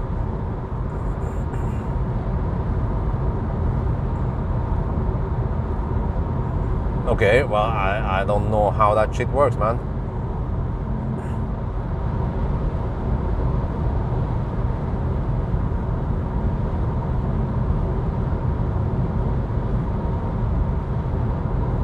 But I also don't know how it's supposed to work, because the system is made to produce hot water, because we need hot water for showering and cleaning. And then it needs to alternate, and there's only one reservoir. So then what? Is it gonna pull cold water in a different loop just to run it through the floor loop?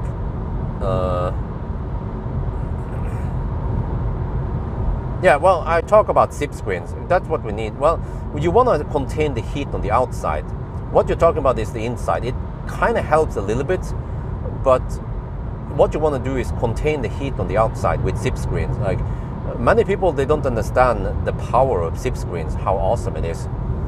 I'm convinced. I just need to test it myself. But I know the physics behind SIP screen, and it's just heaven, man. SIP screens can eliminate the need of AC, along with only fans, with the ventilation system and the bypass, or whatever they call it, pass-through mode. Oh, it has a okay, it has a top. Okay, 2. Well, that's good. But okay, I can ask the plumber then. Is it possible? Can it actually cool?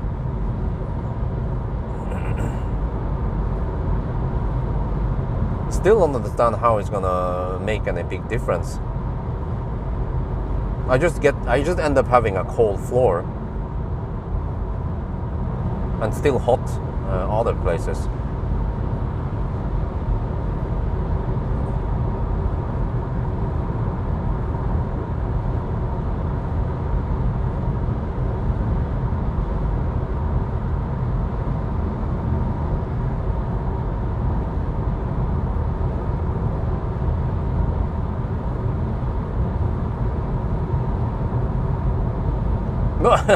Pascu, watch today's video.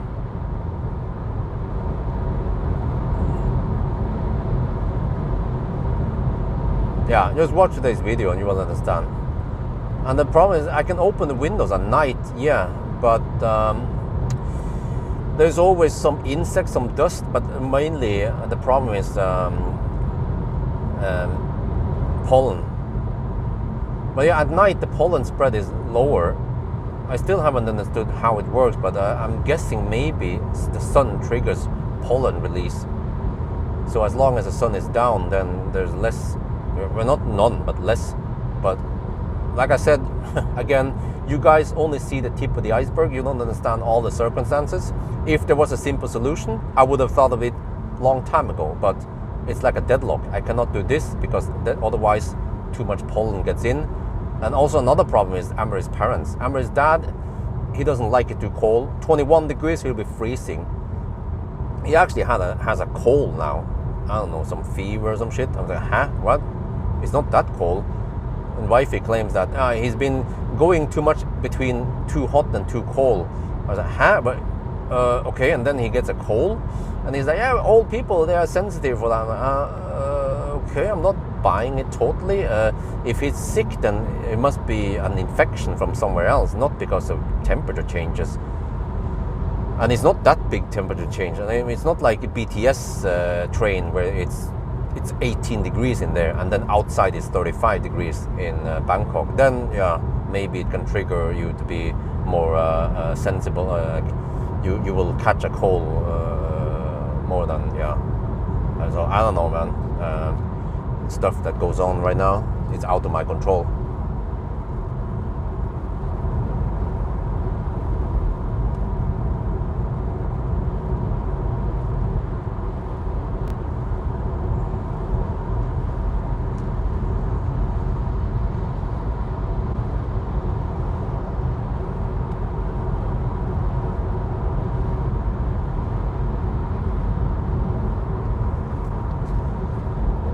Well, the old house had the air-to-air heat pump that we used as a primary heater, plus cooling. Yeah, well, the problem with our house, unlike your house you're talking about, is that we have so much glass. And if you want to know more, understand more, you should watch today's video. There will be a part 2 also. The glass is the problem, because the glass lets in so much heat. Like I said, rooms without too many windows, they don't get that hot. Actually, let me see, which room is it? So rooms without too many windows. So the house is very well insulated, and it's white also, which is good, because then it doesn't pick up too much heat. But as soon as I get the SIP screen, it's gonna be game over. Passive cooling like that is king. Just block the heat energy from outside. Yeah, like I said, SIP screens. I said SIP screens probably 50 times now, and also in the video.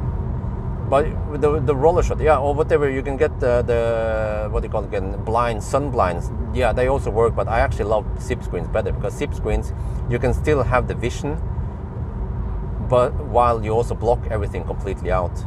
The heat, whereas the roller shutter, you block everything, and there is a nice view. We tried to block everything out in the kitchen. It became too claustrophobic there.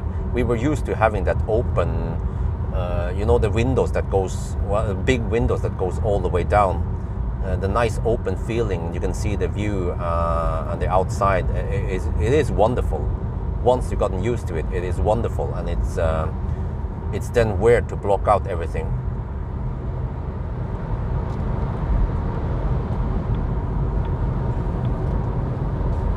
So again, guys, you guys only see the tip of the iceberg. I have spent so much time lately investigating in what I should do to solve this problem. I'm not just going for some brute force, just not getting any sun blinds on the outside and just getting a heat pump is just brute forcing it. It's like a fat e-tron with a bigger battery and not even faster charging. But with a heat pump, I will have to spend energy. It creates a little bit of noise. There is a bit of maintenance. There is an investment cost. But if I can figure out how to use the existing HVAC to run it in the pass-through mode, that will be good enough. It will then actually cool down really well. You imagine it's 25 or 28 degrees inside, but we pull in 20 degrees from outside. That's good enough. With high enough airflow, that is good enough cooling.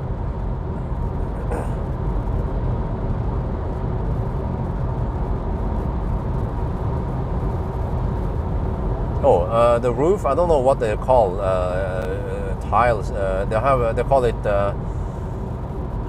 I think it's tiles, right? Those rocks you align together. I have some of them back up on the floor level, on the ground level. Okay, so we'll skip regular Vibe and go to the next.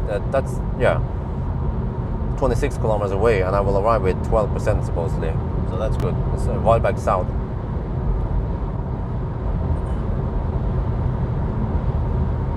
So the way I understand the physics behind this, I purchased some Biltema film. The same thing you put on cars. I purchased those rolls and I put them on the windows, and they reflect 80% of the heat energy, which is what I want. So what it basically does is that it will reflect the infrared But then it's double reflected again. I think the infrared is also reflected on the glass on the inside. So, but at least if I can throw 20 to 50% of the infrared back out, that will help. And I can feel it that the rooms where I installed the film, it seems to help a little bit.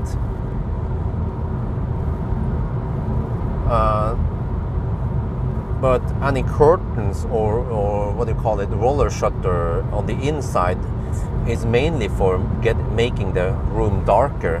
But you do contain the heat near the window area, and it heats up. But in a car, well, when you put the film there, then it heats up the glass, and the glass can then give heat away and to the outside instead of that the heat comes to the inside. Plus that it reflects the heat.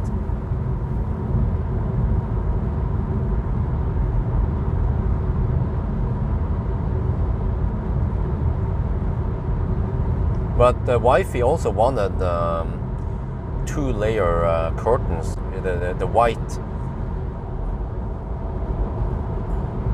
thin layer and the thicker darker curtain. I wonder if we have zip screen, if we can just get away with 1 layer of curtain, which would be a little bit cheaper and less fuss. Because normally when we use the thin layer, we open the thick but we close the thin layer. It's just for maybe some privacy and stuff.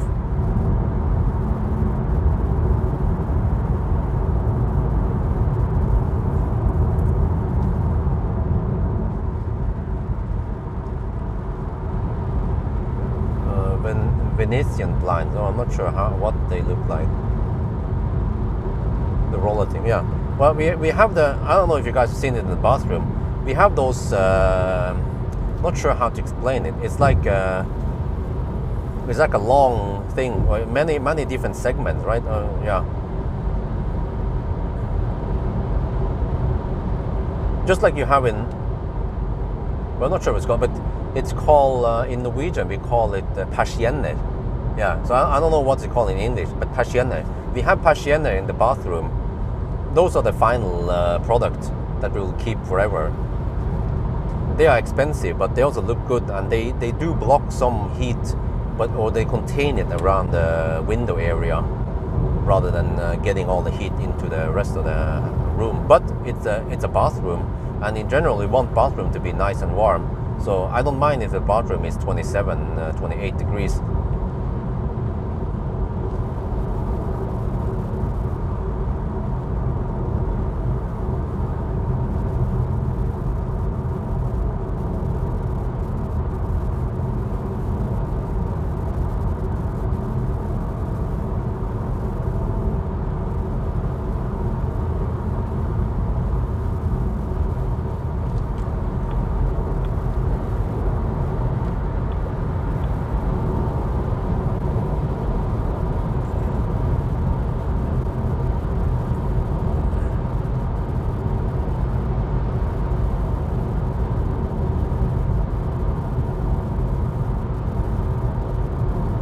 Venetian blinds are many horizontal. Yeah, that's the one. Yeah, okay. Oh, that's okay. Yeah, that's the one we call persienne. Yeah, Venetian blinds. Yep. Horizontal lamellas. Yeah. I was not good at explaining what they are. Yeah. So we have the Venetian blinds in the bathroom, and they look great. They feel great. It helps. But your house probably doesn't have that much window surface. The big window surface lets in so much heat. Like I noticed this during winter also. Even when the sun wasn't that strong during winter, I noticed that the sunny days, even when it was really cold outside, we got a lot of free heat. And you can imagine during summer when the sun has a stronger angle, how much heat we get. Like I have no idea. There's probably a calculator somewhere. We might get something like 2-3 kilowatts, maybe more, maybe 5 kilowatt of heat just on one side, on the kitchen plus living room area where you have 4 times 4 meter. No, sorry, 4 times 2 times 2 meter one place, and then 2 times 2. So in area we have 4 plus 4 plus 8 maybe. Yeah, we might have around 16 square meter of window surface, and also the entrance is massive.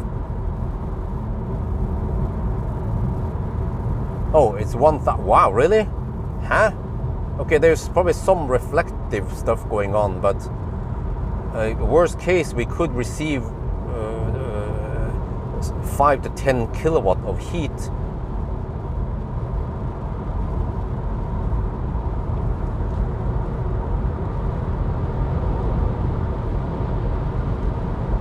Oh, that's crazy.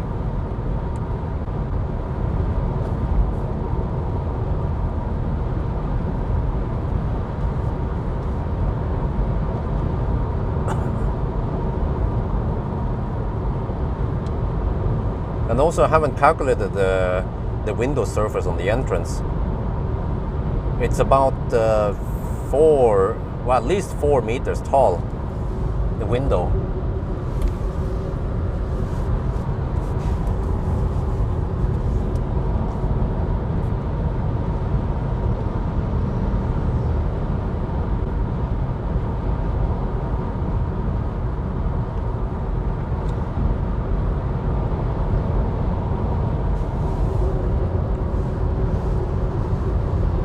Okay, we go to Pawel South.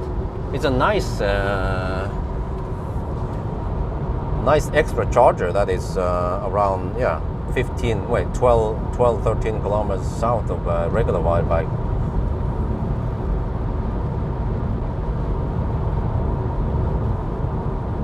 Put them on the outside, yeah. Exactly. If you put them on the outside, the only minus is that it gets a bit dirtier on the outside.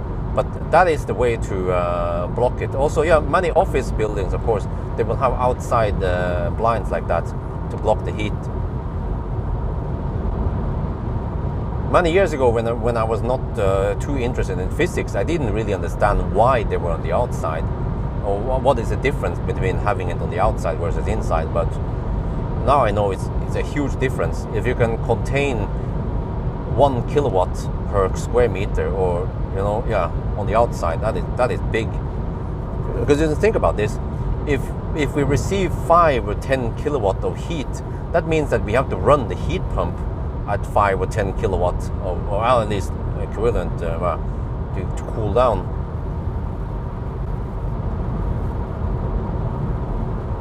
But in Norway we might not get 1,000 watt per square meter. It might be only 500, 600 watt, because we are not that far north. But maybe in Thailand it's 1,000 watt per square meter.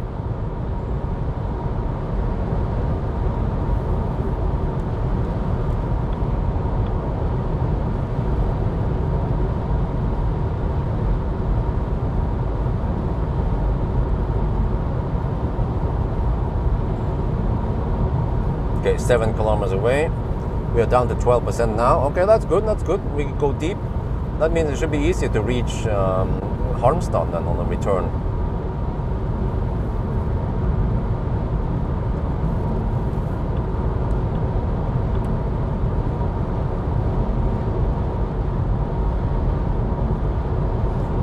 Getting heat is good, right? Well, Rhino Itchy, you should watch today's video where I explain what the problem is.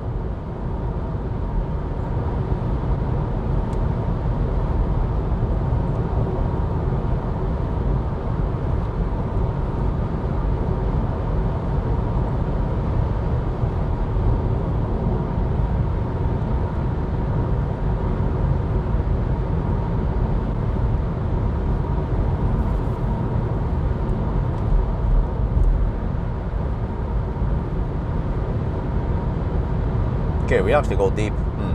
Seems like I didn't charge enough. I mean, I didn't charge too much after all. The car was a bit thirsty than I expected. What is the stats now? Car status. On this leg we consume 216 only. Okay. And total was 233.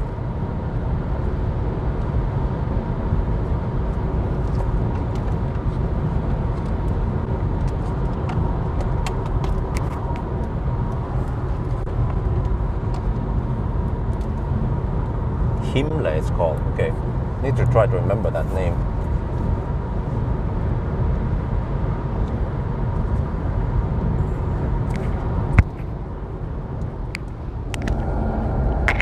No problem. Slow charging. Oh, well, yeah, actually, yeah. But it's always a trade-off, because then I will stay on the high speed zone for longer, you know.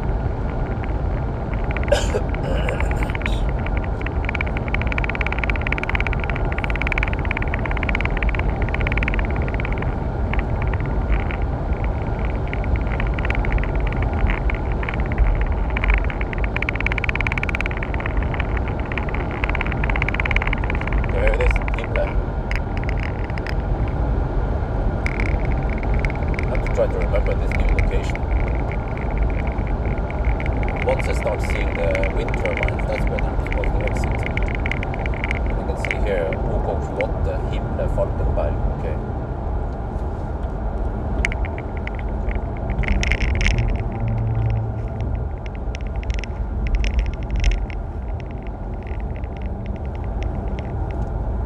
Vibration noise, huh? What? About heat pump? We're talking about right now, or I put away the microphone because I'm about to, well, you know, shoot the video. I need to grab some food over here. I don't know what they have here at OK28, but I don't have time for a real big dinner, but something quick, sandwich maybe.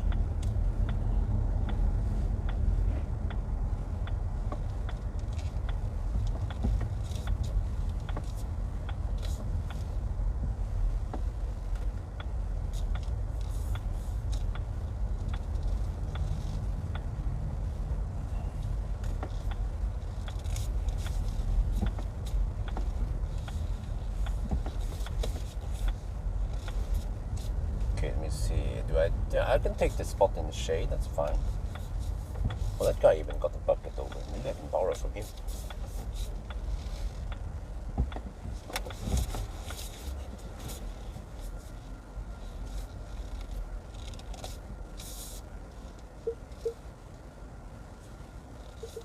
How about we just keep the bucket here for the EV drivers? No, okay, he's pulling it back now. I'm not sure. Let me see. Alright, click for the stats. There, set the car status. Okay, 406 kilometers now. Himmler.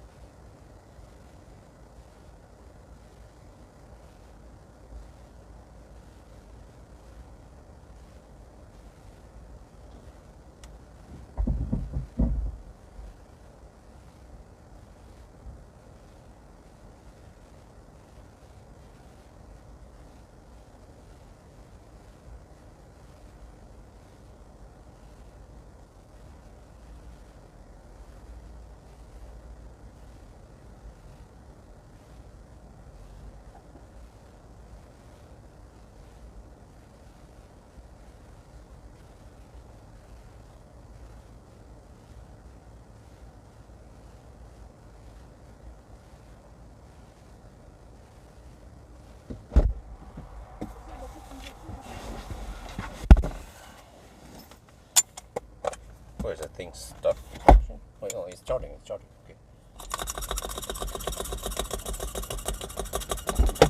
Okay, can I have your iPhone?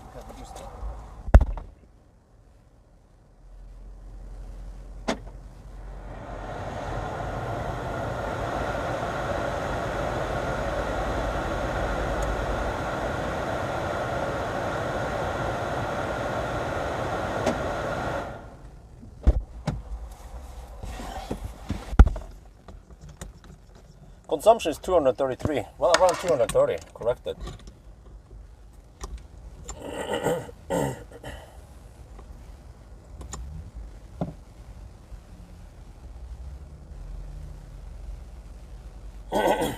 Okay, we shoot video.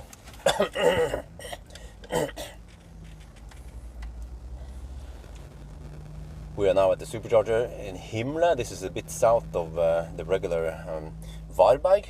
And every time now we arrive, we get this 59 kilowatt wave, but it only lasts for about a minute before it ramps up. So all good, yeah. Consumption, yeah, this is the non-corrected consumption.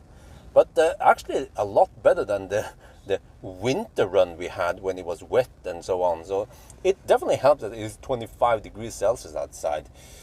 So okay, now I need to take a little break here, get some food and maybe ABC.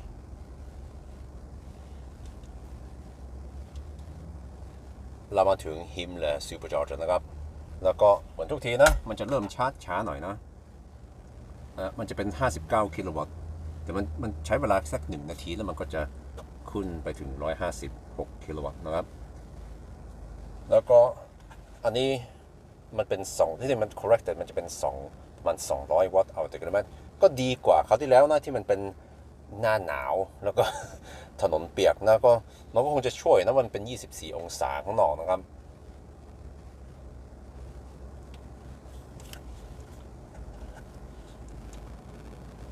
ตอนนี้จะไปหาอะไรกินเข้าน้ำแล้วก็ไปดูว่ามีอะไรที่นี่นะครับ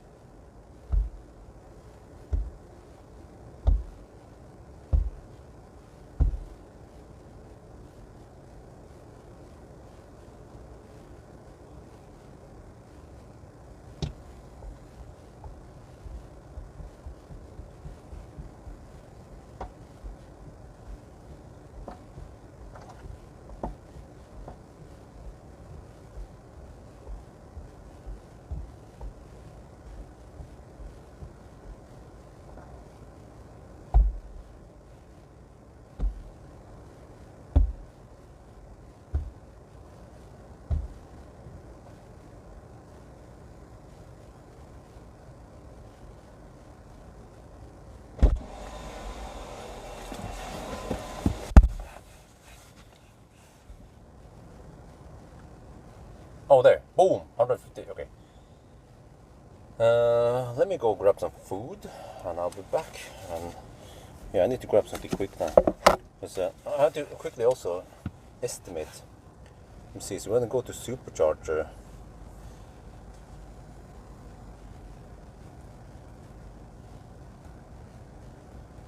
Supercharger. Halmstad.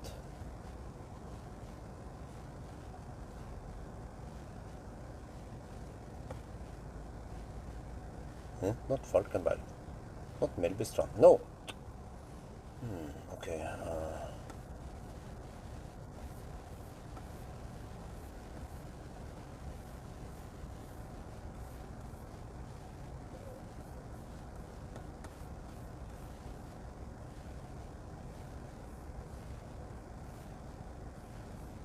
Okay, I don't know why it doesn't show up.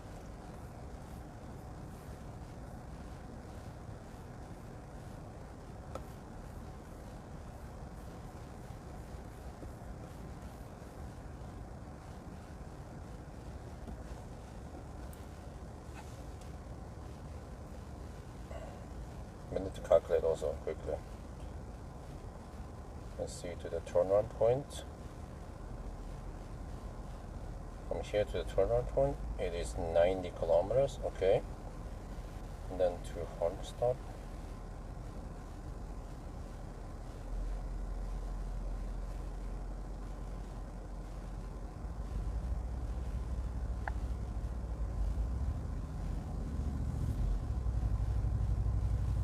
Okay, that means 120 then. To total. Okay, 120 kilometers, and then the consumption should be 250 at least. No, wait, maybe more since it's high speed. 260 then, worst case. Okay. Wait, I think 120 times 250, best guess. Oh, I need around 55% only. Okay, I'll be back.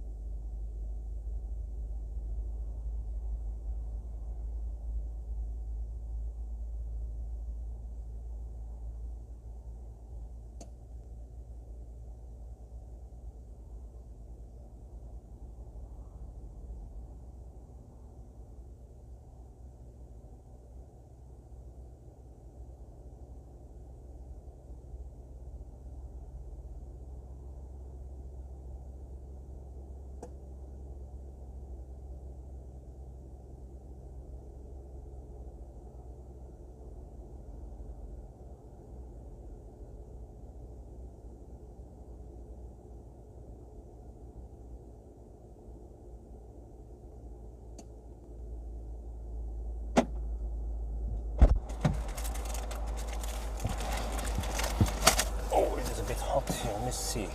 We are 52%. How much did I need again? I need 46. Maybe I should go for at least 55% then. I'm close to the target, but you're getting 100 kilowatt hour per hour. So I'll start eating some of the sandwiches I purchased.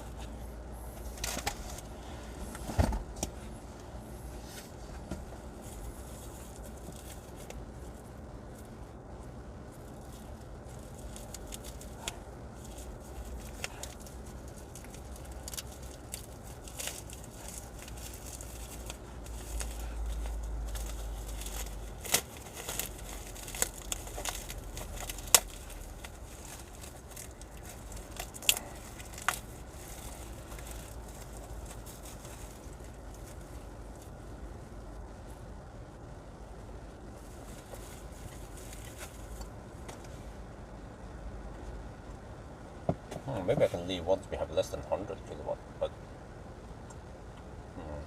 or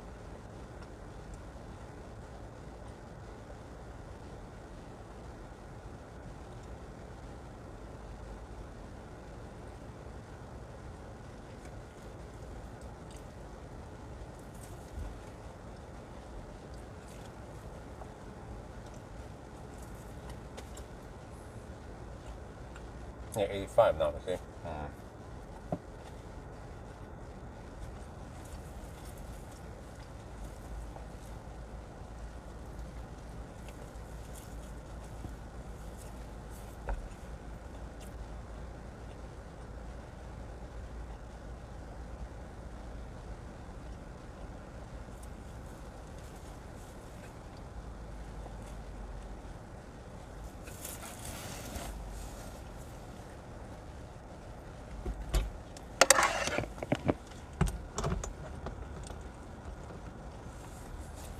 Okay, let's get ready to leave.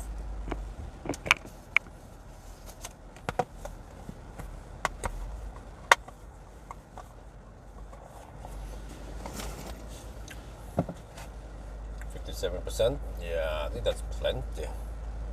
In case, yeah.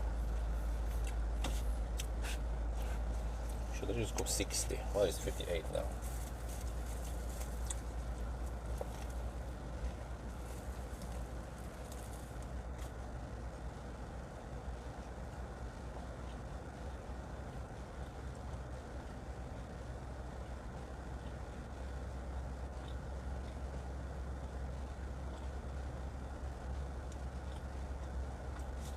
$59. Okay, I think we're good to go.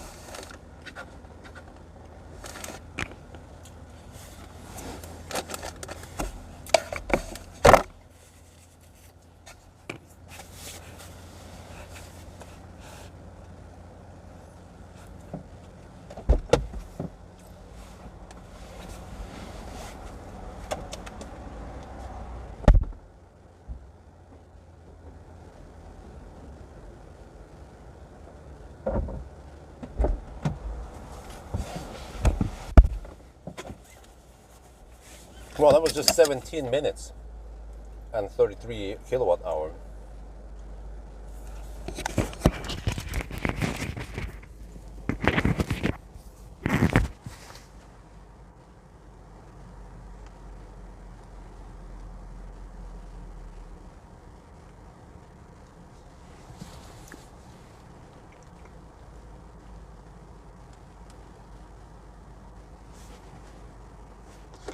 Oh, that's a lot faster. 116 kilowatt hours. Okay, let's go.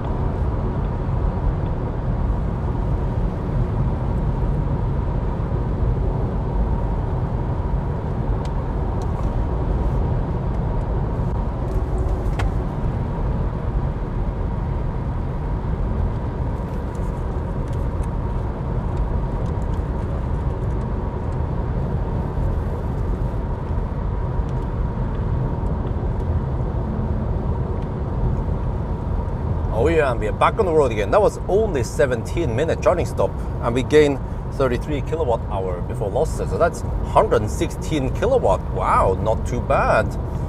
So yeah, the problem now with the Volvo is that if you want to use adaptive cruise control and auto steer, then it's limited to 130, which is 127 GPS speed, and it's 120 zone here. So yeah, that means that we might not be able to drive as fast as the other cars unless we disable this.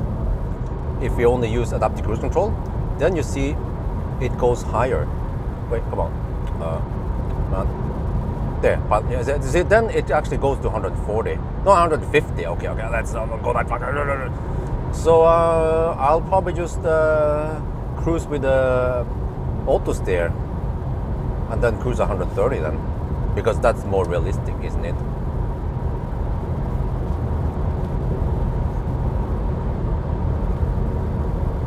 Okay, คราวนี้นะครับเราชาร์จแค่17นาทีนะแล้วก็ได้33 kilowatt hour มันก็เป็น116 kilowatt ก่อนเราหัก losses ไปนิด charging loss นะครับแล้วก็ตอนนี้ที่นี่นะครับมันเป็น120 limit นะแต่ว่าคันนี้นะถ้าเราจะใช้ auto steer มันจะขับได้แค่130 กิโลเมตรต่อชั่วโมงแล้วมันเป็น127 GPS speed ถ้าเราจะขับเร็วกว่านี้นะครับเราจะต้องปิด auto steer อย่างเงี้ยนะเดี๋ยวยังไงนะเนี่ยโอเคตอนนี้มันขึ้นไปได้ถึง150แต่ว่าโอเคเราไม่จะขับเร็วขนาดนั้นก็แปลว่าเราน่าจะขับเร็วแค่ไหนเราจะใช้ออโต้สเตย์หรือว่าจะขับเองบอกก็ว่าเราน่าจะใช้ออโต้สเตย์เพราะมันสบายดีนะแล้วก็ต้องขับ127นะครับก็จะช้ากว่าคันอื่นนิดหน่อยนะเพราะว่าถ้าเป็นคันอื่นนี่ผมจะขับเร็วกว่านี้ใน120 ลิมิตนะครับ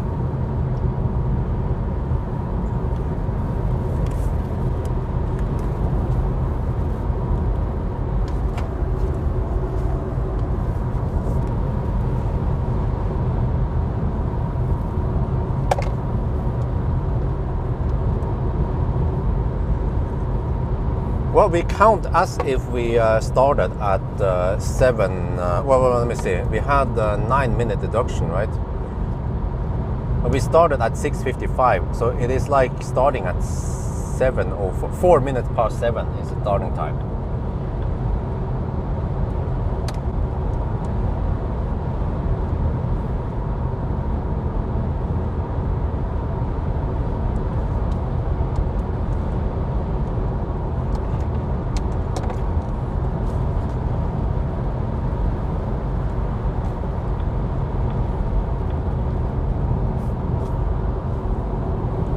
I think this should be a fast run since we have lower consumption and we can actually hit the good charging sessions.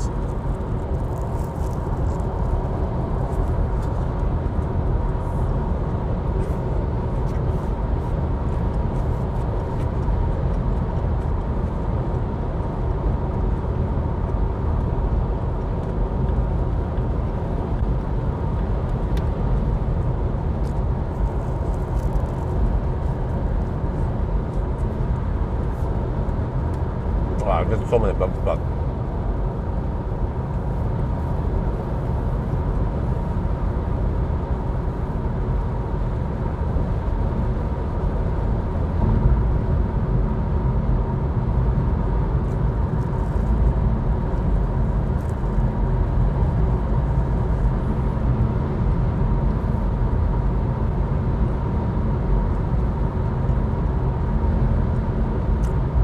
So we are at the 4-hour mark something. We arrived at the previous stop at around 4 hours. And the status is that, wait, let me lower the temperature a bit. Status is that we are at a little bit over 400 kilometers. So that means around 100 kilometers per hour average speed.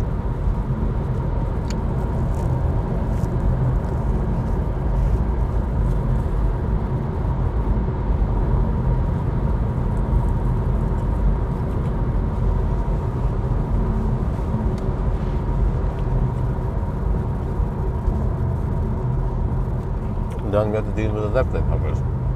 Also, if we can truck on the front there.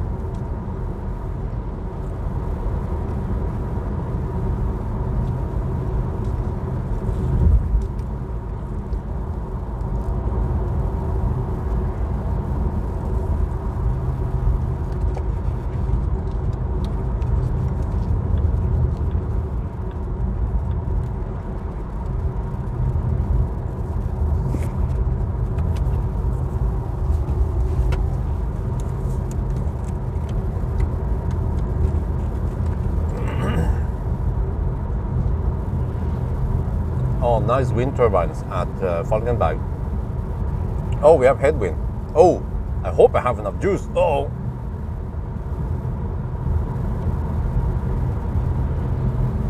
Nó กังหันที่ไฟกระแบงงามเลยนะครับเดี๋ยวตอนนี้เรามีลมต้านนะครับโอ้โห เรามีไฟฟ้าพอไหม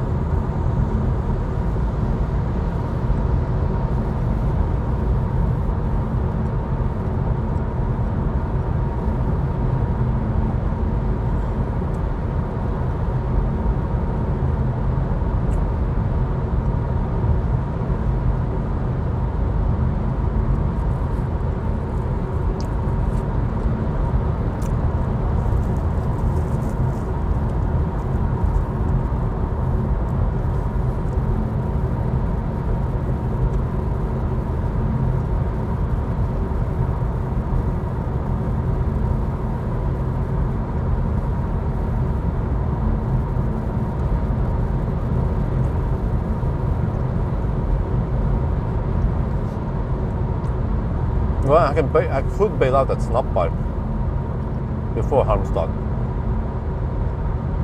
but I think I charge enough so that we can still eat up the margin and arrive at 5% or 2%.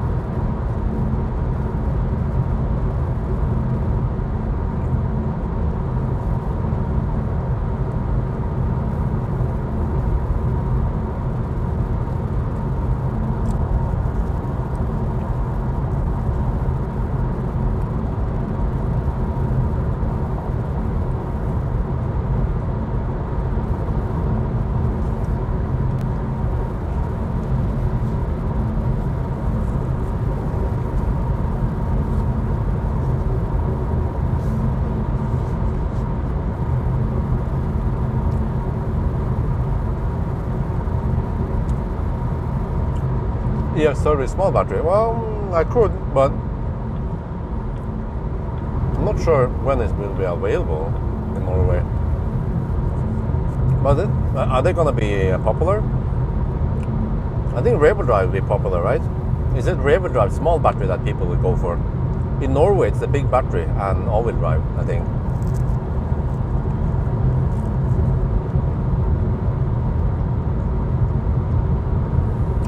Since in Norway, the price difference between the RWD and all-wheel drive wasn't that big. And Norwegians love all-wheel drive, and I cannot lie.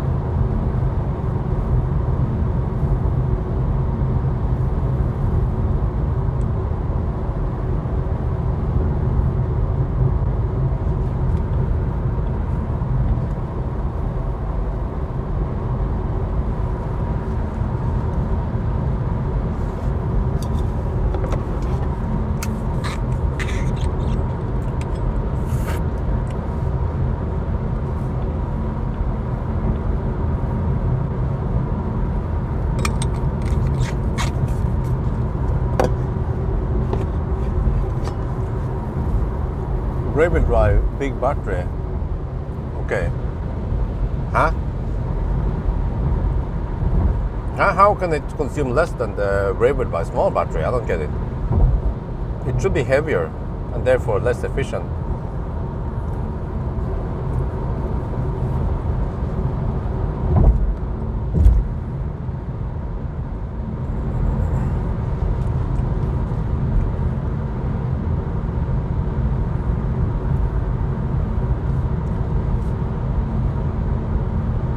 Man, BMW hugging the left lane.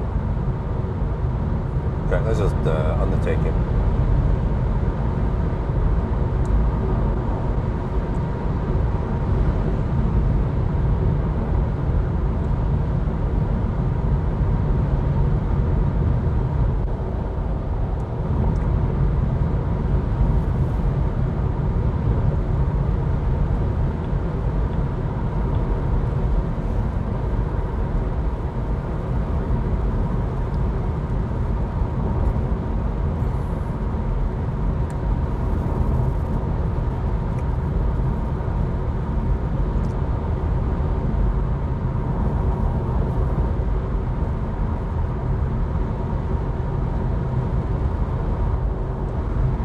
Father-in-law.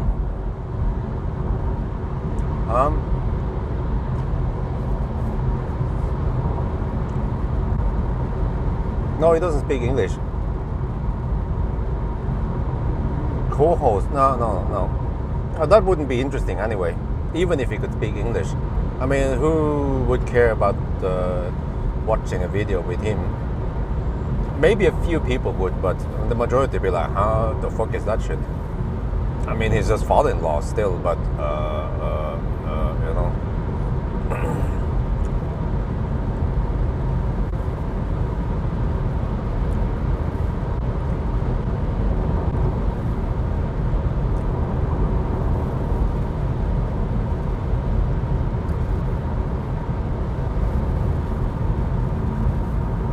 Man, that was actually nice to get some food. Oh, man.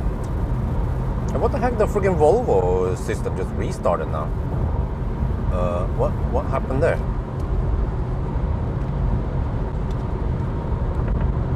Oh, okay, I couldn't catch it in time.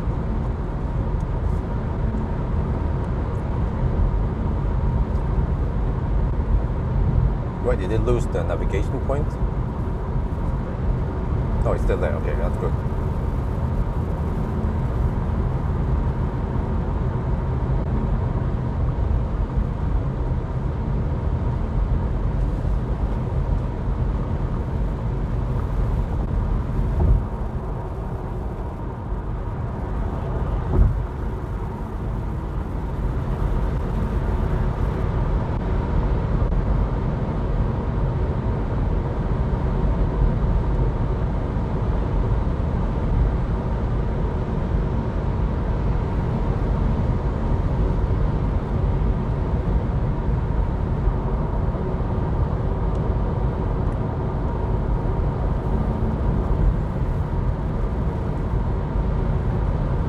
These are usually 1 minute deductions, these stretches, and they're gonna last for a while.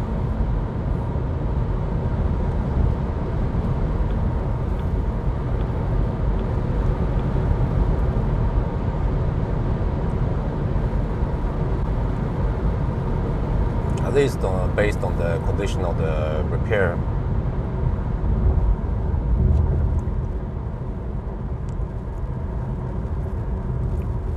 Maybe if Pierre Simpson is here, he can tell me how long this will last. I'm guessing, well, at least several weeks, maybe several months even.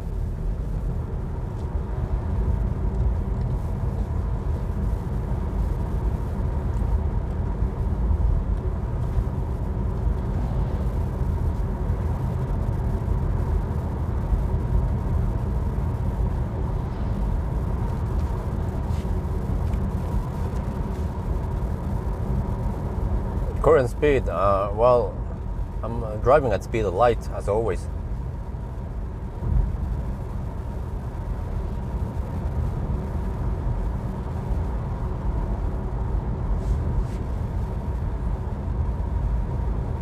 Yeah, let's see. On the other side, it was totally torn out, and they need to slap down new, what is it, asphalt, or are they? Yeah, they actually use asphalt now. Maybe they will phase out the concrete. Yeah, so well, okay. If it's asphalt, then it's a lot quicker.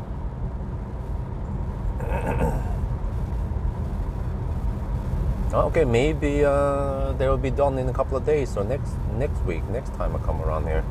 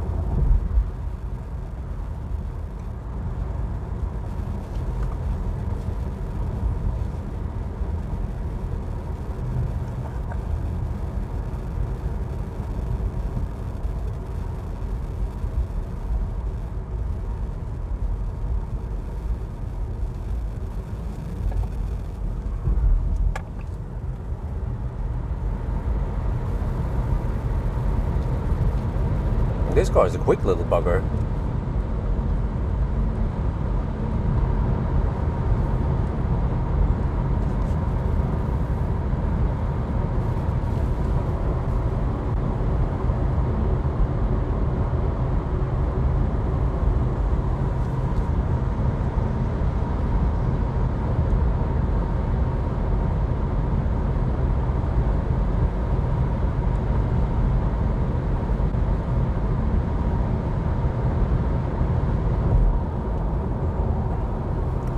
New EVs you're most interested in test this summer? I don't look at my list. What do I have even? Don't remember what's coming up.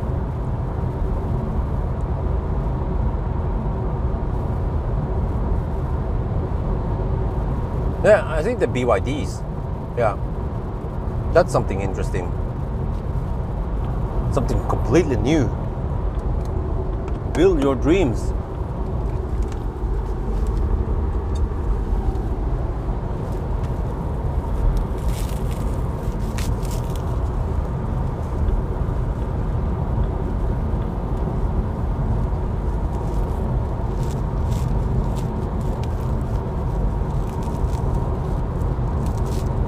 What the heck is that thing? Young Wang. The Yongwang U8. I have no idea what the heck it is. Can you tell me what it is? Let me guess. It's an SUV. Could I not have picked an even worse name?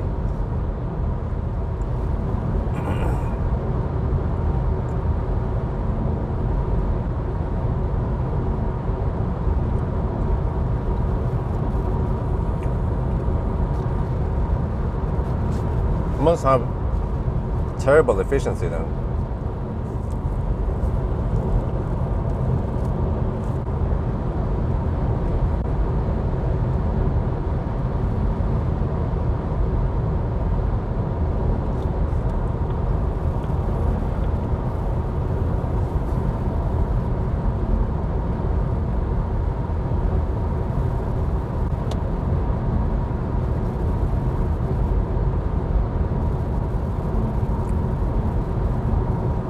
I'm actually looking forward to the ID7 again in summer this time, not freezing cold winter, extreme cold winter like I had last time.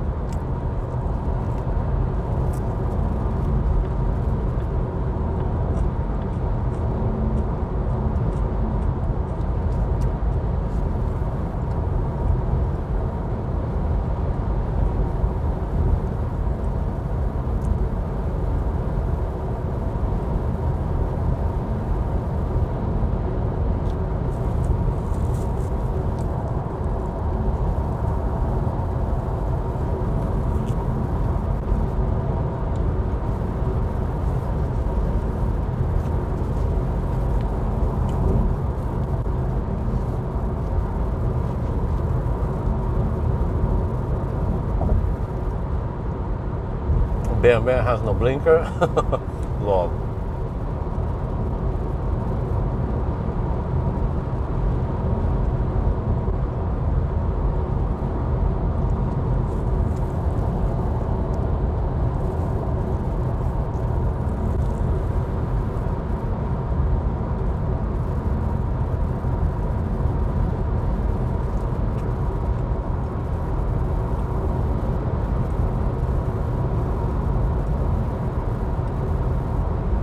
Well, sounds impressive, but how fast can it charge? What is the consumption? And how good is the software? What about the auto steer?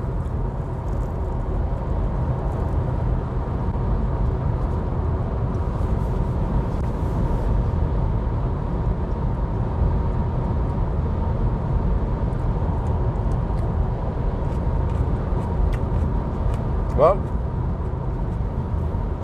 I can review it if it comes to Norway.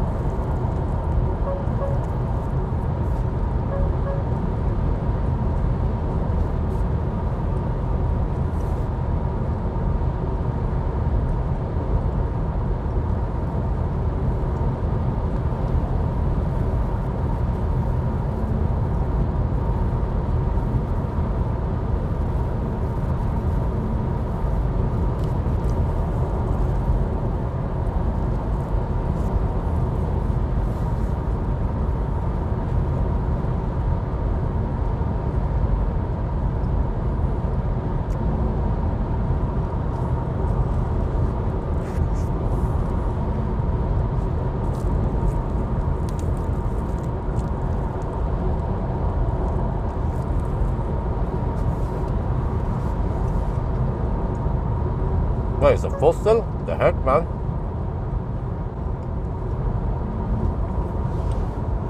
It's a freaking hybrid.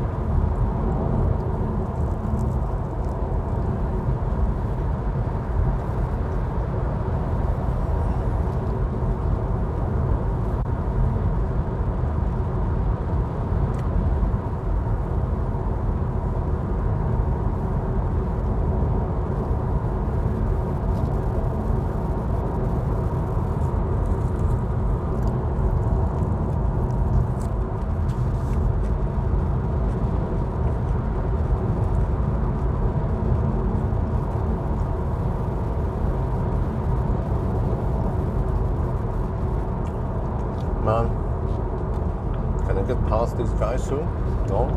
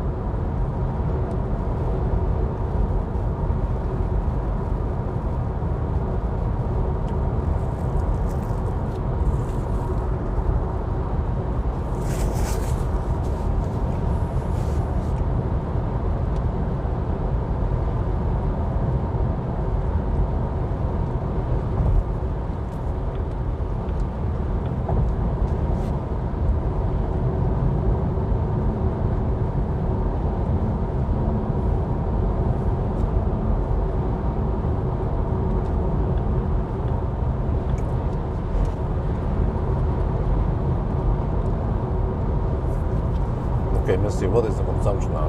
I have to dig deep into the cars, the menus to get the consumption. 265 watt-hour per kilometer. It's not that bad, considering we have headwind.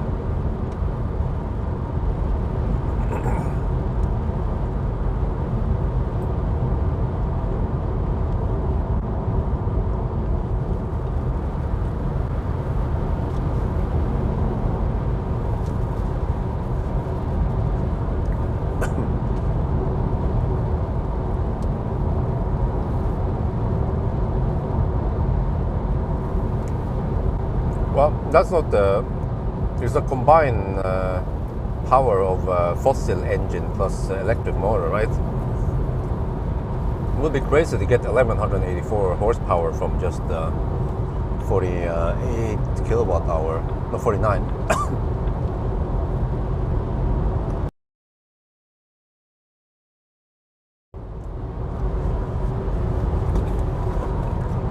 So the electric motor might provide only around 300 horsepower.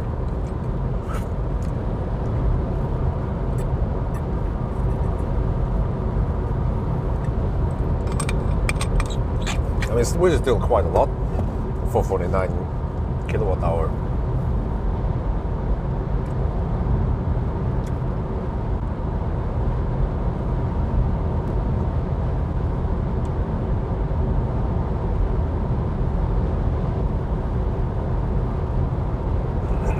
I mean, what is the point? Because you might as well just make it pure fossil, save some weight, some complexity and cost.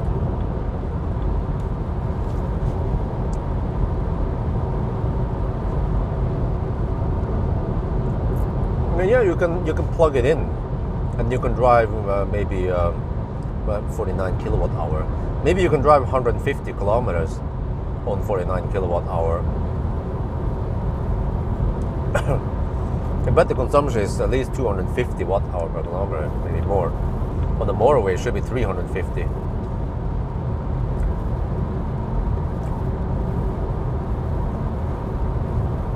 But it just went bananas with all the technology, and not sure why, because this makes the car heavier and more expensive.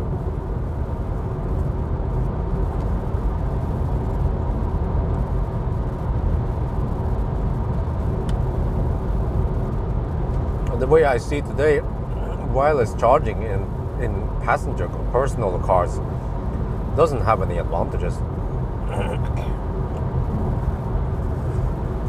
Just plugging in, it's just so simple.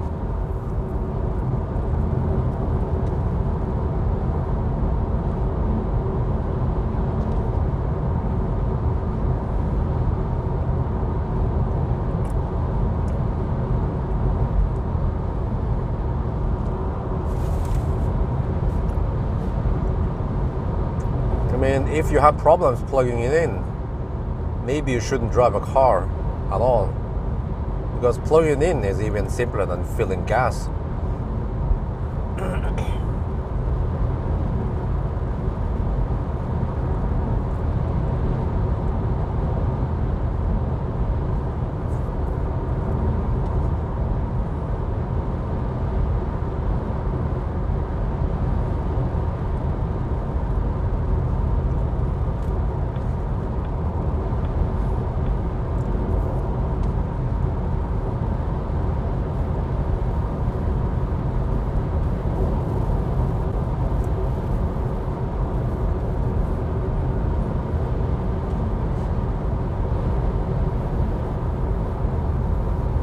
Okay, 475. So this car underreports by 1.2%. So I have to go to 988 kilometers.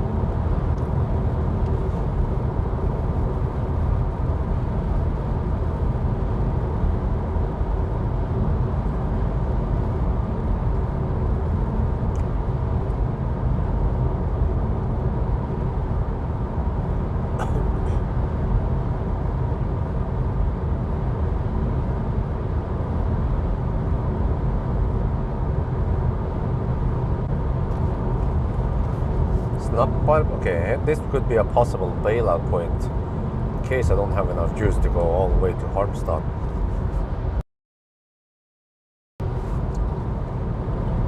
We'll see.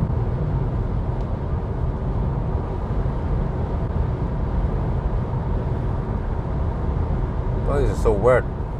We just went straight from winter to summer without spring in between. Because I remember in April, it was still quite cold, especially at night, and even in the daytime it was cold. And it was also gray and not green, and then suddenly within just a few weeks, like 2 weeks or so, just boom.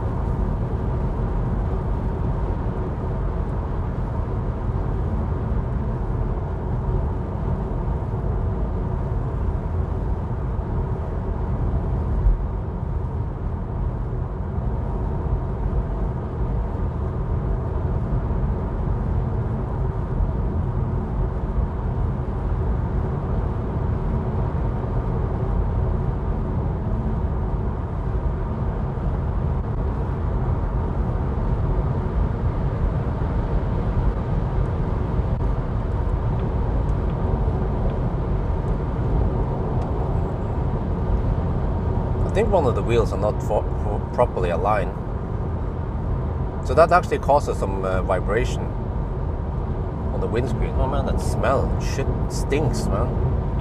It's fossils.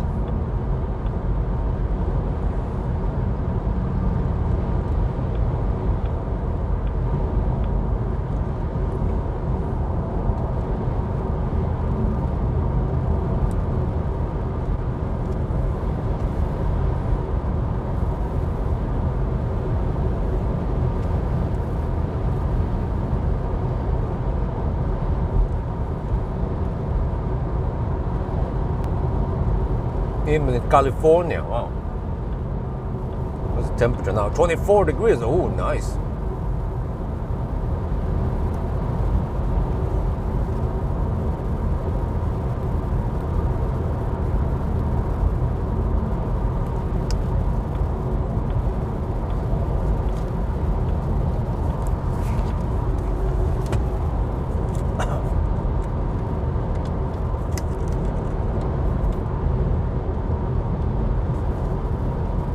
We are getting close to the turnaround point at Hallandsåsen, and over here it's 24 degrees. Oh, nice. The consumption is 267 as expected with headwind. So yeah, I think we should be fine to get over to Hallandsåsen. And the traffic hasn't been too crazy high today. Maybe because yeah, it's Saturday now, and then on Monday we have public holiday also in Sweden and of course in Norway.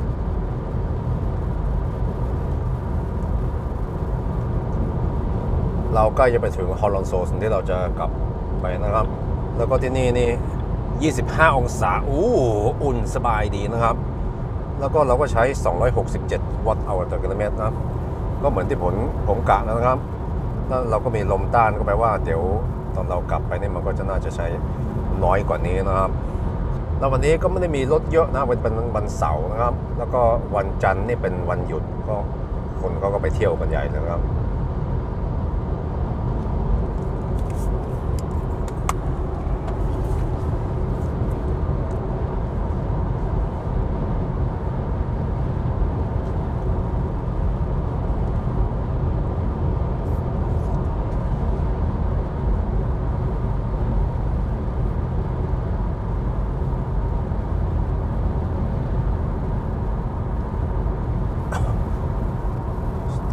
bikes in the lanes, yeah, the lane split thing. Well,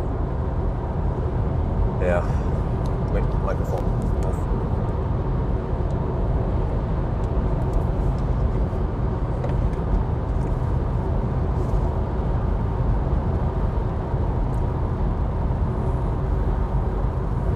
Yeah, I wonder when fossils will be banned altogether. I mean, it takes a while to phase out fossils because we have gotten used to it as the transportation, and you cannot force everyone who cannot afford EVs to use them.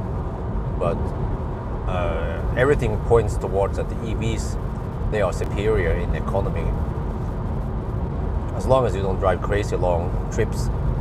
Actually, you can't even drive long trips. You can just buy a second-hand Tesla or whatever, Kona, Niro, I don't know. There are plenty of second-hand cars out there. It doesn't cost a fortune.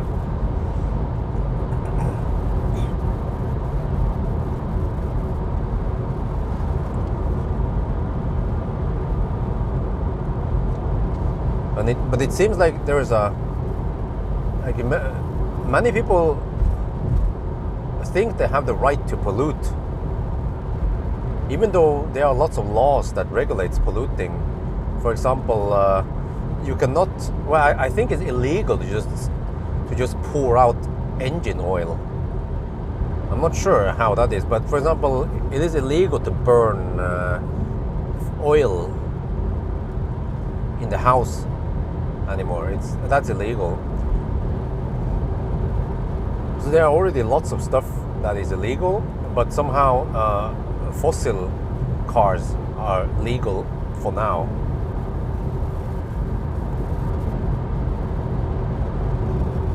I mean, instead of thinking that you have the right to pollute, it should be that you have the privilege to still pollute while it's not destroying the planet completely. But it means that if you have the opportunity to change to electric, you should do it, if it doesn't cause too many disadvantages for you.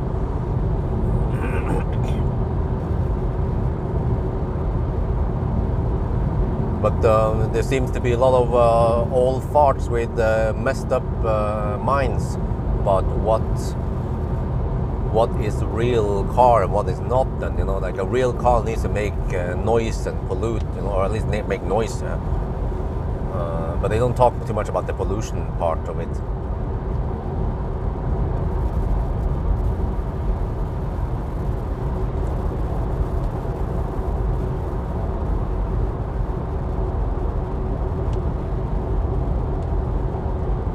Don't you think it's the idea of humans not choosing to? Yeah, well, yeah, exactly.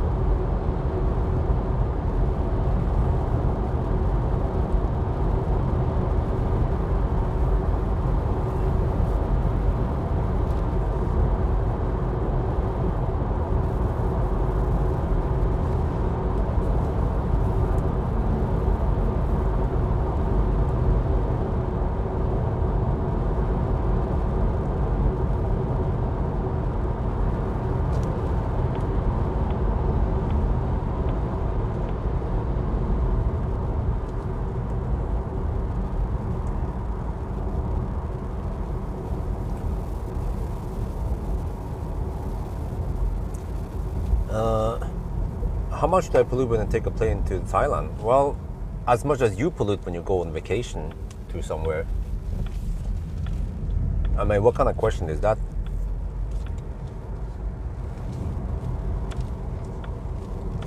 Does it mean that I shouldn't pollute at all? I mean, there's stuff that you cannot avoid, like planes. If there was an electric alternative, or even a low emission alternative that didn't cost too much, of course I would go for it.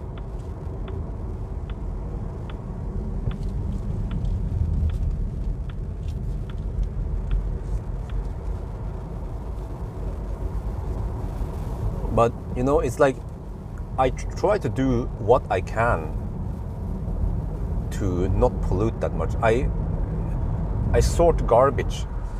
I split plastic and paper and food waste, right? You do that also, right, Theo?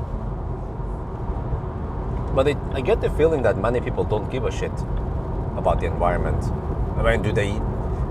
Like, it's not like Greenpeace, some kind of vegan stuff nowadays. It's more like everyone should do their best to take care of the planet, because it's taking a big hit over the years.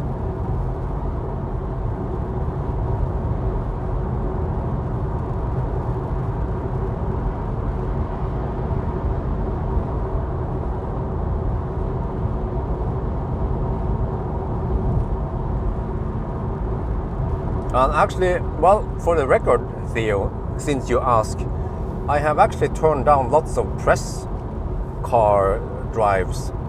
I kind of don't understand why we have to be shuttled from Oslo to Tenerife or somewhere, right? Just to do a press car run. Why can't we just do it locally in Oslo? I understand that they cannot shuttle the cars all over the place, but it's just a waste of time for me to go somewhere far just to get 2 hours of test drive with whatever press car they are planning on releasing. So yeah, don't forget that. I have said no to many offers. You guys have no idea. Like I said many times, you just see the tip of the iceberg. You don't see what's going under the hood. Car manufacturer asked me, hey, do you want to go there? You want to go to China? You want to go to Germany? You want to go to Spain to test some cars? I'm like, no, sorry, no, because of family, nope. And also because I feel like many times it's just waste of time. So that's the kind of stuff you don't ask me about. Theo, you didn't give me a clap on the shoulder. Yeah, good boy for not flying all over Europe to test drive cars. You know, haters gonna hate.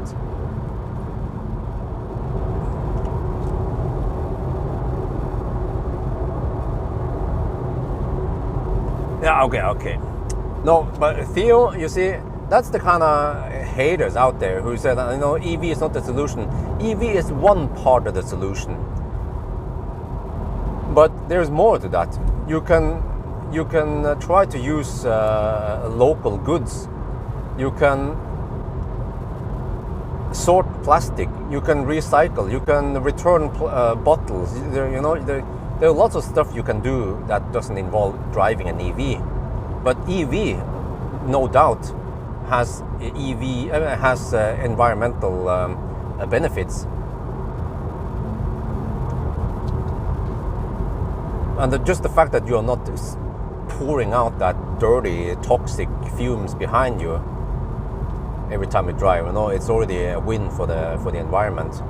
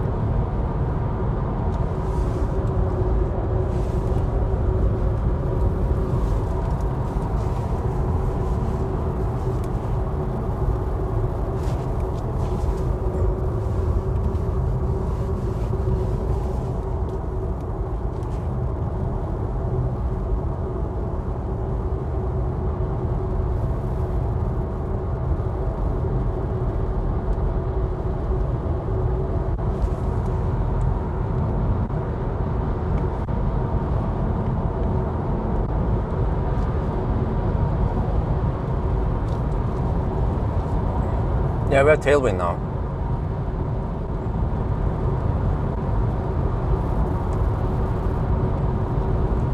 But, we can always ask Theo, do you have a fossil car or an EV? And then how often do you fly? Come on, be honest. And then do you have a barbecue? What kind of barbecue is it in summer? If I started picking on you instead, I could probably find a lot of shit that you do that makes the planet worse, right? So why pick on the fact that I go to Thailand once per year? Because I actually don't go on any Easter trip or even summer trip. I don't do that. Lately I haven't gone on any. And if there's a summer trip, it's usually EV trip. So I tend to only fly once to Thailand.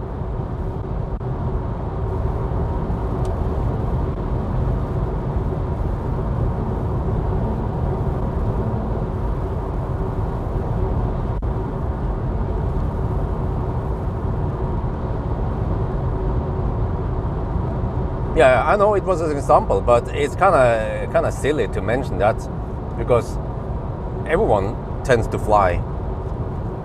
And I claim that I actually fly way less than many other people.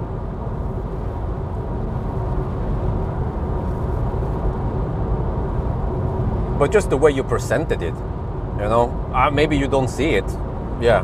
But just like when you start asking, yeah, but what if you take a trip to Thailand? I was like, well, it does none of your fucking business. I was about to say that. And then it's just, I want to see family. I want to enjoy Thailand. That's the country I was born. So it's like, okay, you should have said it in another way. Like, yeah, like people who fly, they also pollute a lot, you know. That would have been way better way of saying it.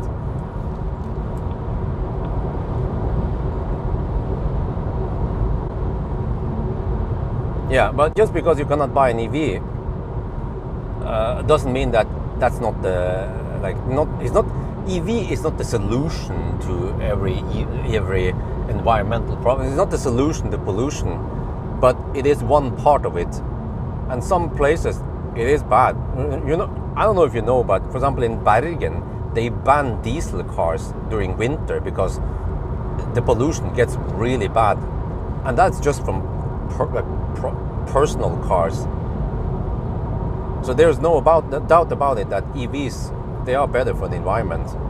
People try to shoot it down or to try to argue against it, but we have seen it over and over again that EVs are better. It's like trying to argue that recycling doesn't help, or that you return a bottle to get pumped, you get the money in return. Like it's like trying to claim that doesn't help, and that sorting food waste and sorting plastic and paper doesn't help. Of course it helps, just like EV helps the planet.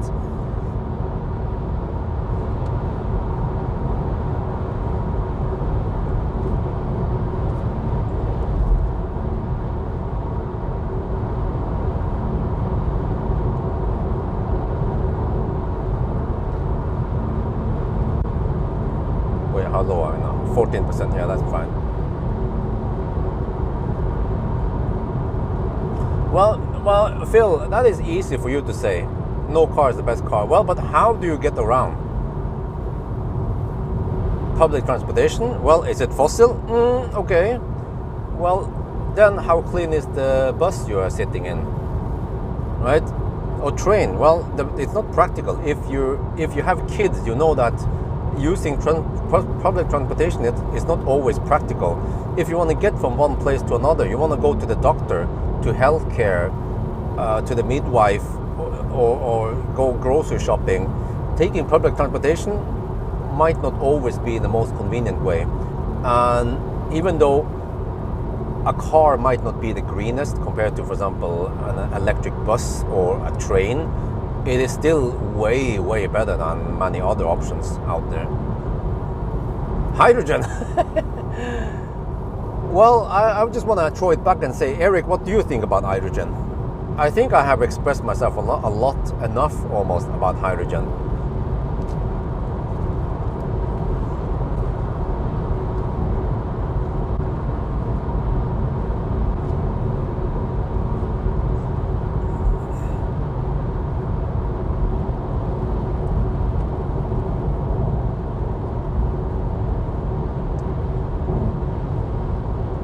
I mean, strictly said, getting a child is big pollution. I already see it, the amount of diapers I have to buy, plus the clothes that I buy, and well, I can always give it away, but that's probably what I'm going to do anyway. I'll just donate the clothes once Axel is finished with wearing all the pink clothes also.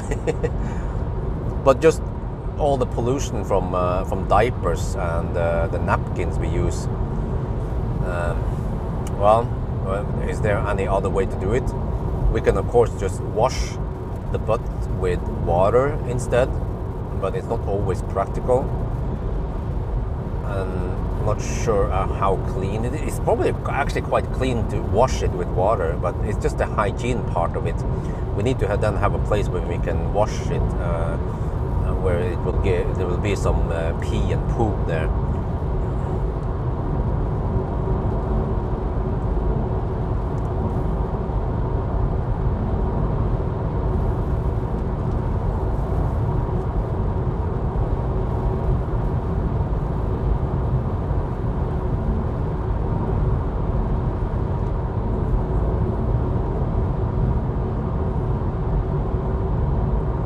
But Halmstad next stop. But what do you guys, what opinions do you guys have with people who get many kids?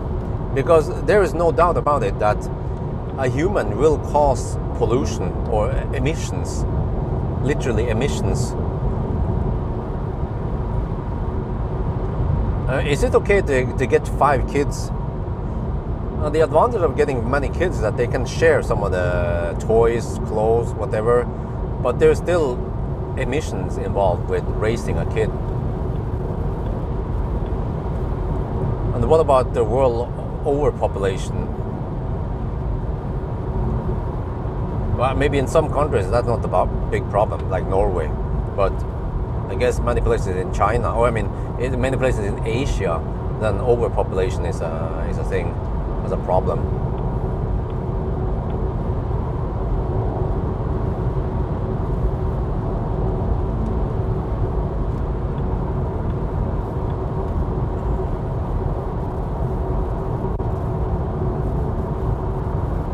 Because think about this, if you have a big family, yeah, Lord, if you have a big family, you might need a bigger car, and a bigger car consumes more, and it has a bigger footprint on production. Yeah. Wow, freaking Ghostbuster! I could smell it from far. That dirty. Oh man.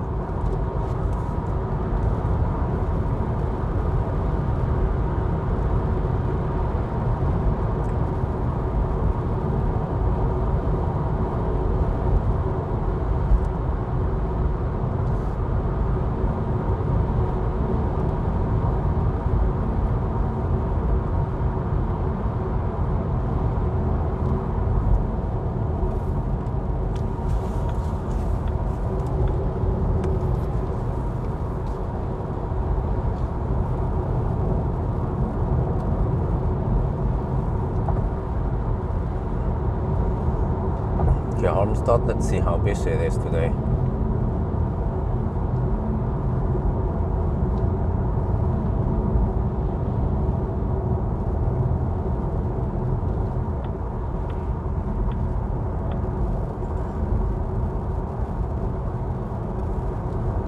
And then we're next stop after Halmstad. Spekkerøden. Wait, is that risky? Not sure how busy Spekkerød will be. Or can I make it to... No, I don't think I can. No, I should go Spekkerød. But then, no, wait, I want to skip Strømstad. That's risky business. Then what the heck do I do? Okay, let me get ready here.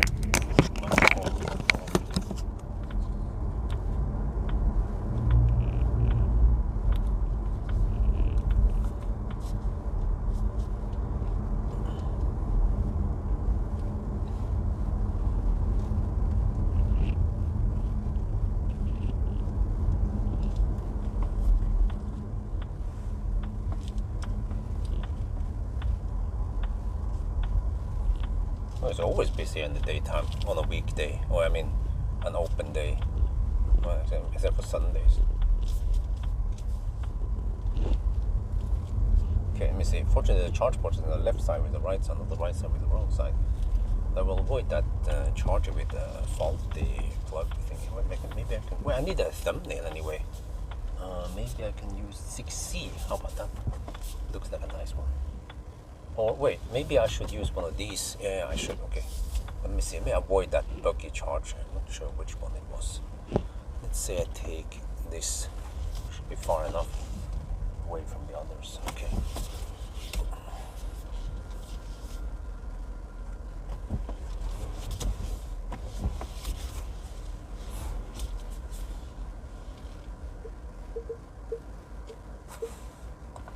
Okay, starts.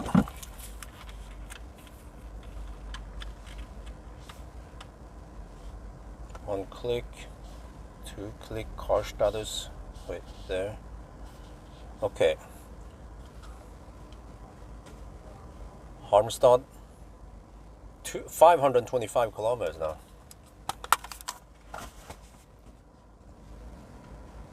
Where's that keep climate on thing? Timers. Oh, okay, I don't have enough juice.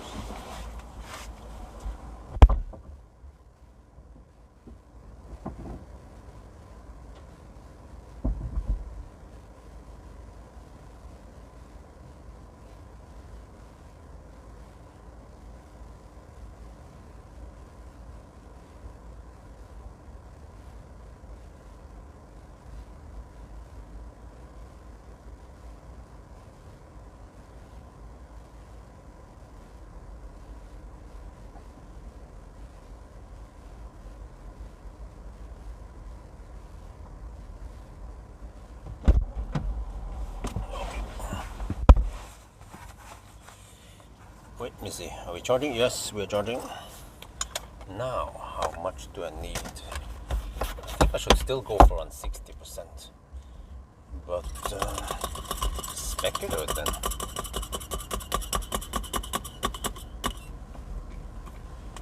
Check here. From here to specular. I could go to, yeah, I can go to Kronhalla, whatever it's called. What the heck, what happened to recent here? Okay, Ionity. Just search by Ionity.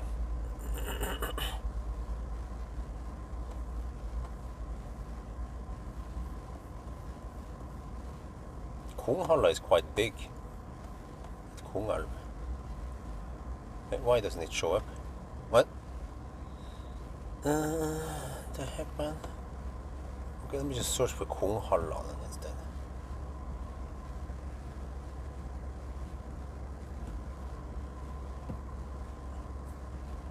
Oh, getting 60 kilowatt. Oh, great.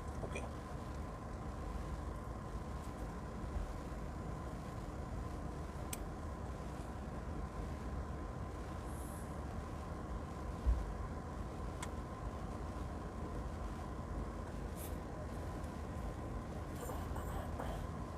Yeah, 158 kilometers to Kronhalla. Ooh. Right there. Is it really that far? Okay, I might need around 65% then.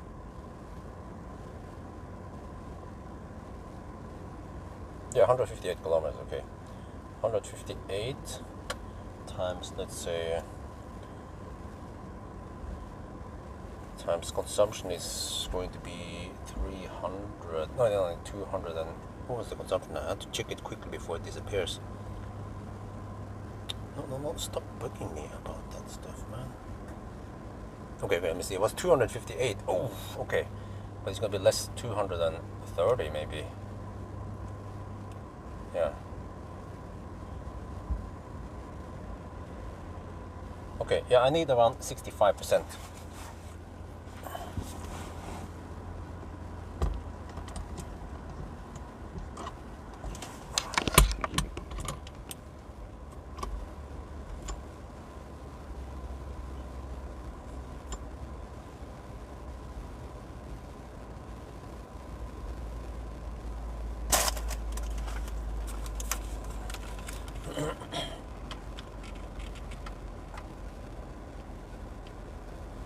We are now at Hollandsåsen. Yeah, getting, well, how many kilowatt? Now we're getting 152 kilowatt. Woohoo! No rapid gate, no cold gate. Can you see the screen? Shit. There. Look at that. Oh yeah. So the stops, the charging stops are usually around 15 to 20 minutes only. It's crazy, man. This car charges really fast at the bottom, at least until around 40%. So yeah, outside it's quite noisy. I'll show you now. I don't even want to go outside. But regular pit stop here.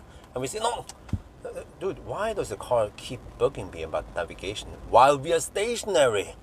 It also bugged me about something else. Whatever it was again. Dude, stop bugging me about navigation. But yeah, so we have gone way over the halfway point now. And also this car underreports by 1.2%. So it means that we have to go to 988 kilometers. That will be 1,000. So yeah, so far so good. But did that guy move? Because yeah, he has the chart open. He moved because I believe that spot that he tried was kaput last time I came here with another car.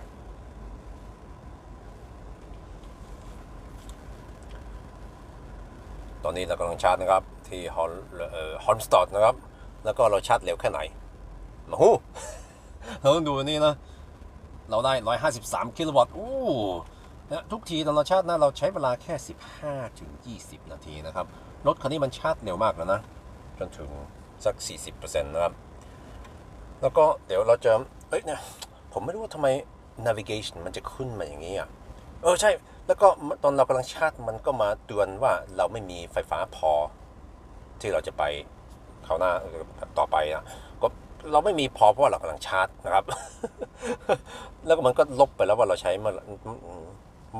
เราใช้เท่าไหร่เมื่อกี้นี่lost charge มันจะโชว์นี้นะครับก็ไปถึงครึ่งทางเกินถึงครึ่งทางนะครับเนี่ยมันจะขึ้นไปได้ทำไมแต่ว่าคันนี้นะผมนับแต่ว่ามันนับน้อยไป 1.2% แปลว่าเราต้องนับถึง988กิโลเมตรนะมันจะเป็น 1,000 กิโลเมตรนะครับที่นี่28 องศาแล้วกัน ร้อนนะครับ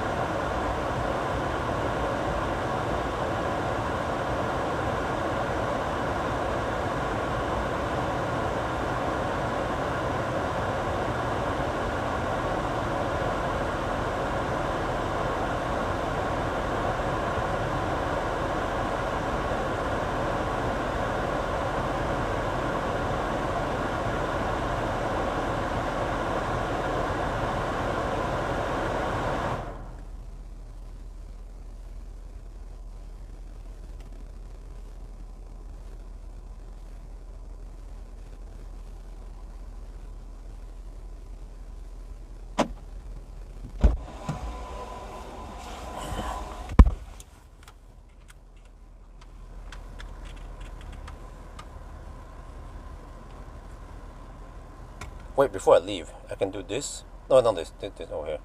We can go. No. I was gonna click on timers, and if I exit navigation, it will actually cancel the navigation. I have a point navigated to, but okay. For timers, yeah, we can start this. It's like keep climate on, so it doesn't become over hot in here.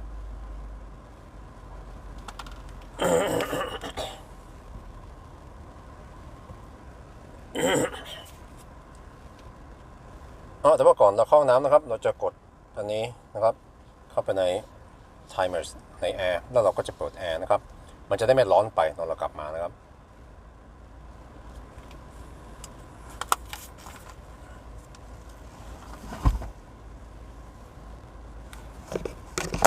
โอเค Oh what the heck look at that speed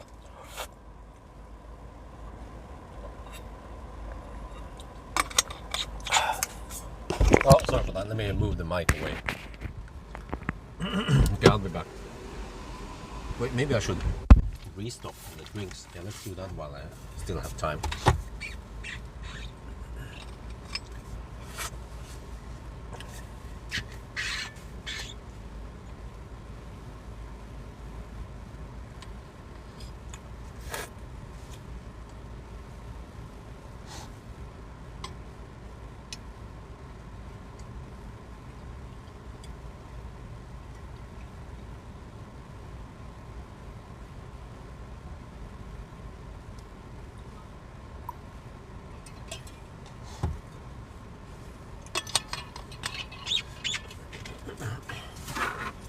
Well, we have 2 children, and sometimes I feel like one would be enough. But it's too late now. Okay, anyway, I'll be back.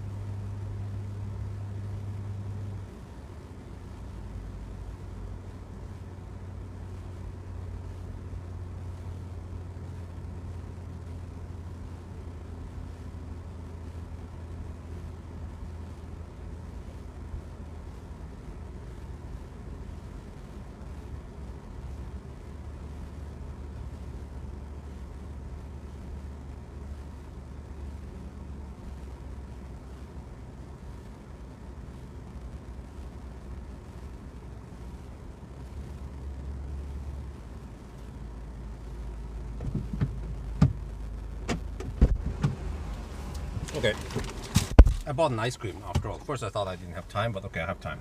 Let me shoot the video quickly. Let's see, I didn't bring a tripod, but I'll just use the bag as a tripod-ish. Okay, let's go.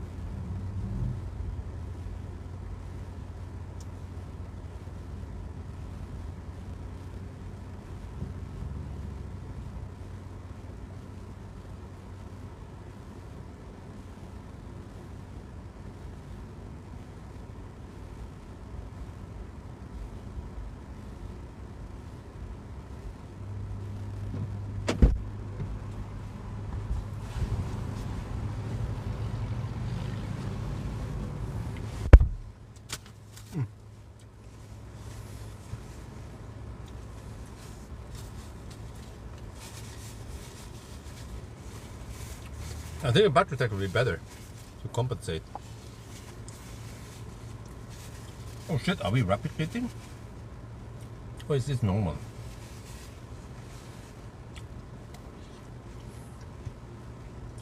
I should get 65%.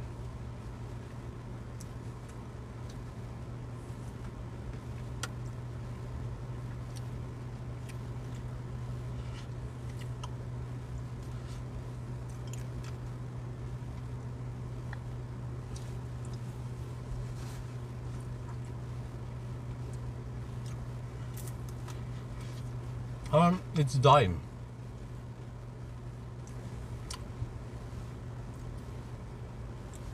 We're almost there. We're at 62%.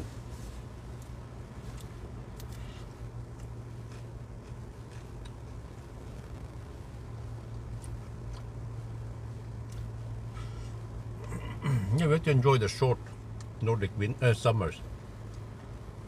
In a few months, it's over.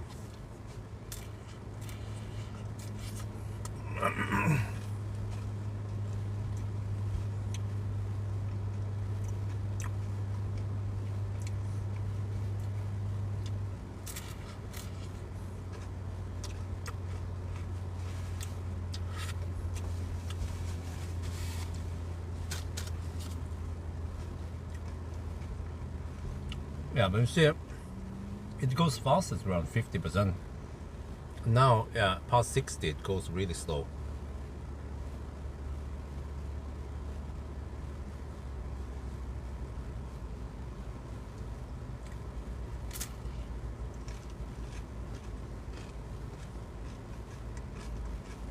Let me get ready to leave.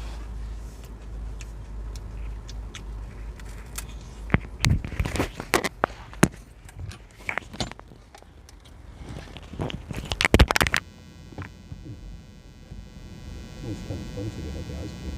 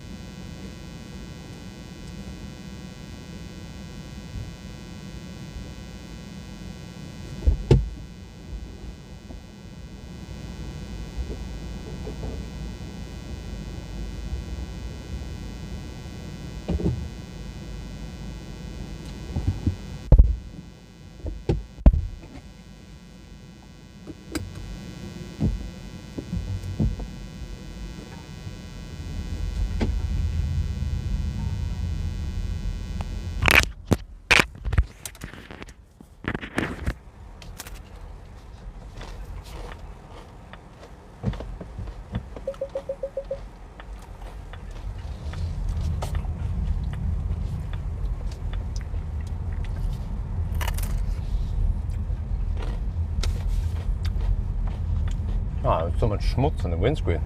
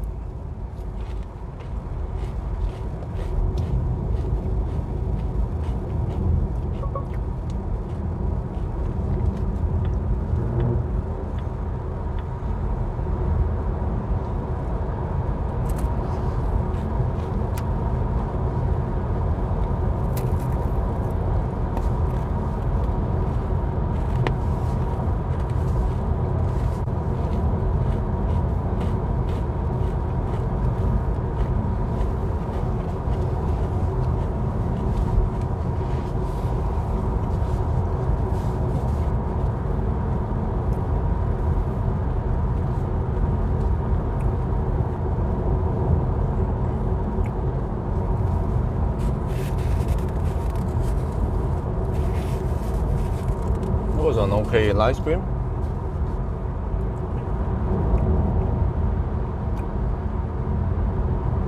Now this Tesla is blocking the left lane. It's a nice color, but you're blocking the lane, buddy. Model Y performance.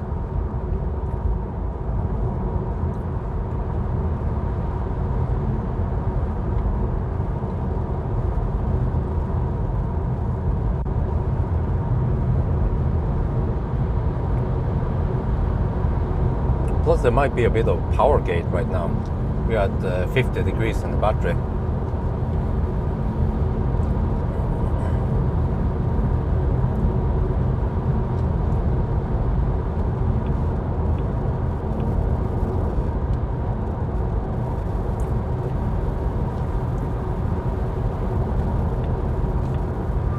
get a feel of how much power we have. Oh, only 135 kilowatt. Oh, okay. Let me film that.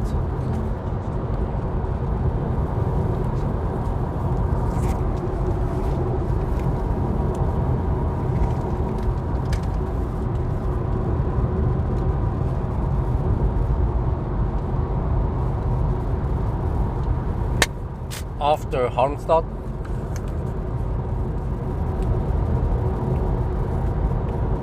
Okay, you see here, the battery is at 50 degrees Celsius. We actually have some power gates. If we look at this power meter here, we try to floor it. Okay, it's a bit laggy. Hey, come on. Oh man, oh, shit. What, did it disconnect? What the heck, man? Yeah, it just bugged right when I want to test it. That is so typical.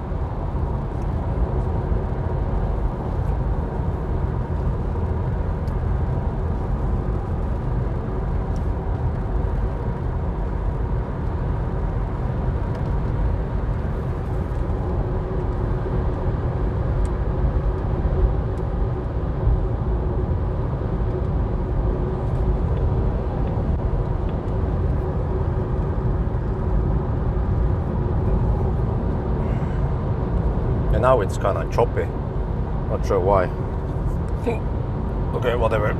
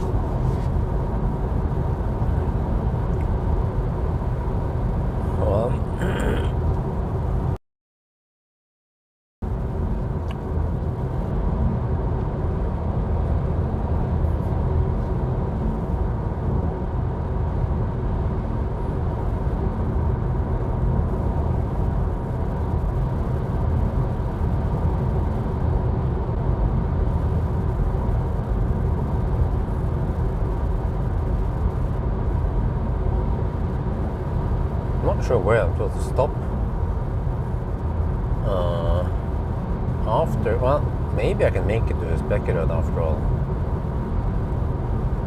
But then we have to check the charter status, how busy it is.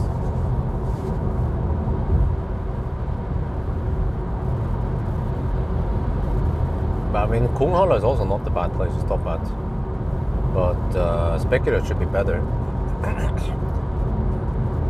And then I can go from Spekkerød to Inspiria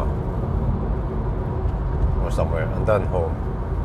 But I have to take a little detour to buy some meat and stuff.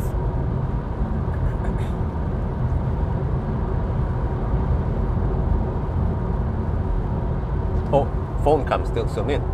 And that could be it. Yeah, it was. Okay.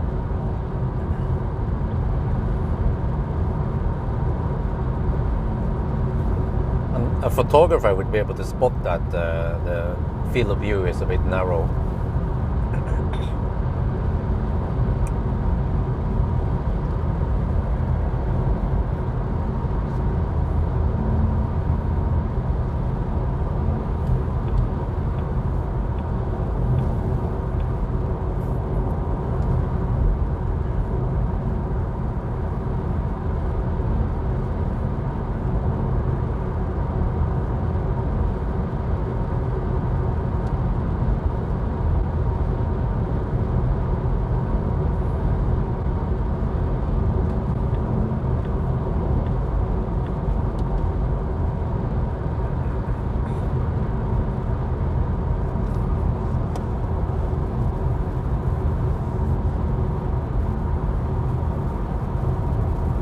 Because at Halmstad it was 20 minutes and 10 seconds.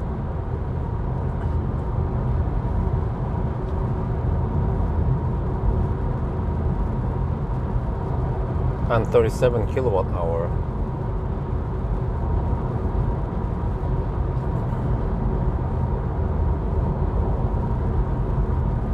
$110 kilowatt average. Wait, huh? Really? But that's not too bad.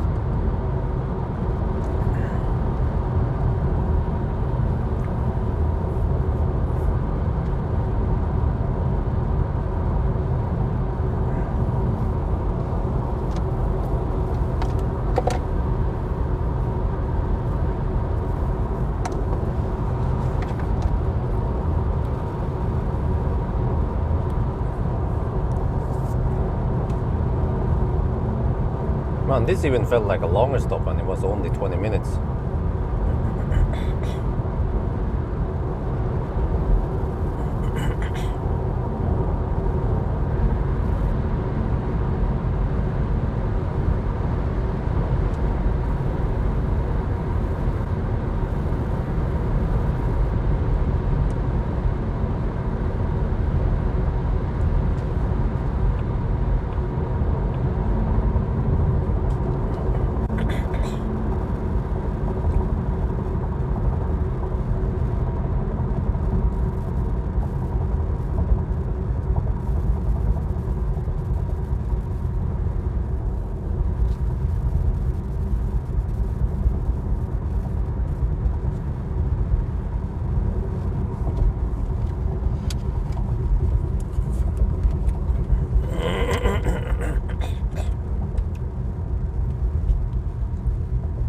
So this time we charged at 65%, and you see it took a little bit over 20 minutes, and this is average 110 kilowatt.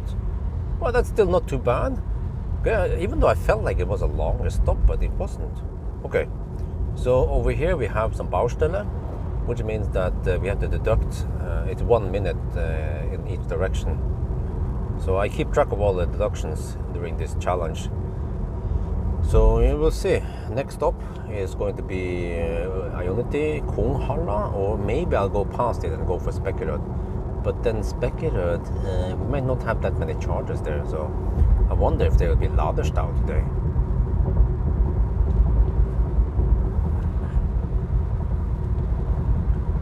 แล้วคราวนี้เราก็ชาร์จถึง 65% นะครับใช้เวลา20 นาทีนะแล้วก็ความเร็วเฉลี่ยเป็น110 กิโลวัตต์ก็ยังดีนะครับแล้ว20 นาทีครับผมรู้สึกว่าคราวนี้มันนานกว่าครั้งอื่นนะแล้วก็20 นาทีก็ได้นะครับแล้วก็เดี๋ยวเราจะขับไปชาร์จที่คุงฮอลล์ไอโอนิตี้เพราะที่นั่นมีที่ชาร์จเยอะหรือว่าเราอาจจะไปสเปกเกอร์แต่ว่ามันจะมีแค่กี่ที่นะ8 ที่หรือว่า6 ที่นะไม่รู้ว่ามันจะมีคนคิวชาร์จไหมนะวันนี้วันเสาร์แล้วก็มีรถมันเริ่มเยอะขึ้นนิดหน่อยนะครับ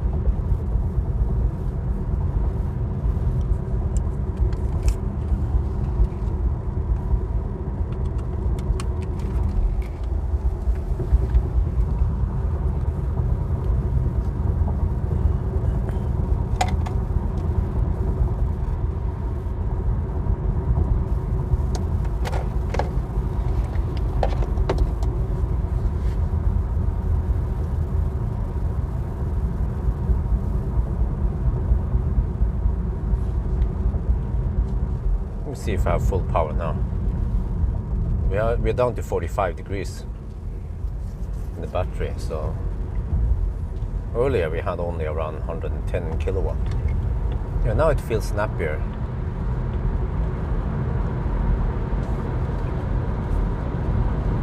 But still, it lags. The car scanner lags now. That happens from time to time.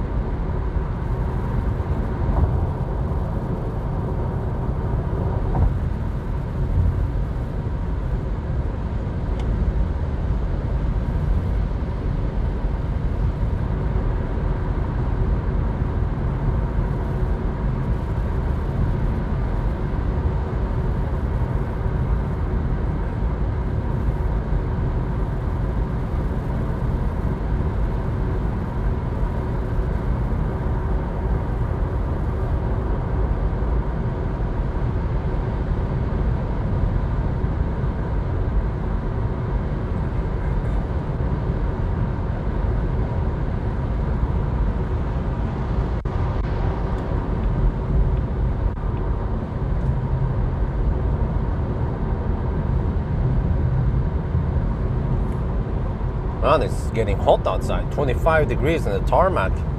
I saw on the weather forecast it's supposed to be around 22, but maybe that's where it's green. Because I always thought about this. Grass absorbs heat because grass pulls energy to grow, and then it absorbs the heat. I've seen it that fake grass becomes quite hot during summer. It can be 50 degrees, whereas real grass stays at around 20 degrees only. But I also wonder the roof, whatever they call it, the roof plates thing that is covering the pool. Is that aluminium or is it steel? Maybe those are steel plates, but quite thin. But aluminium reflects heat, but what about steel? Does it also reflect heat?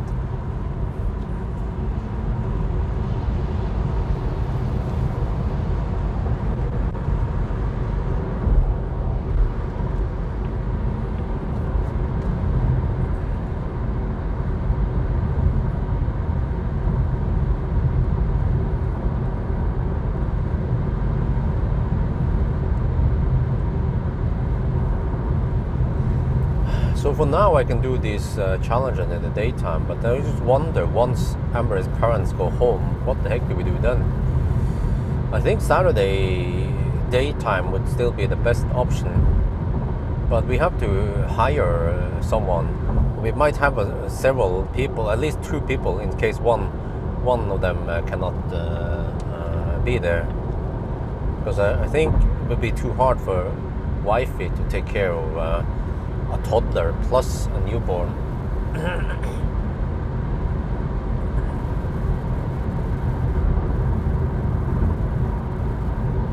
But that means we should try to find that person already now before Amary's parents leave. Wow, man, this is so smelly.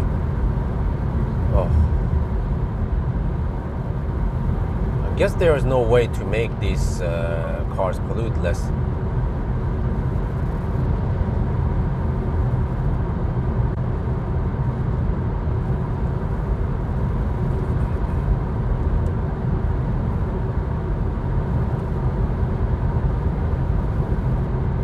gonna call them the Ghostbusters.